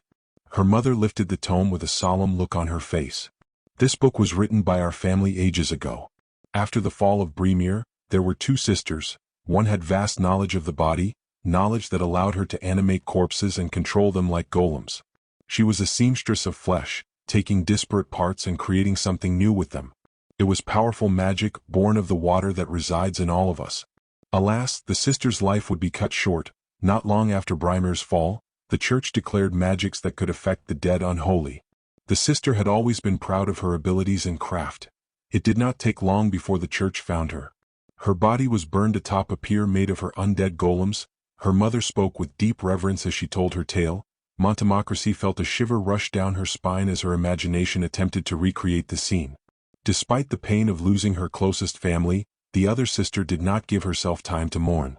She feared the church would soon proclaim her mastery of the mind just as abhorrent as her sister's mastery of flesh. She needed to protect her family's future.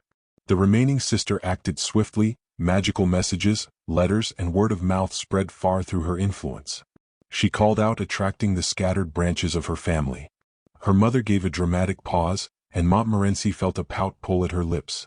The long distended and sheared branches were called back, even those that had never known of the sisters. Even those bastards and ill-begotten children that knew nothing of the magic that ran in their veins heard the call layered with old magic and obeyed. They gathered, and together they expanded and built upon the land, creating the manor we stand in today. Confident that her actions had ensured her family's future, the sister handed off her position as head of the family and left. Her mother explained, her voice holding a note of pride. Finally her fears came to pass. The church declared all magic that could contort the mind were unholy.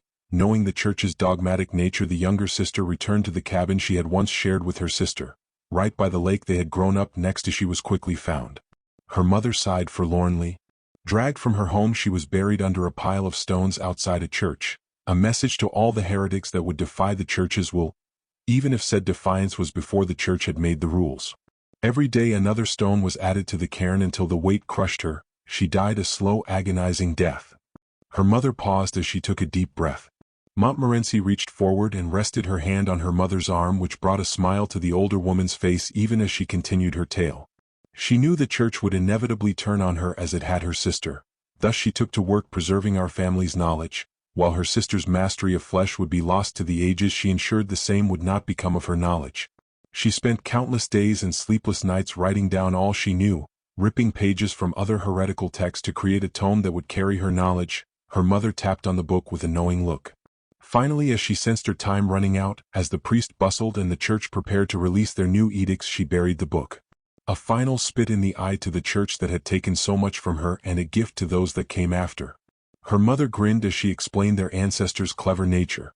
Montmorency couldn't help but feel a bit of pride for her long-dead ancestor. Our ancestor was the woman that the younger sister made the head of the family before her return to her childhood home. Years after the sister's death, the meek and delicate Claudia de Montmorency collected the grimoire and returned to the family estate. Her mother paused for a moment, eyes wandering the room, seemingly nervous. The actions of the fallen sister had united the Montmorency family and ensured their future. Alas, the spell that had called to their blood and brought them together did not change their nature. The family splintered when Claudia returned with that book. Some vied for its power, others wished to hand it off to the church, and others still wished to burn it and pretend it never existed. Claudia, our ancestor, realized it was too much, too many branches, too many mouths, and too many conflicting ideals. Her mother trailed off for a moment. Seeming conflicted, she looked into Montmorency's eyes. Seemingly resolved by something she saw there, she resumed the story. The magic that called the family together was old and powerful. With but a careful touch, over the course of a month, the family was reaching their decision. Most agreed it would be best to burn the book to obey the church's edicts. Unspoken was the agreement that Claudia would need to be dealt with as well. She had read the book, she had been closest to the fallen sister before her departure. If the church were to come for the Montmorency family, it would be for her. They sat gathered around the dining table, one final family dinner before things changed. Her mother took a small breath. As they sat gathered around the table, Claudia called out to the spell that drew the family together in the first place. Most bodies moved before they understood what had happened, their shared blood answering the call before they understood what it asked. Had they been less nervous about the future, had the original call still not been present in their blood, things might not have ended so well for Claudia. Their hands moved with nary a thought and drew the steak knives across their throats. When the sun rose the next morning, Claudia was the sole Montmorency. Her mother finished her tale with a gentle look in her direction, and Montmorency was left a bit fearful. Her family had always held a rather strange relationship with the church. They paid their dues and gave their prayers to Bremere like any other noble family. Yet whenever the church was mentioned to her mother or her other relatives, they often maintained blank expressions and tried to steer the conversation to other topics. Once she even saw her mother grimace at a priest. Suddenly all those little things made a lot more sense. "Mother, if the church banned the use of this magic, doesn't that mean our family is going against the ideals of the founder by maintaining it?" Montmorency asked the question that had bothered her as diplomatically as she could. The idea of going against the founder's ideals was deeply unnerving, the mere thought causing her chest to painfully constrict. "Of course not. We would never dare to go against the founder's word. The church is the one that claimed our magic and history was tainted. They proclaimed our craft wrong long after Bremer's fall. He never once spoke against our ancestors' craft. It was the actions of the Pope and subsequently the church that damned our ancestors. What we've done is preserve our history, nothing more and nothing less. The founder would approve of our work. The church has twisted his words to fit their needs." Her mother practically spat, the venom in her voice so unfamiliar that Montmorency couldn't help but flinch. "I'm not angry at you or your questions. I asked the same ones at your age, my angel.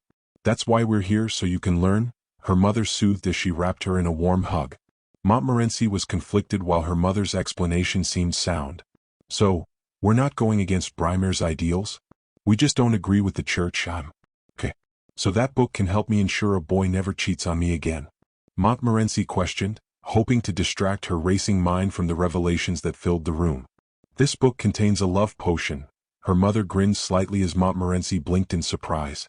She had heard of love potions but only in stories. What ingredients would be needed to create a love potion?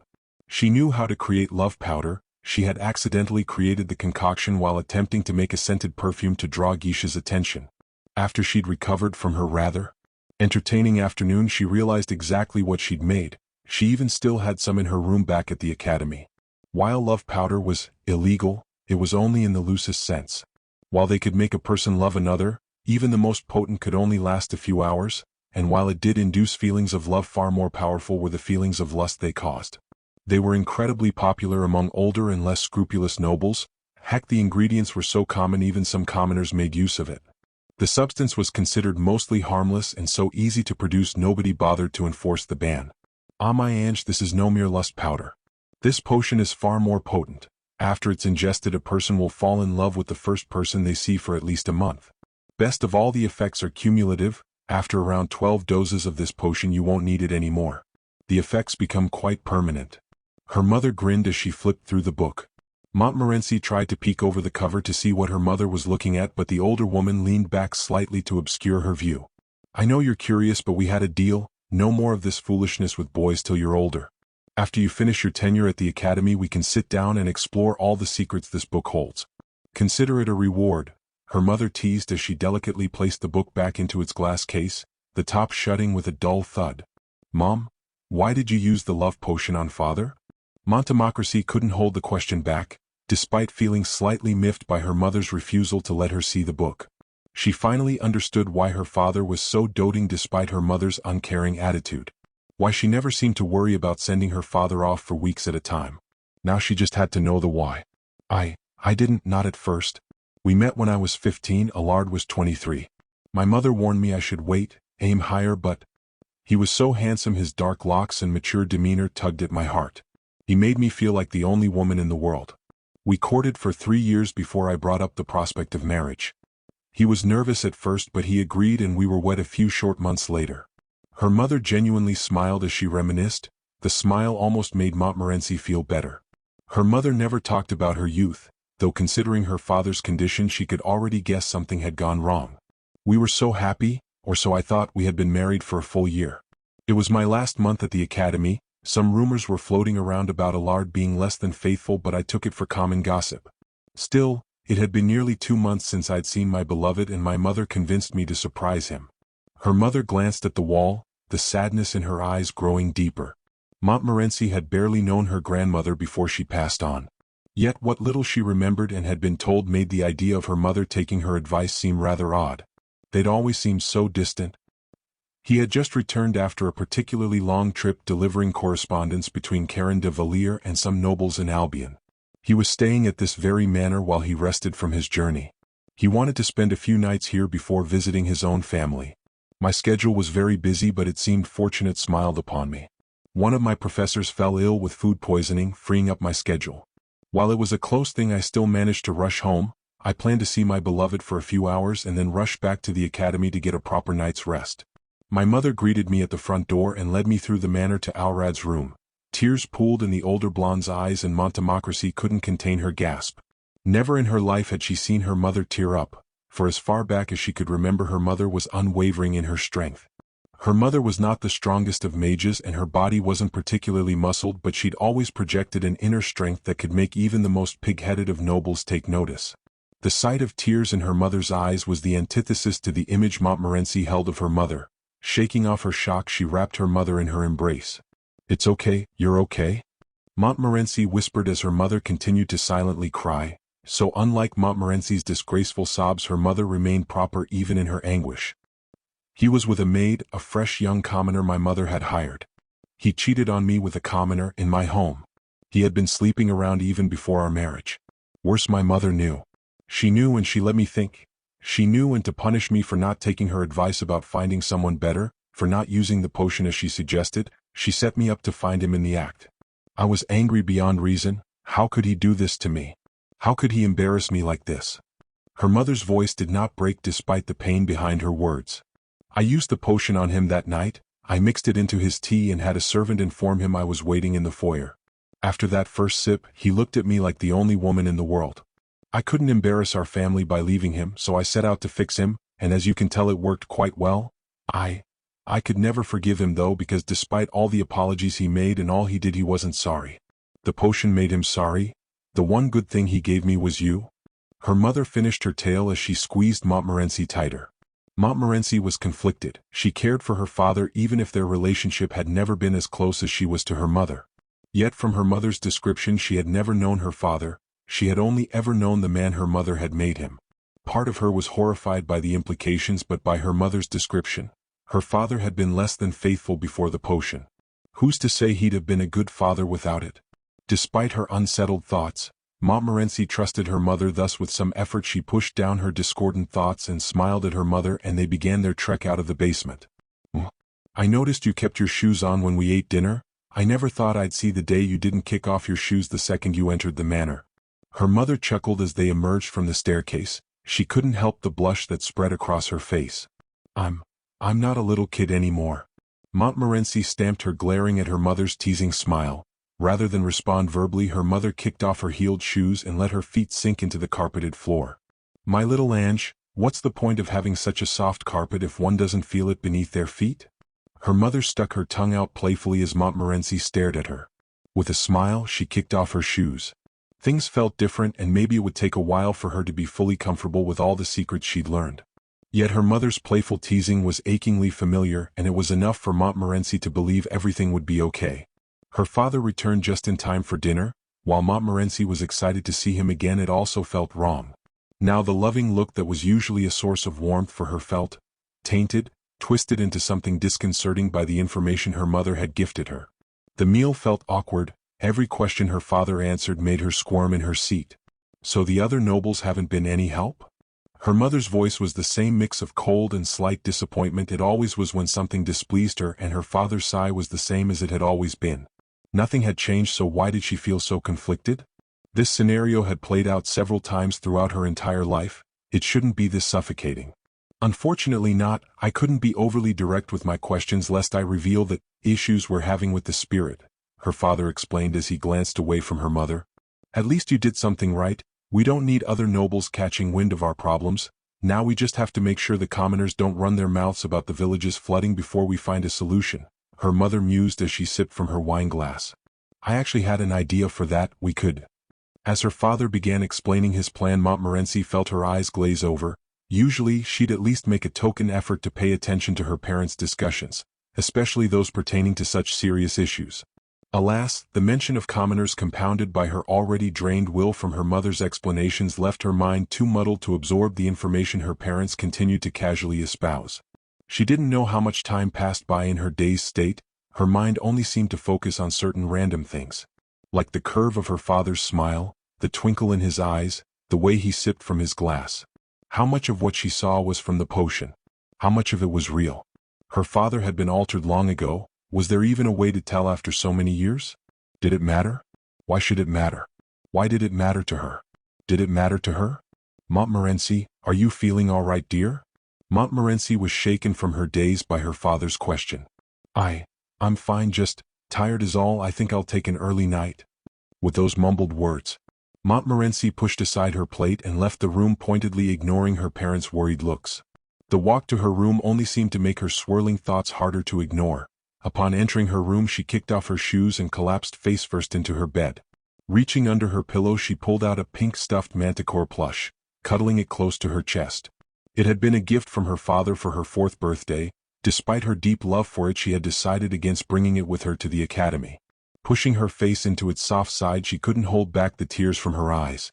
She didn't know how much time passed as she sat alone in her room, tormented by her thoughts. She shouldn't care, it shouldn't matter.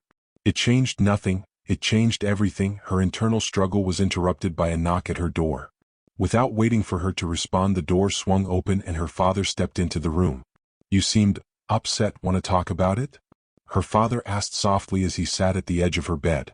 Montmorency found it a bit strange. Usually, it was her mother who tried to comfort her. Then again, perhaps her mother knew she needed to speak with her father after all she'd learned. I learned something today and it's made things strange. Do you have any regrets? The question wasn't even intentional, more of a random thought that had been scratching at the back of her mind since her revelation. When I was a younger man, I did many things I'm not particularly proud of. To this day I can't quite say what I was thinking. No, that's a lie. I know exactly what I was thinking. I was just, when you're young you don't always think things through. What seems like harmless fun can have consequences that you aren't wise enough to see. Her father trailed off, his eyes glued to some long-faded memory. There are many things, large and small, that I'd take back if I could, but the one thing I'll never regret is marrying your mother. We may not be as close as I'd prefer, but we've built upon our family's reputation. Few nobles don't treat the Montmorency name with the respect we're due.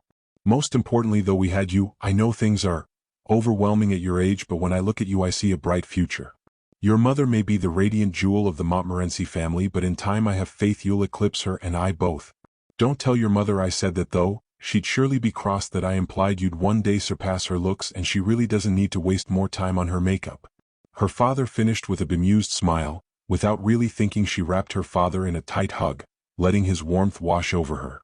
With a gentle good night, her father left her, never noticing the absence of something from his finger. In the darkness of her room, Montmorency gazed at the Montmorency signet ring in the palm of her hand. Allard would find the ring on the dining room table the next morning, and so flushed with relief he wouldn't question why he'd taken it off in the first place. And that's it for today. I hope you enjoyed. Support the writer. Don't forget to like, sub, share and donate for more videos.